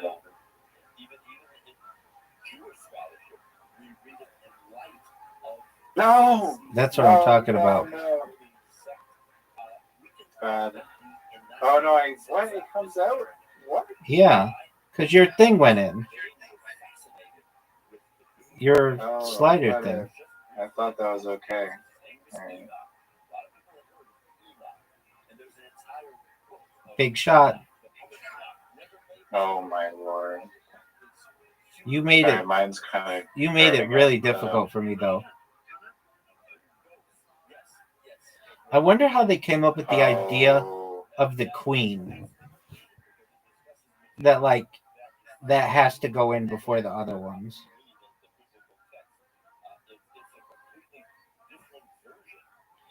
Uh-oh. Now you have to get the queen in. Oh, okay, that should be too.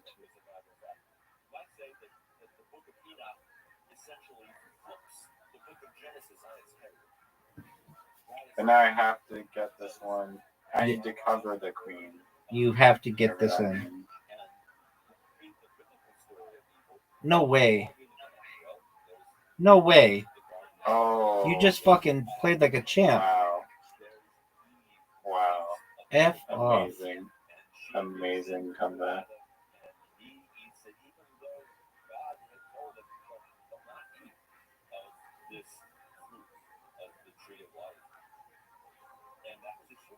Oh, host advantage, okay. No, actually, there's a interesting the way. Did you see the way that the Qurans were like lined up? Yeah.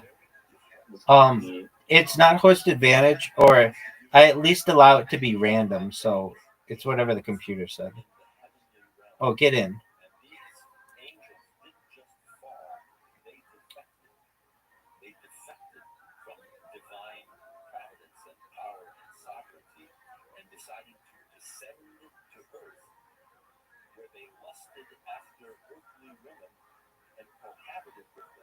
Look how sick. He's training for Taram should be in the Olympics. There should be like an Olympics for board games. The board game Olympics.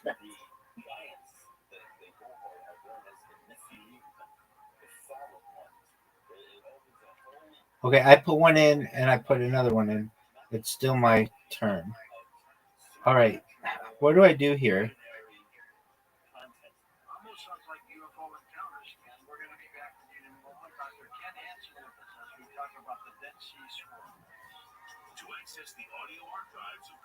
You've got some difficult shots. My iPad died.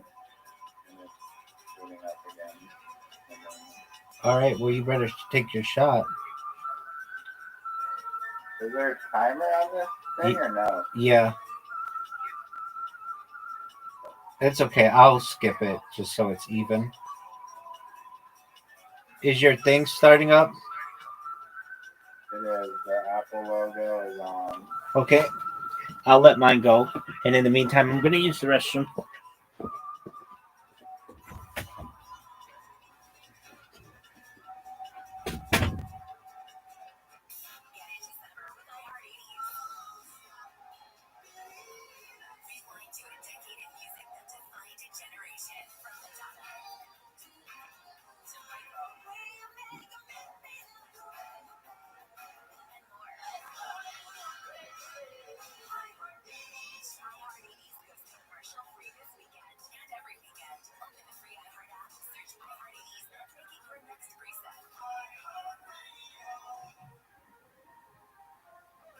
Radio Earth is here with little tips for a healthier planet. Less than 1% of water on Earth is drinkable, and humans are using it faster than nature can replenish it. Reduce the amount of water you use in the bathroom by taking shorter showers and turning the water off while you brush your teeth. Brought to you by Radio Earth and the National Environmental Education Foundation. To find more tips for smarter, sustainable living, or to take action in your own community, go to iHeartRadio.com/earth. The free iHeartRadio app is #1 for music, radio, and podcasts all in one. Discover a new podcast from our library of hundreds of thousands of titles. Here's an iHeartRadio podcast preview.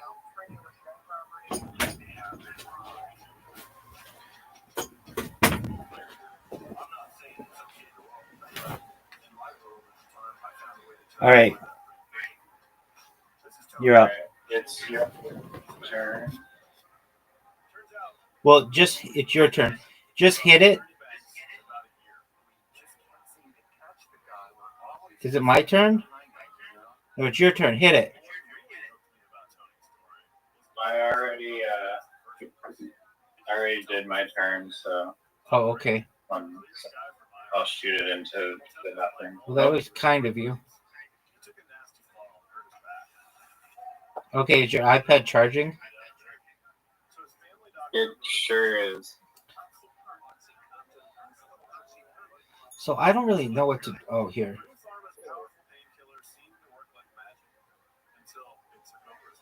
I don't really know what to do here, though. It's like if I hit it, it's gonna hit all your shit.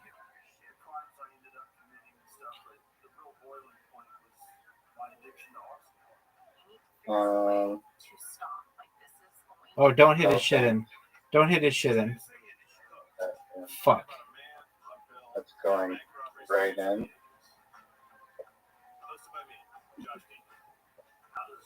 No way is this a good shot. Oh, You just gave me a beautiful shot right here. yeah. They're mostly not guarded now. Right. If they're guarded, I think that's probably part of the strategy is like just keep the other person's things guarded if you can. No, no, no, no, no, no, no, no, no.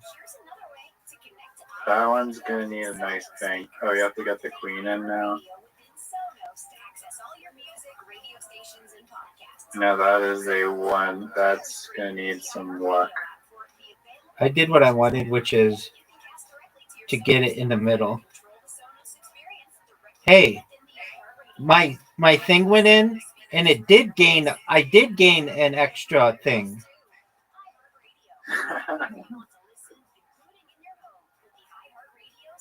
Maybe when you get down to like the queen level, it's like alright. No, I don't gotta, think like, so. actually I think you do. get in the- I think it goes. You add an extra one anyway, and we just weren't noticing.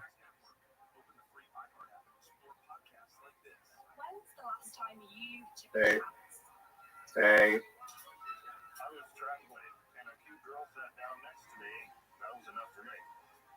Go in. No way. Okay, here's one of the greatest Oh, 1, 2, 3s you're ever gonna see in your entire oh life. no. One. Fuck. I hit Oh, that. this next one is. Oh. And I kind of Is fucked it myself. possible to even hit it like sideways like that? Quite an angle. Oh, Oh. no. Oh no.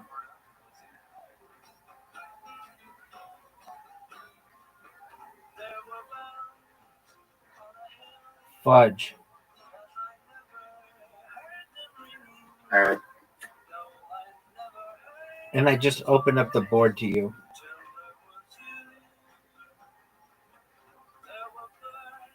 And you have the iPad advantage. iPad advantage. Is a major advantage.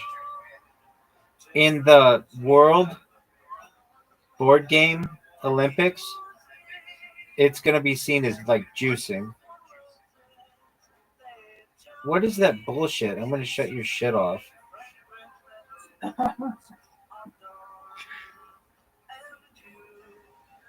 Don't fuck up. Fuck. Okay.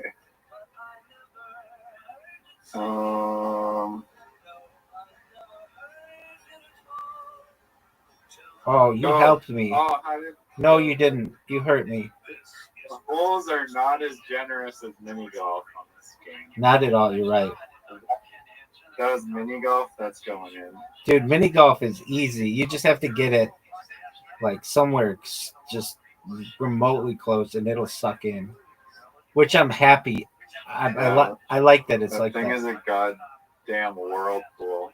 Right, and I'm glad that it is. Look at you. You've got this.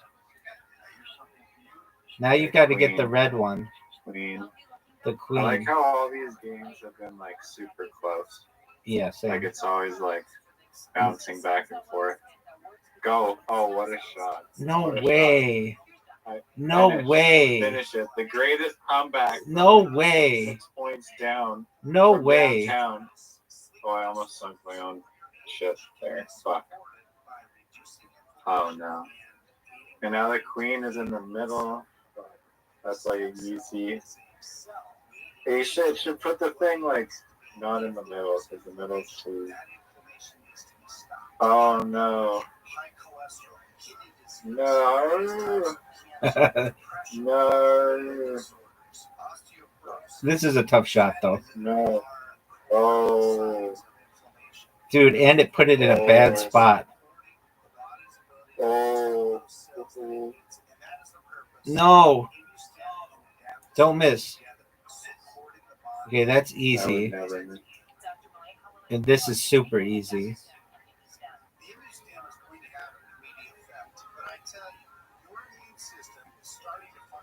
Don't miss. And he didn't, folks. Oh yeah. He's Another win. He's got it tied up. Another win. 3-3. We're tied up. All right, now I'm gonna start playing tough. That's 5 out of 7.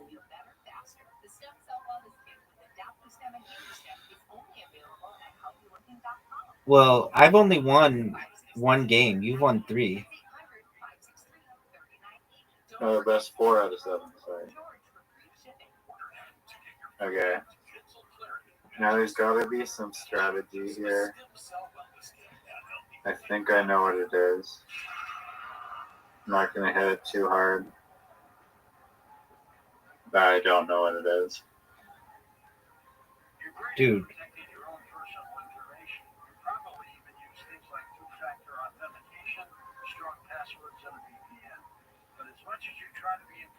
Was that what is the serve called? The breaking thing called in this game? A slide? You know? A slide? Oh, the first one? Yeah. Is there a name for it? Dude, I don't think it added one to you because you had never put one in. I don't have any. Right. Dude, I don't know where to go with this.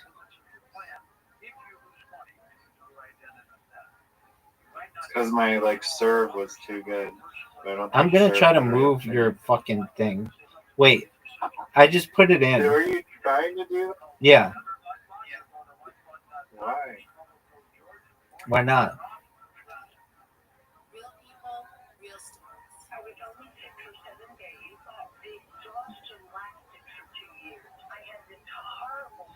Dude.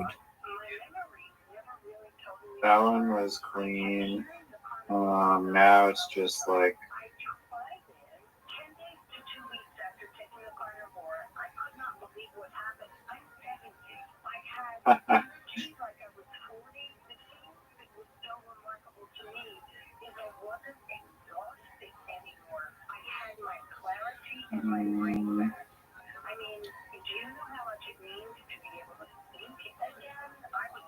Oh no.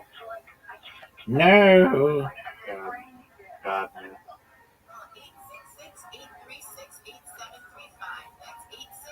Come on, baby. Oh, you're going. Wow, that was Totally nice planned. thing. Totally planned. Oh, fuck. Sink it. Oh. Put some more fucking wood chips on this table.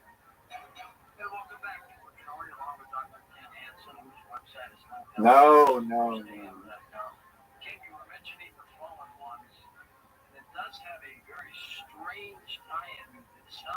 Dude, where do I put this? Oh, that was tight. As a professional Quran player, you should.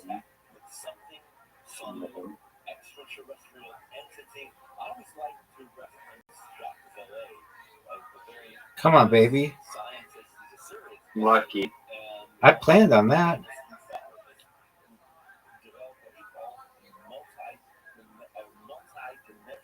Okay. Alright, let's see if I can. Meditative states of consciousness, you're able to access different dimensions of reality. So that angels and ETs No. inhabit mental realms, where also what we call remote viewing seems to work best there. Either through remote viewing, remote viewers who enter these realms of consciousness, these altered states, where entities Can you get to 5? Oh. and these entities can even manifest in the physical plane if they so desire. So there's Going for 6. across the centuries describing That was garbage. phenomena, and a lot of them are written in what we call mythology. In the case of the Book of Enoch, we've got a celestial traveler Don't miss. into the celestial realms that he witnesses. I never miss. The most clutch Quran player ever is. Oh, Oh, no way. are you This sure? thing is pretty sensitive. It's like you gotta have the angle really good or else. Fuck. Dude, it did go back. It did go back. No, no. Oh, I did this. I did the slider thing again.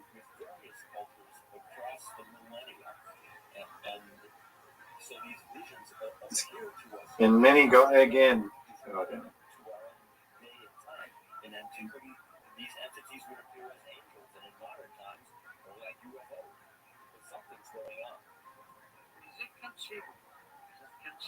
Is it possible that those of us who believe in the religious aspects of this might have it all wrong and it's all extraterrestrial, that the angels are ETs, the fallen ones are ETs, that we're dealing with a different sect of extraterrestrial? No. Look, you're gonna get an extra one. Yeah. It didn't go back to the middle though. It went to like some random. Alright, these shots are pretty tough. This next shot, I don't know what the hell you do. Oh, pray, I guess. easy. Dude, I just spread it out for you. Easy for you. No way.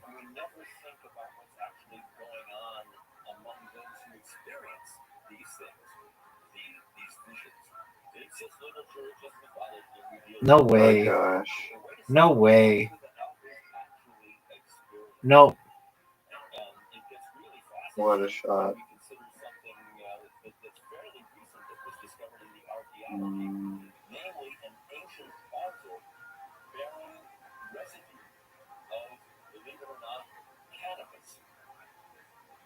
Oh, I almost went for like a rare double puck hit on the same Quran. What a good shot. Oh no, that's not good news. Yeah, you're fine. I wouldn't worry about it at all. These leads. I need like the greatest shot of my career here, and I don't even know how I'd get this.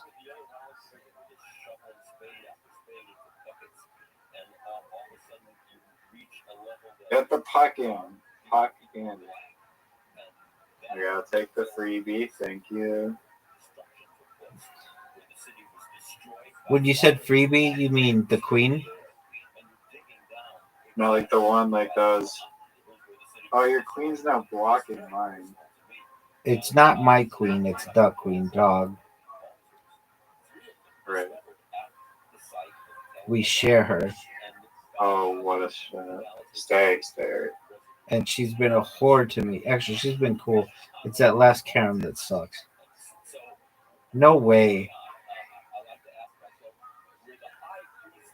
Shit. Go. Oh, I should have moved the queen or something. Oh, this. You hooked me up. I should have moved the queen.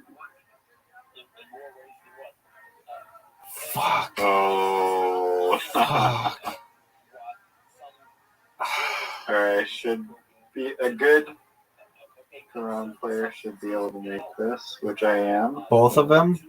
Oh, bullshit. Now you're talking. That might have done it for you. You might be The done. other one was in the way. They're both in the way of each other. Oh, no. It all comes down to this.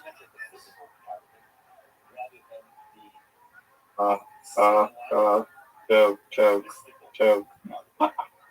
Fuck. Choke.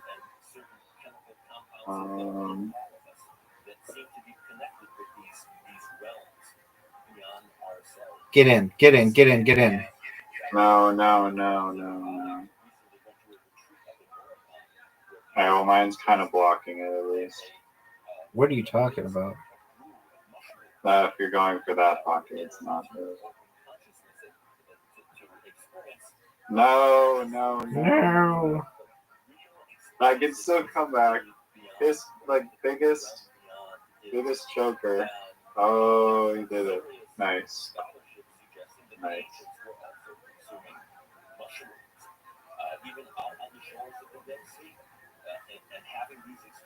Were you scared you were gonna blow it? Oh, I'm not good at this game.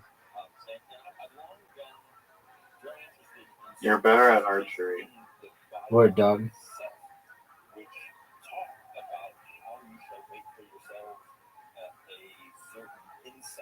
Oh, get in.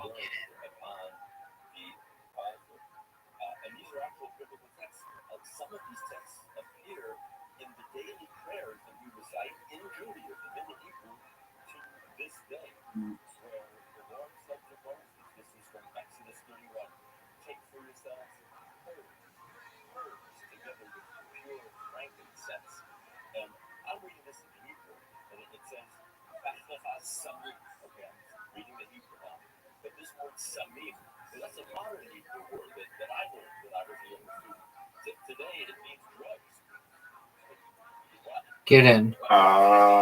Thank you. You're welcome.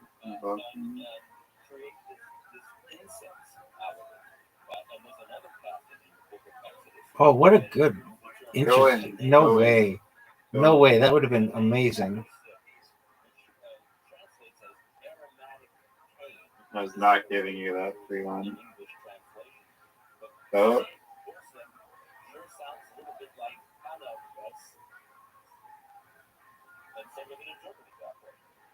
Fuck. Oh. Nice shot.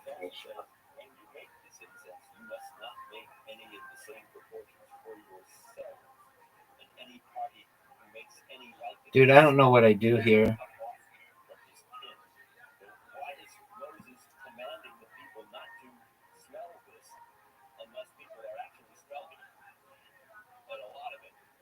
Oh, that was bad. Not bad. You took away my freebie, okay. Copy my strategy. But I had to get one back. Oh, no way. Two. Has anyone even gotten two in at once? Like two of your own in at once yet? Maybe. Get in. No. Oh my god. I'm just sinking all yours this round. I got bored of winning, so now I'm just playing both.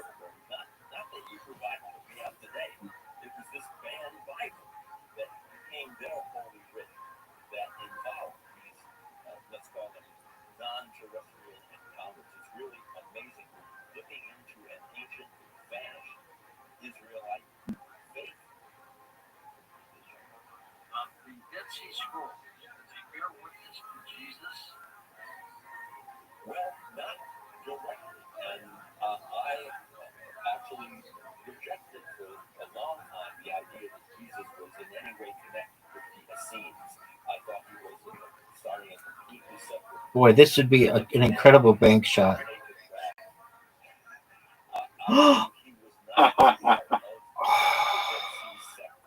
It was quite a sight to see.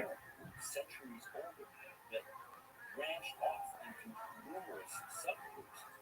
One of those subgroups were the writers of the Dead Sea Scrolls who lived out in this place called Iran on the shores of the Dead Sea. But there were multiple other groups who had the same parents. No way. Oh, Get mine in. Described as one of those offshoots from you'll get your own fuck in there. that branched into early what we call Judeo-Christianity, and even the New Testament quotes the book of Enoch. It's incredible. People just gloss over that in the church, and nobody mentions this in church. But there's an actual quotation from the book of Enoch. Very intense moment here, no pressure. And Jesus himself talks about seeing Satan fall. One more till the queen.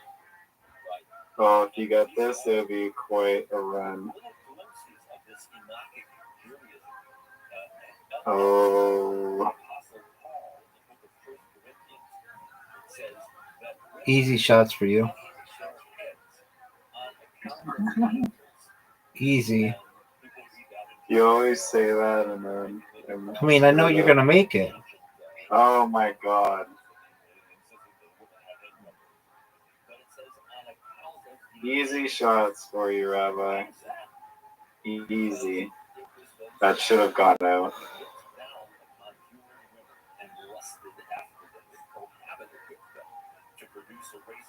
This is an easy shot. Oh my god. Wow.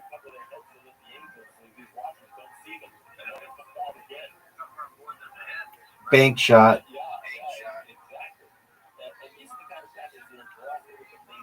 Oh, That was wow. fucking. That's the best I've ever played. Like where I actually That had was a good one. had to like. Wow. I mean, I sunk like half your balls. It was pretty good.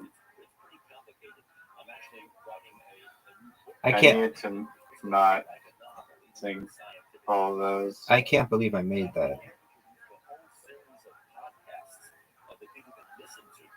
Get in. I wonder if it's possible to make one on the first shot. I think I made one of yours on the first shot, so perhaps it is. I think I made one on the first shot. Like the first time I did it.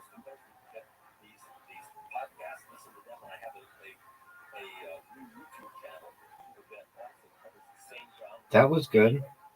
Two.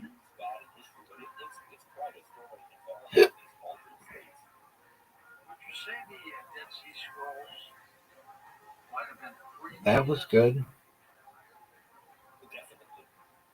Looks like a perfect run here. These ones always mess me up, the ones that are right like on the edge there. Oh, and you screwed That's mine no up. sequence. Dude, you gotten 3 in a row.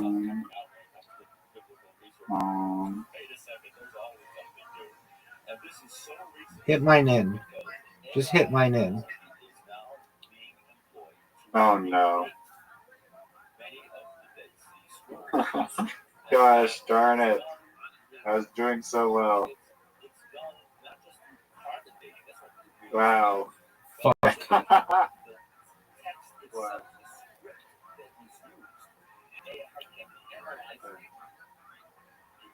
No way. Look how tight those balls are.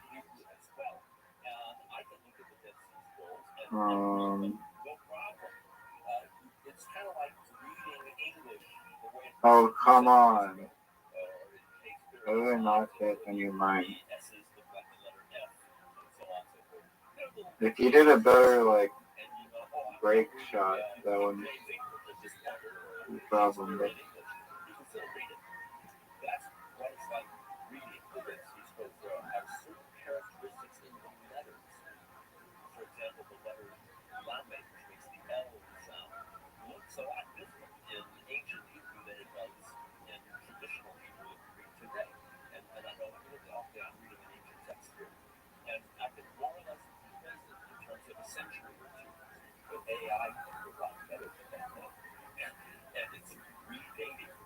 go in. I just gave you like 5 easy shots. 1.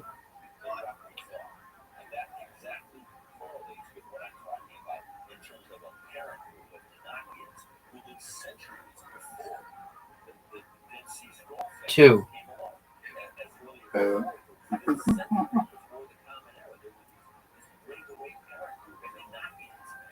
Let's see it. This one gonna require a little bit of skill. I just made all of your shots really easy.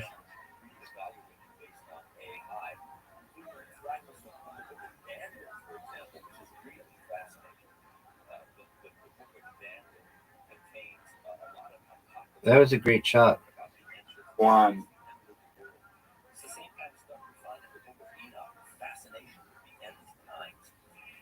Oh, come on, go, go, go, No, go, no, go. no, it's not.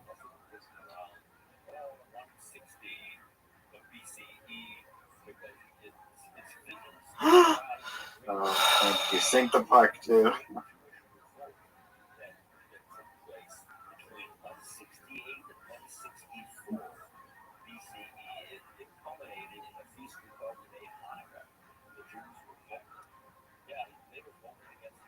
Go, get in.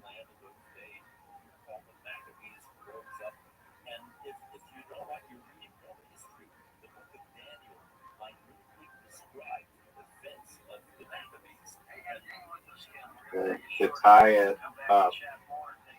Oh, this is a pretty easy shot. Oh, Oh, oh no. no. Choke. Big choke.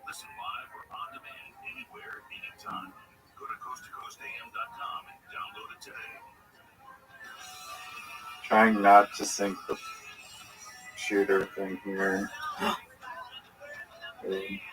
You got to get the queen now.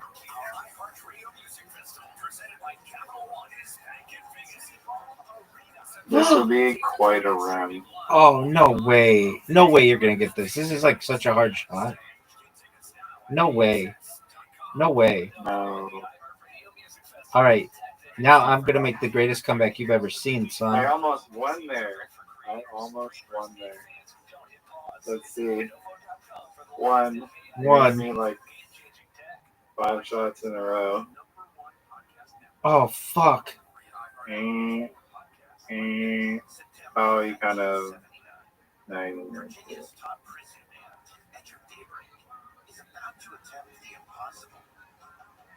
No. No.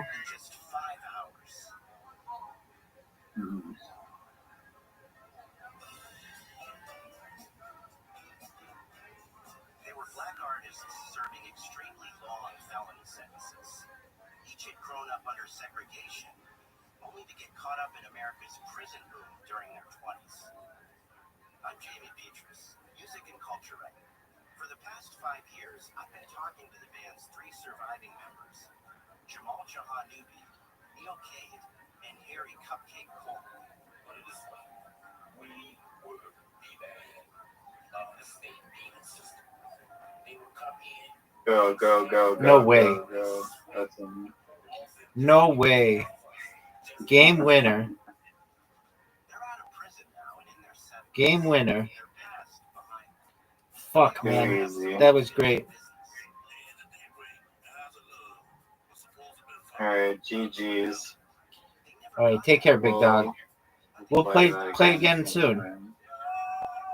Isn't that funny that you were just randomly like, yeah, I saw this thing on your YouTube algorithm of like Canadian skee ball or something, and I was like, oh, you mean like carom? You're like, what? I'm like, we've played that before. You're like, no, we haven't. I'm like, well, it must have been Zoot. Like this, and you're like, It was Crokinole between Devo and Harrison Ford. there you I go. got really into it. It was funny. There you go, pimp. Uh, Well, we have a new game. Thanks for chatting. You're welcome, big man. Alright, later, friend. Take care, pimp. Peace. Peace.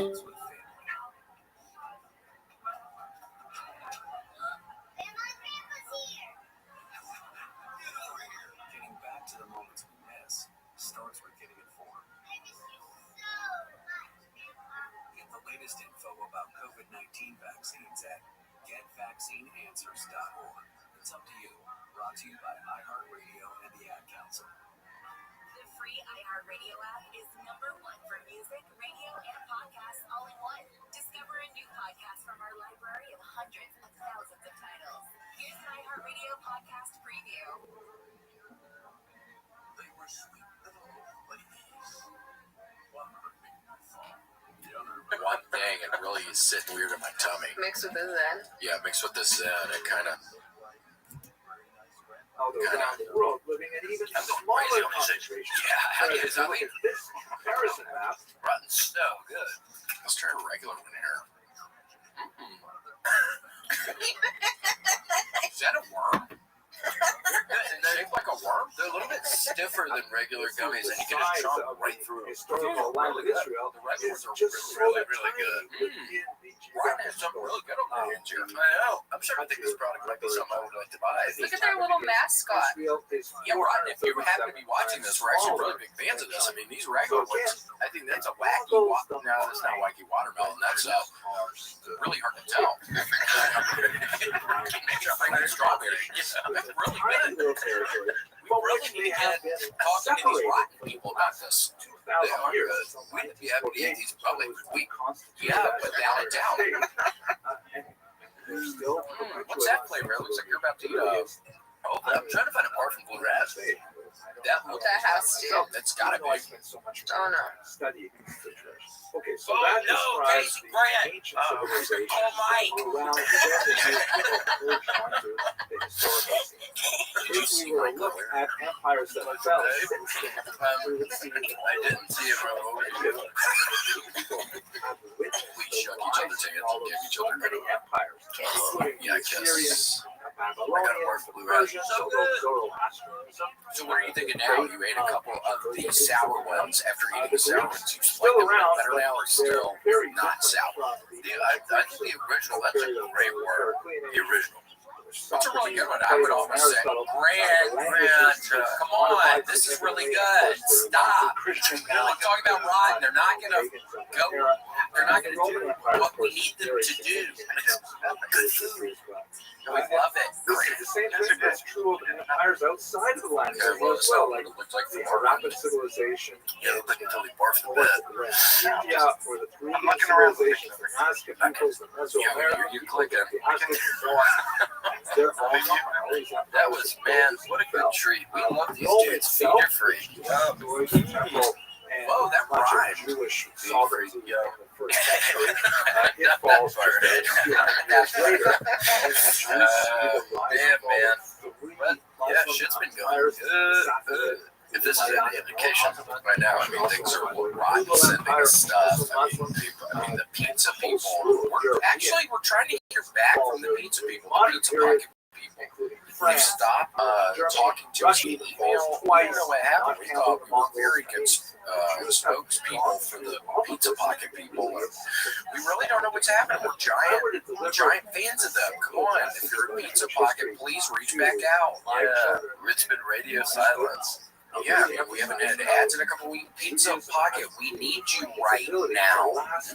It's getting hotter outside. You need a Pizza Pocket to keep the pizza cold. I know, because when it gets really hot outside, you put the cold pizza in there, and it keeps you cool and the pizza cool. It's like Iron Man's core.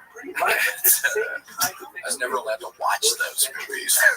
Iron Man movies. So you would have been about 20, 37 now. Yeah, when did the first Iron Man movie come out? Yeah, 2008. How old was I? There was some man. 22? Yeah, 22. So just starting to smoke cigarettes. I think that's when I just started smoking cigarettes. And yeah, couldn't watch any of the universe.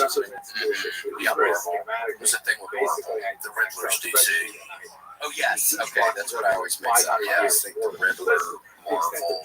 That's what I use. It's sort of like a placeholder. You can see that it's a big chunk of Jewish history, but Jewish history Iron Man. it. But some people like to say Iron Man DC. Yeah, they're just trying to be funny because Captain America is DC too. which I like in SME. How does SME end up being on the other side of that equation? I don't know. Because yeah, I mean, SME is with Captain Hook. That's the Riddler. Yeah, basically you'll think you're playing a game, but it's actually a fight for your life, which is the worst kind of bad guy. Not even knowing you're in a fight for your life, and then once you realize it, it's over. Yeah, it's already too late.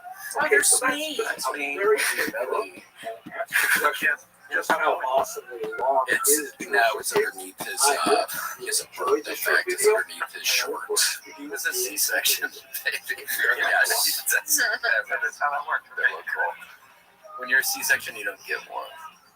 Yeah, I mean, think about anybody you know who is a C-section granted asked to see their belly button. Yeah, They don't have one.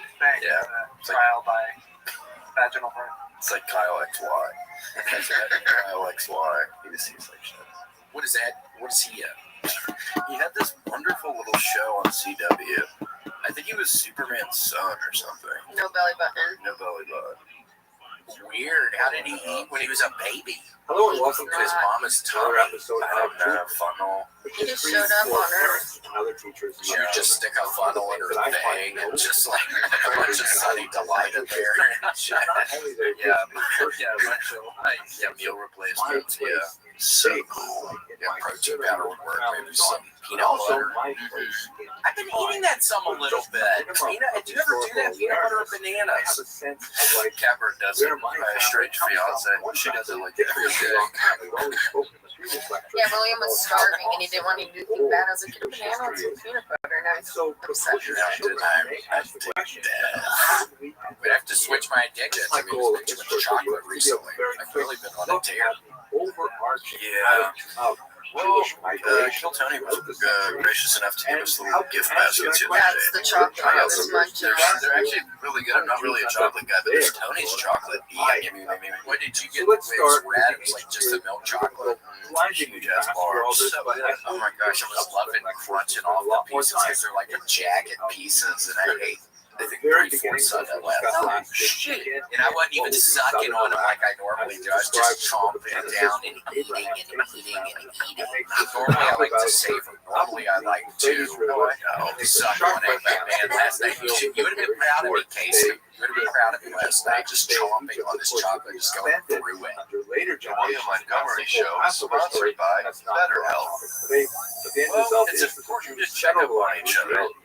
Have to check up on your family members, friends, colleagues, people you've worked with in the past.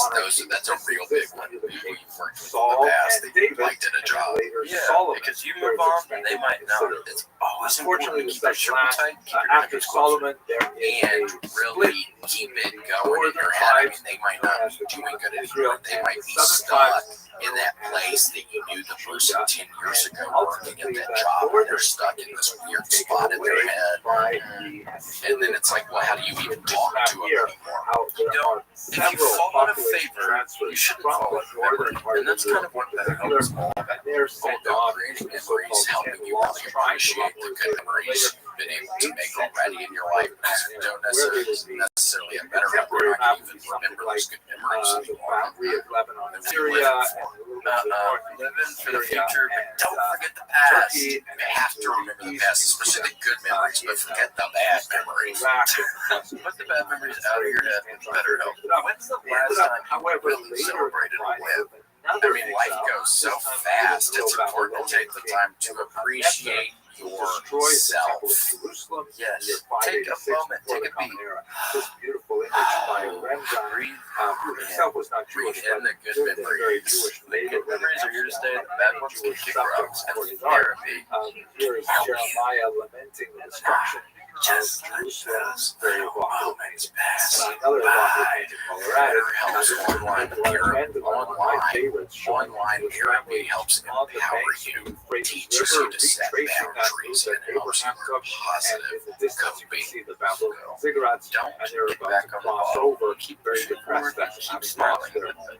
Smile more, drink less, remember good memories alive, bad memories, you're forgetting about them. So, and I love BetterHelp. It's 100% online. That makes it really easy to even be able to start out any of this stuff. Yeah, that's so easy to plan sessions around a busy schedule and do therapy from your couch or on the go, whatever works for you. And I actually signed up for BetterHelp. They weren't even a sponsor. I signed up for BetterHelp a month ago, and I forgot to schedule my appointment. So now I'm going to schedule one, and I'm going to get over all this generational trauma I have. To schedule that appointment is the first step, is creating the account, and then you just got to make that first appointment, and it's so simple to get started. You just take a quick quiz, and BetterHelp will match you up with a licensed therapist. I'm looking forward to it. I'm looking forward to doing better. And I'm about to create a account too. They're giving me, I'm doing a create. I need it. I'm doing it. We're doing dual therapy sessions. We have the same person. It's like dueling dragons. That double coaster. But it's just us talking about how we needed a little more attention when we were growing up. Which is great. I mean, it's not as exciting as being on that double dragon roller coaster where it looks like you're going to hit the other roller coaster, but it's still good overall for your life. Yeah. What is it? 132.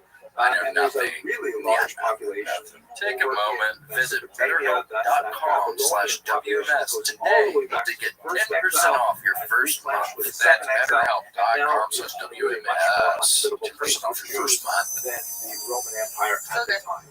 But there are also Jews who have made their way was that a sour one? over the region. There are Jews living in the Italian Peninsula.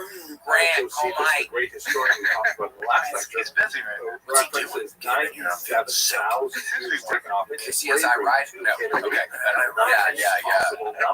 Both my little Oh, which never happened in both. But besides that, forced migration to Italy, whatever.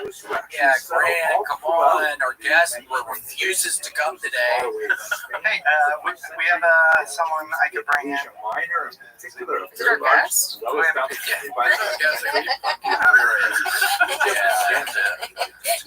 He has his phone on Do Not Disturb. But he can zoom in. Yeah, get the guest on.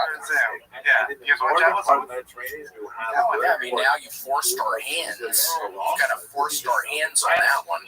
We were having a wonderful time just talking about the Riddler. We're talking about speed. We're talking about people not having belly buttons. Yeah. Alex, why? You're way behind on that one. Yeah, I didn't even see that when I wasn't allowed. What year was that? Was that again around 2008? Yeah, you were in college. Yeah, I couldn't. I was pretty much not able to watch anything 08, 09. Jewish A weird year. Housing crisis. He was Studying financial crisis. Yeah, the loss of the stock market. I mean, it was a really bad fucking housing disaster. Perfect storm. Yeah, it was a perfect storm for me to not be allowed to watch some of this stuff. Which is weird. I was in my formative years. I'm 22. It's like you should be allowed to watch people in the Marvel universe, DC universe. Should be allowed. And it's like, yeah, everything's crashing around me. My degree's worth nothing. You know what I mean? I'm about to graduate with a worthless fucking degree. I'm $1 million in debt. And I'm not allowed to watch this shit. Yeah, I took out these really bad loans from these people who sold me, and I went with the day. There is no belly button, that's how you know he's free. Explain that. That's like, That was the I wonder act. if that started any kind of weird kind of fetish things. That dude, he's got kind of washboard abs, but it's almost Nasty. It's almost like, it's a little freaky, and I know the Catholics were. Oh, I'm sure. Oh, I'm sure. I wonder what the Pope said. Oh, he sees that when his bishop brings him a fucking CD case with that on it. I wonder what he said. Yeah, he was furious. Oh my gosh, great! Got a little piercing. Didn't your wife make you get your belly button pierced a couple years ago? That's what Mike was saying. I think that we decided we wanted to do that together after she convinced. Taking it up to the modern. So y'all did it well, as long as y'all did it together. Well, she picked up European. Wait, she made your ass just get one? It was our decision. Where was it, in a mall? And these Sorry, are Ashkenazi Jews. No, we're talking about it like the mall. Northern Germany. Yes. And they Oh, that's cool. Claire's. Polish Lithuanian. Oh, yeah. It's Claire's is not just for girls anymore. No, Do it for boys, too. And that You're probably really nervous, Grant. I mean, is it like, did it put like some alcohol rubbing? It's really cold and you start getting scared. No, they said they don't have to do that anymore. Why? were taken over by Russia. They just went A in lot of really without discriminatory wiping policies in just place. like that. So this map here shows you the movement.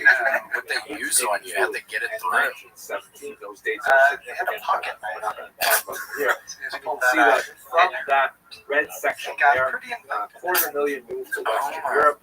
God, that's clear. 1.75 That's clear. million Nothing's moved to the United promised. States, Yeah, 70,000 you didn't to sign Canada. the waiver. Smaller I'm sure. numbers to Under the promise, Israel, 45,000. Players. The same numbers Yeah, to South over Africa. promise, And under tiny numbers to places like Australia. Yeah, By the Claire's way, is I they're haven't stopped talked very right much now. about I was trying to do a GameStop thing with Claire's, like trying to like rip and dump. Yeah, but it is backfired tremendously. Now I just own 50% of Claire's. Well, maybe we can get people in on that pump and dump for Claire's. Maybe if they are talking about it. Sounds really cool. Let's get it up. It is cool. I mean, you can do They let their employees wear 5 items in the store each shift. The population They have to put movements it back, there so no were earrings. similar in They just nature, didn't wrap that but store. Yeah, you much put a smaller in headband, scale. 2 bracelets, and 2 rings. Population shifts. Yeah. That's a limit. After World War Well, that's II, weird. there I was think a it's sweet. huge Well, exodus they have of great youth deals going from on. America. Buy 3 get 3 free. Of course, That's expulsion a deal. in Same the deal. 20th Yeah. century to the land of Israel. Sometimes a voluntary migration to Seems the like land they're of Israel, which of course overstocked. Like there's now like just tracking established as a units. state. Yeah, well, but it's gonna be it's the stock. It's gonna be okay. They aren't just moving units, Casey. They're doing all kinds of stuff. This is something I really I heard getting into tech. It They're getting altered into Claire's as a the new trajectory of smartwatch. Jewish Yes, communities. so be on the lookout for that. Seriously, Casey, I swear to God, man, it's gonna be worth something. You owning 50% of it when they start getting into this stuff. When they release that smartwatch in the fall or whenever it's supposed to be, And even it's today, gonna on this skyrocket. very short video, I Yeah, give you a they very did that quick overview. big But it's announcement like impossible at the tech to categorize conference, like all how of Steve the Jobs used to migrations do, and it was at all the the Claire's places regional. and it's still happening. And they were like, It's very for dangerous. too long, we have focused on earrings and small ring for toe. Quite differently. For too long, we have put ring in belly button and nose and eyebrow. Ethiopia, Now, making their way for to your Israel. viewing pleasure, Very exciting time. we have created I hope you ring found watch this video useful. for wrist and ankle. Success in teaching your children. And then it needs to show, it needs to be showing somebody like playing the tic-tac-toe game or like some of the games. I mean, it's going to have all kinds of stuff. Yeah, like a big Ben 10 watch. Oh, Ben 10. That was another one that's around 08, I think. There was no way I was doing that. Oh my gosh. Is that your hand, Grant? Is that a little wall? Hello and welcome to another episode of That's I'd like to speak today about the question. Your hands are so sweet looking, Grant. I forget they look like that. So dainty. Whatever done a day's hard work. Let me Oh, state stop. That's not what Mike said. videos. Mike says you've been working really hard. Yeah. I will be discussing Mike did. very distressing He's real proud of you. Yeah. Some potentially He very thinks that if you work hard enough, but you my can do purpose here is anything. just to try to understand. Yeah, Grant. So sometimes if he's mean or something to you, don't worry. He really does care about you. He's just trying to push you to work harder. A larger question is, how are you supposed to communicate this? Cherish? to your child? Oh, cherished me? Yeah, what does that mean?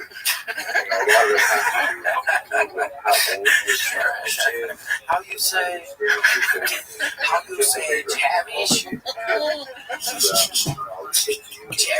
cherish? Cherished. Is that what the Romans wrote? No, chariots. Chariot, the cherished race. Oh my gosh. Grant, that's great. Thank you.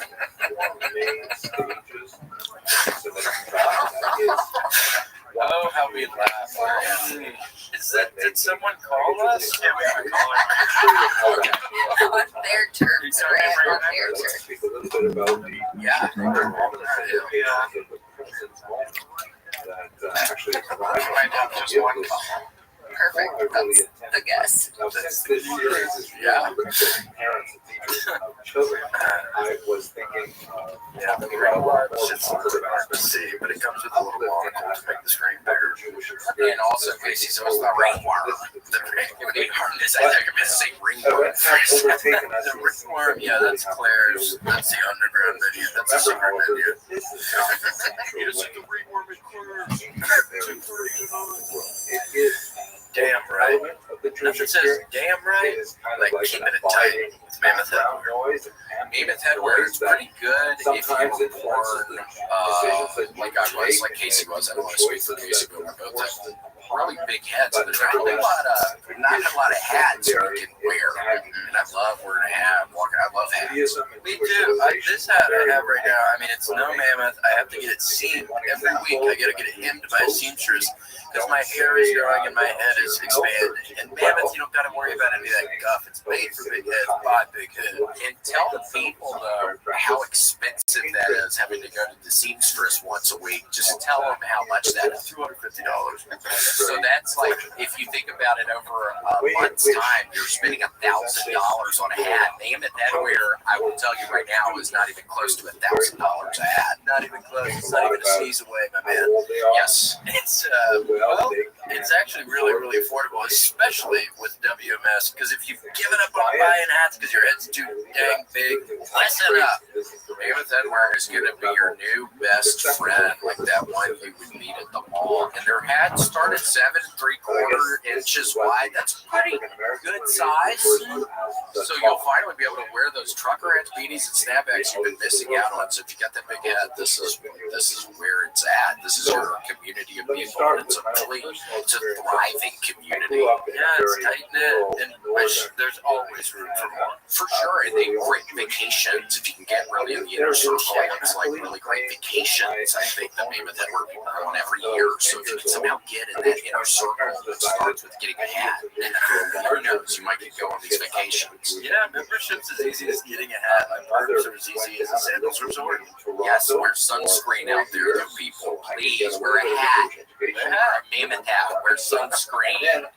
These hats are seriously awesome and come in a bunch of different colors. So your giant head actually has options for once in its life. And for your giant face, and trust me, if your head is big, your face will be just as big. Probably just as big. Just as big. There's no getting around that. It's a sad fact of life. Yeah, but if you got a big face to follow the big head, they also have delicious sunglasses. And that's good. If you do have a giant head and a giant face, if you wear a hat and sunglasses, it helps hide the size. It makes your head look smaller.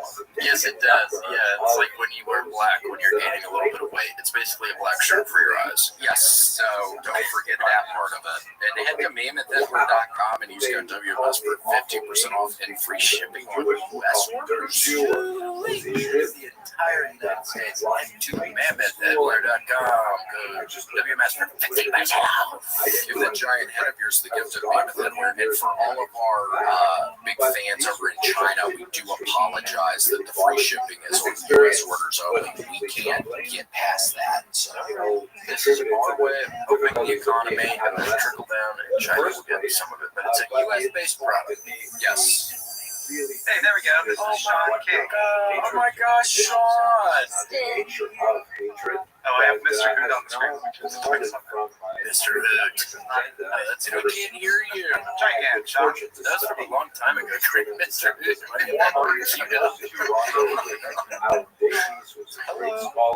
Hello, how are you? I'm good. How are you? Doing very good. And oh my gosh, I'm so happy you called in today. First off, the painting is wonderful. The picture you did is wonderful. But I'm so happy we have Erica in here right now. So please tell Erica that we ended up parting ways. You were not with me until I left for the airport because this was a major port of contention. I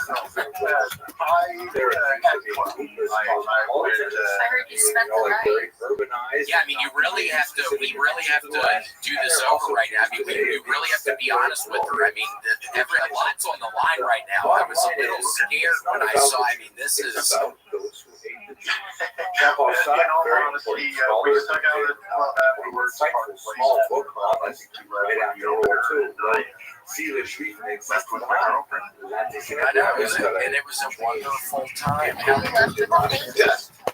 Fantastic. Wait, hold on. What did Erica just say? Who left with the painting? And you did. Oh, and I left with the painting. Yeah, we have it in our house. Yeah, we have it. It's wonderful. Wait, hold on. What is that made in Casey? This man, Sean, is a wonderful artist.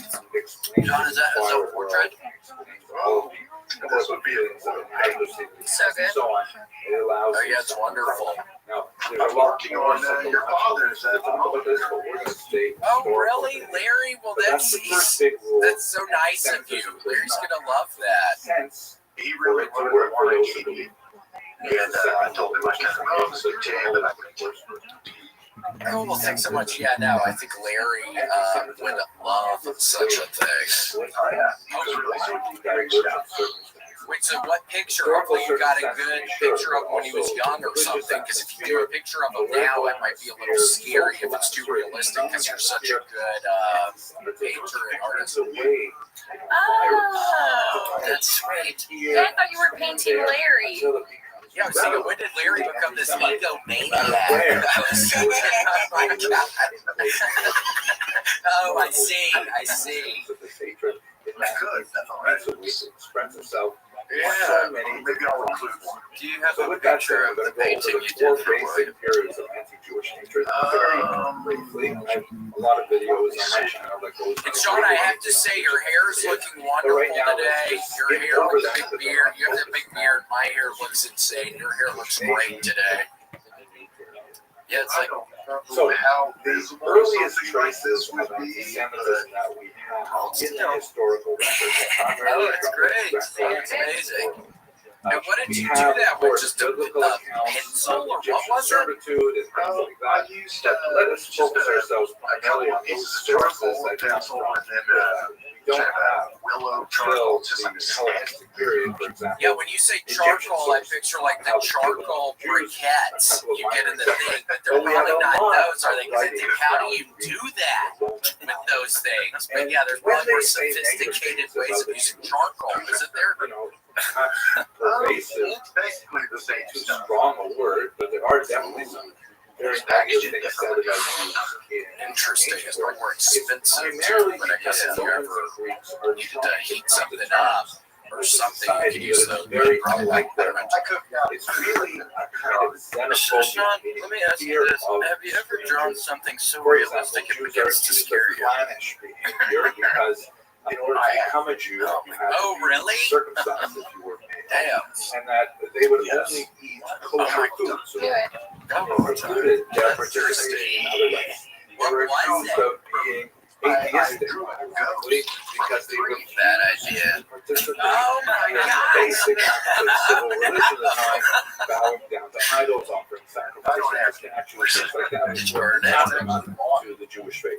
They were accused of being lazy. Wait, what did because the they ghost took off look one day like? a week What did it to look rest like? the Sabbath. Like a So person these or like are, a stereo? What did it look like? distortions of the ways in which It's like a God stick figure. understood them, but Like they were the ghost actually imagine. observations Oh, of actual Jewish behavior. So it was more of a normal kind of like two cultures bumping up against each other, not necessarily getting along, and expressing it in writing. Where you might see it, for example, in graphic format.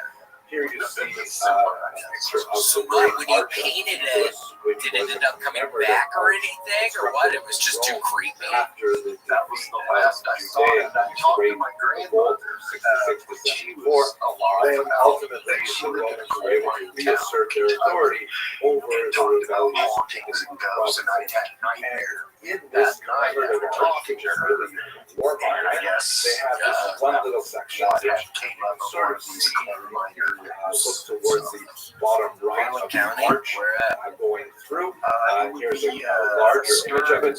It shows Jewish captives carrying away spoils from the temple. real close The to menorah Tennessee, was famously 20 minutes trumpets, central. the ritual Somerset's table, very, things like that. very haunted. Now, although some have interpreted this as anti-Jewish moment, it was just kind of anti-Semitism. It's definitely not, complimentary portrayal. I imagine that is something that we can understand. Yikes! Yeah, ever since I saw the movie Dante's Peak, where Pierce Brosnan gets trapped in that car with who's in the tunnel, I always said I'm not getting in the coal mine. I cannot deal with being in a closed place like this. So that's basically the character of I'm too old for that shit. But it's pretty funny in Zoolander when he goes down there one time and then he does that little delicate cough. It says he has the black lung. That's kind of fun. I like the gas fight.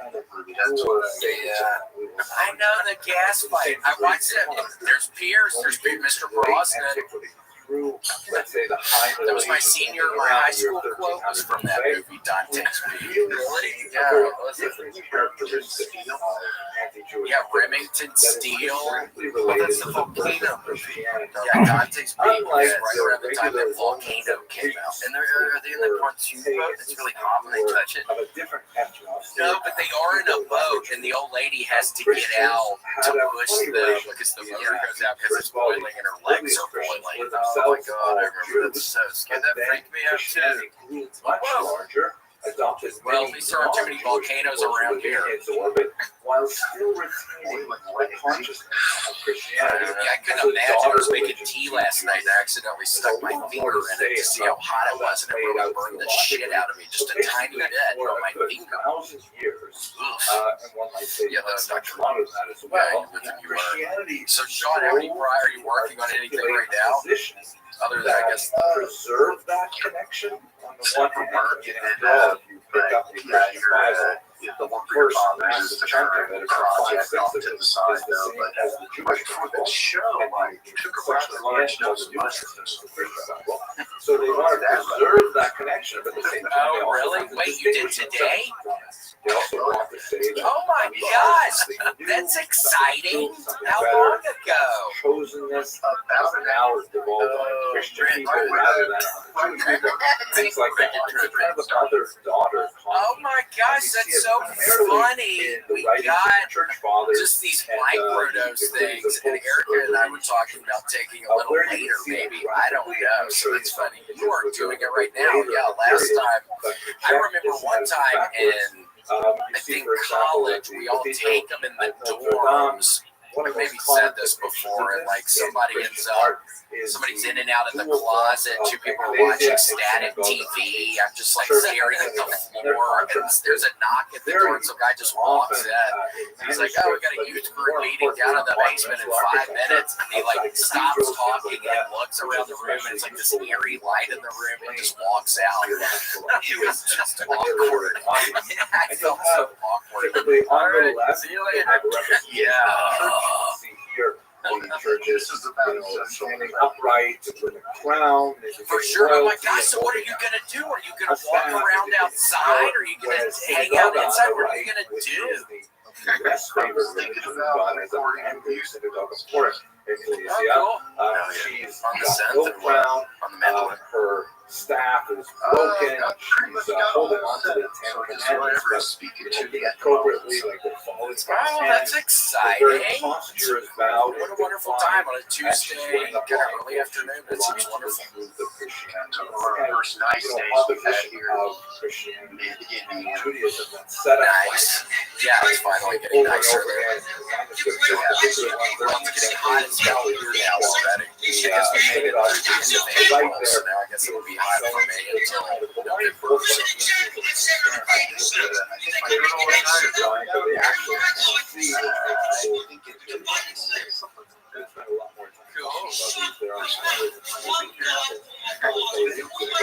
Artistically, very to be there for a week, maybe a week. Cool. So as you see, it's quite different. It's funny, I reached out to him. Don't go to LA. This is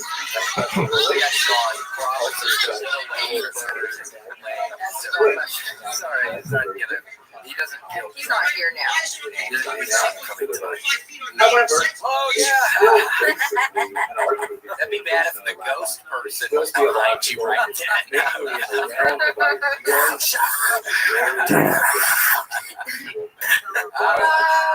happens much more as you get into it. I see it especially with Yeah, no, there's no way. charge. There's no way, dude. You're fine. I don't go down there. I don't know if I would be targeted. You don't go down there, do you, Casey? Not since the accidents have begun happening. Yeah, it's not worth it. I almost watched a video. I don't know when they because I just haven't got to it. Well, God, it could be because of bacteria or something. And hold on, Grant, look at how Casey's doing this. That is which is also another element of this. Bartender of the year. I know, bartender of the year. He used to. I used to be. At a Dave and Buster's. DMVs. It was pro bono. They paid me bowling balls. I bet your car was weighed down. You probably had a bunch of bowling balls. Left them in the trunk. Yeah, well, I got pulled over by highway patrol and they said I had to take him out because I was basically driving a frag grenade. Like if I hit anybody, the bowling balls would have been like improvised explosives. So if your car blows up, all the bowling balls going everywhere. Yeah, it's like a oh my gosh! I wonder why like Al Qaeda or them. I wonder why they don't put those in there. I don't know. You think that might be helpful? Yeah, putting bowling balls in their bomb vehicles. Well, Sean, have a wonderful day, man. Oh my gosh, that's so exciting! Have a great time. Yeah, Erica, I might have to do that later. Hopefully, I don't end up on the couch crying. That's what happened to me last time. You can see the juniors are all so labeled by the artists. If it happens, it's okay. Yeah, and you'll be good. I'm just a big pussy when it comes to that, so it's not. It's me.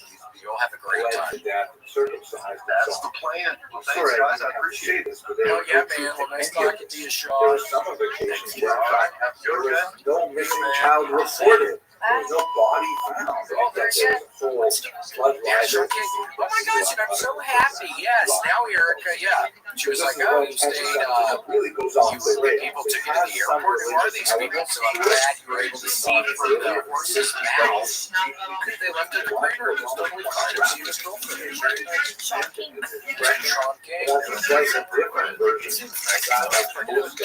Freak out. Charge of books. See that ghost again. Jews watch torture. It's the ghost. Not tweet the freak. Is it really Tweet the Freak? Torture. Wait for Feed your freak. I've been waiting to meet this fucker. Part Part of the illustrious. Oh my gosh, and what is he? Part of the microscope. This is Meet the Freak? You're a scientist. results in sometimes Like the camera. He's got a cool ring on the end of his finger.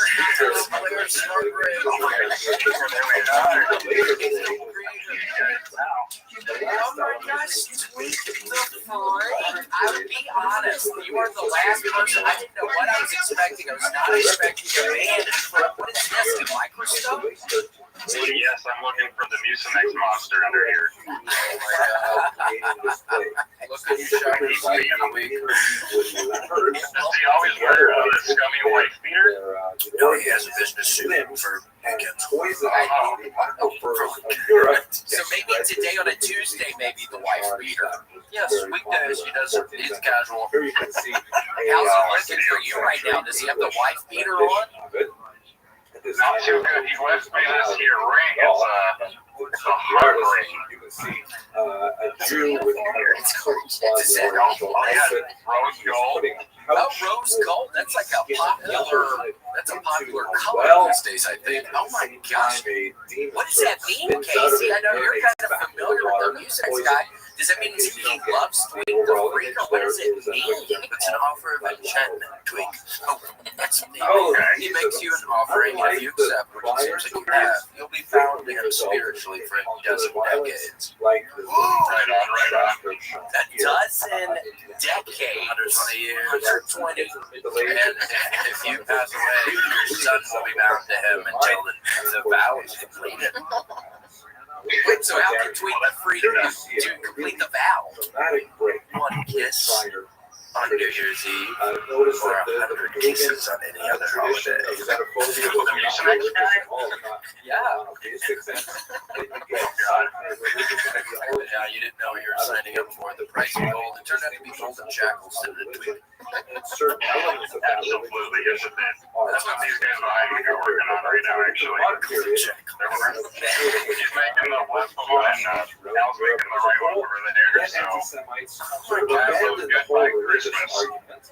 It's kind of like Survivor. Sometimes people get the immunity, and it turns into this just horrible nightmare for them. You really have to know what to do if you get an immunity idol. You have to know how to play that on Survivor.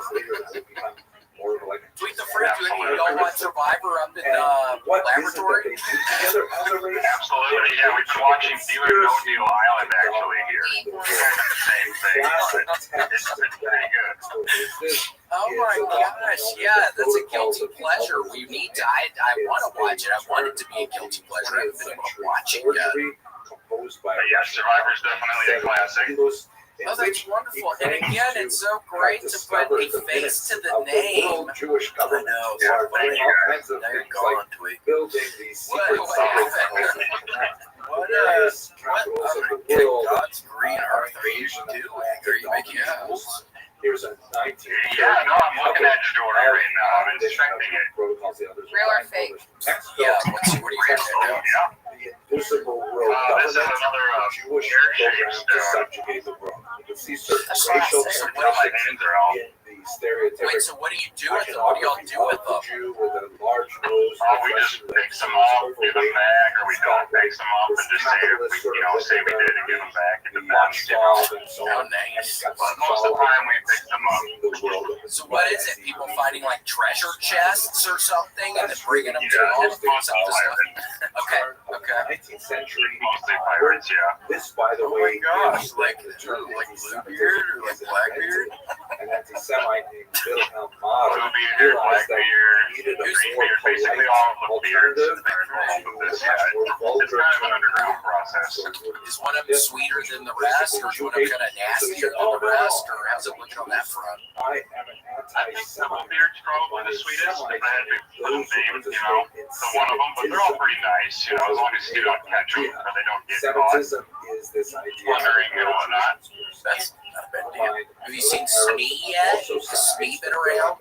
You probably haven't dealt with Captain Hook. Have you ever But done that's with where him? we get the term. I've never dealt with Captain Hook, no. I think Al might have dealt with Smee before. Is that from? It has Is that a from? From Captain value that Captain now Hook? becomes Is a DC. negative term again. Yeah, DC. Yes. So those are the four It's DC. Or rhymes. That's how I remember Smee, DC. His superpowers are he's just really sweet. So people around, and he gets really powerful for being sweet. Yeah, the more you like him, the stronger he gets. You hate him, he can basically do nothing. Yeah, he just his tummy gets bigger. If you really don't like him, his tummy gets bigger. People start to not like him, and it really messes with his confidence. Like And a then, puffer fish. yeah, oh my gosh, just like a puffer fish. Do y'all have any aquariums in the laboratory? No aquariums in here. Sometimes we feel like we're in an aquarium here, but no fish. They wouldn't survive. We have sea monkeys. No. What? Prove it. Prove it. Show me the biggest Okay, one. give me 1 second. Show us the biggest one. Yeah, where are they? On the wall? Is that like literally are people looking? Oh, yeah. Yeah, literally people are looking. This is our sea monkey That was huge. container. They're on generation 14. I don't know if you can see them in there, but they're swimming around. Gen 3? Yeah, we're Gen. Honestly, I want to say like 12 or 13. What? In how long of a time period? Made me think that, we may Oh, be 3 or 4 years probably. They keep coming back. How do you tell when a new generation, like when a new gen starts? They disappear for a couple of days and then they just reappear somehow. But we never clean the tank, so there's always a bunch of them dead at the bottom. Oh my gosh, it's a circle of life, so y'all don't ever open up the What tank? is postmodernism? No, we handle ideas that Oh my gosh, have is it try to eat them all the time too. What? Ooh. critical thinking Who's trying to eat your seafood? basically argues Mostly the pirates, honestly. there's no Oh, way yeah. They're like, oh, we're starving. figure out what is happening. Give me just one. Logic, Argumentation. from the coloration of the body that is kind of baked into our consciousness. That's why Well, people don't say, let "Oh, anybody that's mess your with them." truth and this is his No, truth. we can't. Those are very precious to us here. Yeah. Wait, so where are y'all? Literally, so we were the people we were the people saving I'm at work right now. We went out to the big jewelry store. I can't say the name of it. Oh, okay, yeah. Okay, so there's only two. Yeah. Why would I can't know you? Every kiss begins with kiss. That will always be in my mind. And it always make me cry. Every kiss always makes me cry. Just what could have been. I know, my parents, with my aunt and uncle, with all of them. So sorry for you to hear that. Thank you. Your fault. Yeah, it's not your fault. Earlier, that Jews are secular colonialists, but it actually does not. Dude, So, that is a sick job. Do you get commission for every time you find an impurity?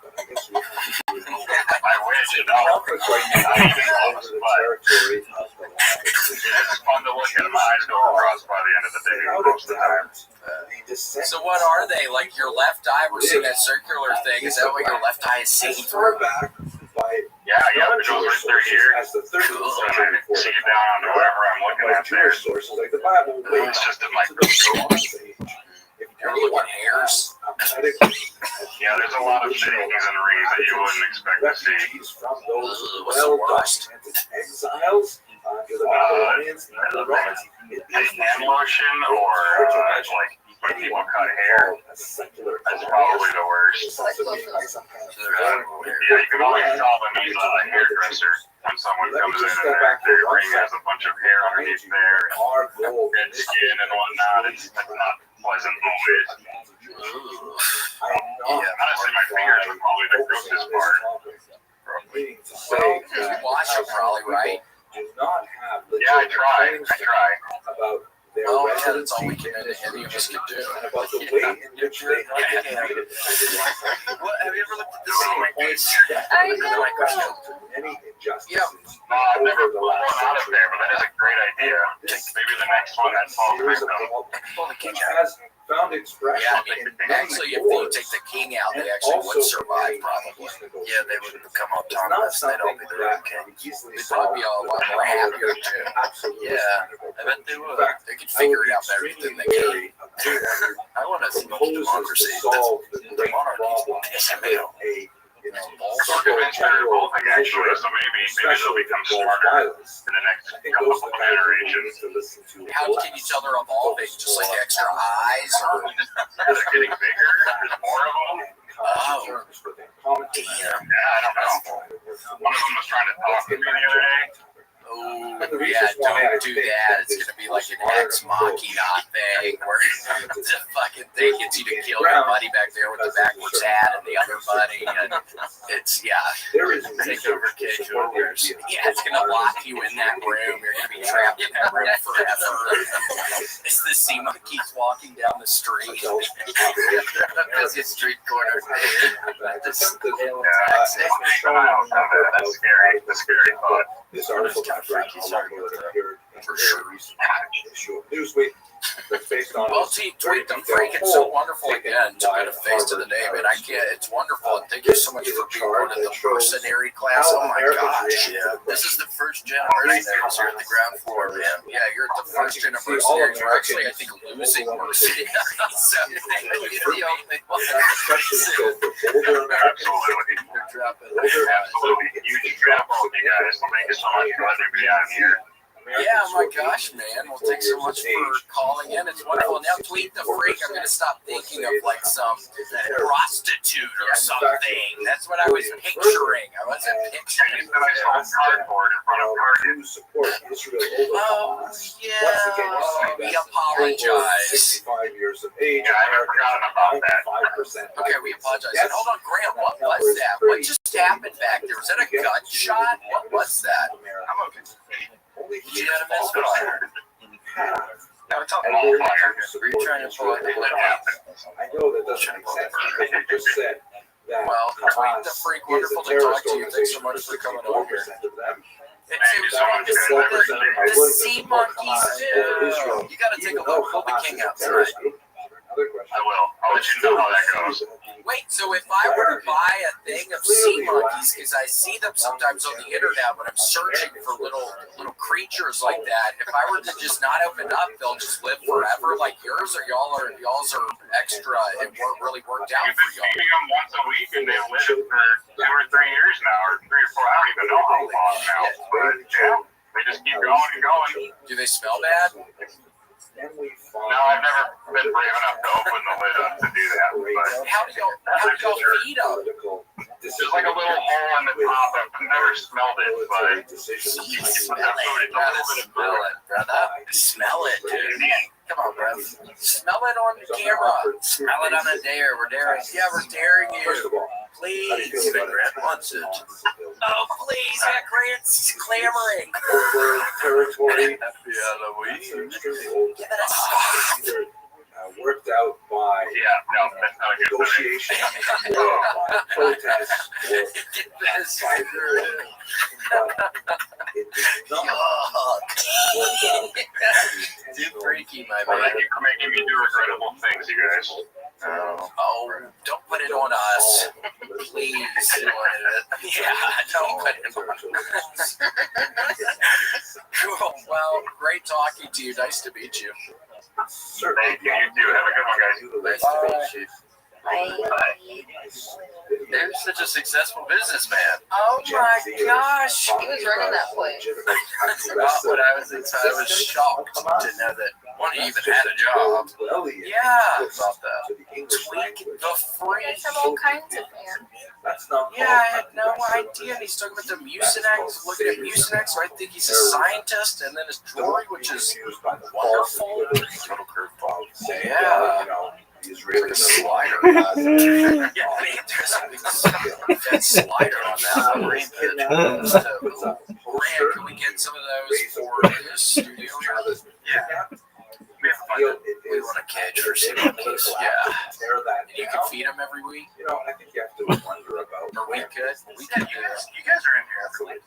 Yeah, we can feed them. Second, I want to take ownership of it. if the political Wow, that's it is okay to Thank you. or not. Pretty brave.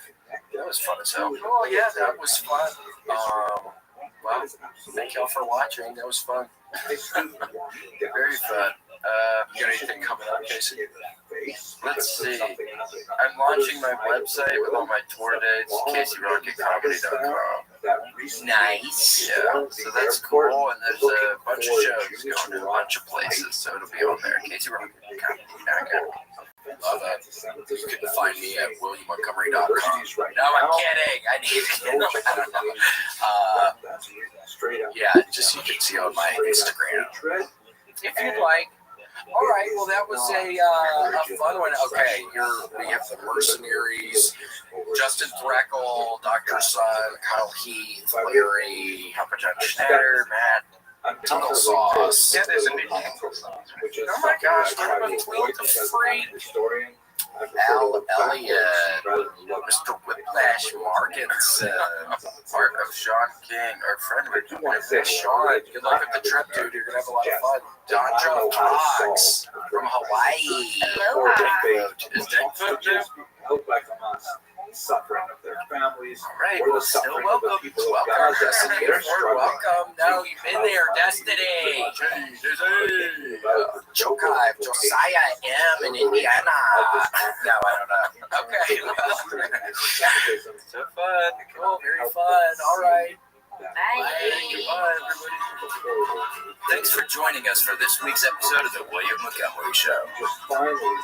Send your questions, artwork, and manifestos to The William Montgomery Show at gmail.com. Leave William a voicemail at 737-471-1098. And never miss an episode of The William Montgomery Show by subscribing to The William Montgomery Show channel on YouTube and anywhere podcasts are sold. Check out William online at william.f.montgomery1 on Instagram. For more William Montgomery, check out Kill Tony on YouTube and check him out live at the Comedy Mothership in Austin, Texas every Monday night. Find more of me, Casey Rocket, at patreon.com/Casey Rocket. Follow me on Instagram at Casey Rocket. This episode of The William Montgomery Show was recorded at Record ATX Studios, right here in the heart of Austin, Texas. The William Montgomery Show is produced by William Montgomery. The anthem is sung by William Montgomery. The drums are sung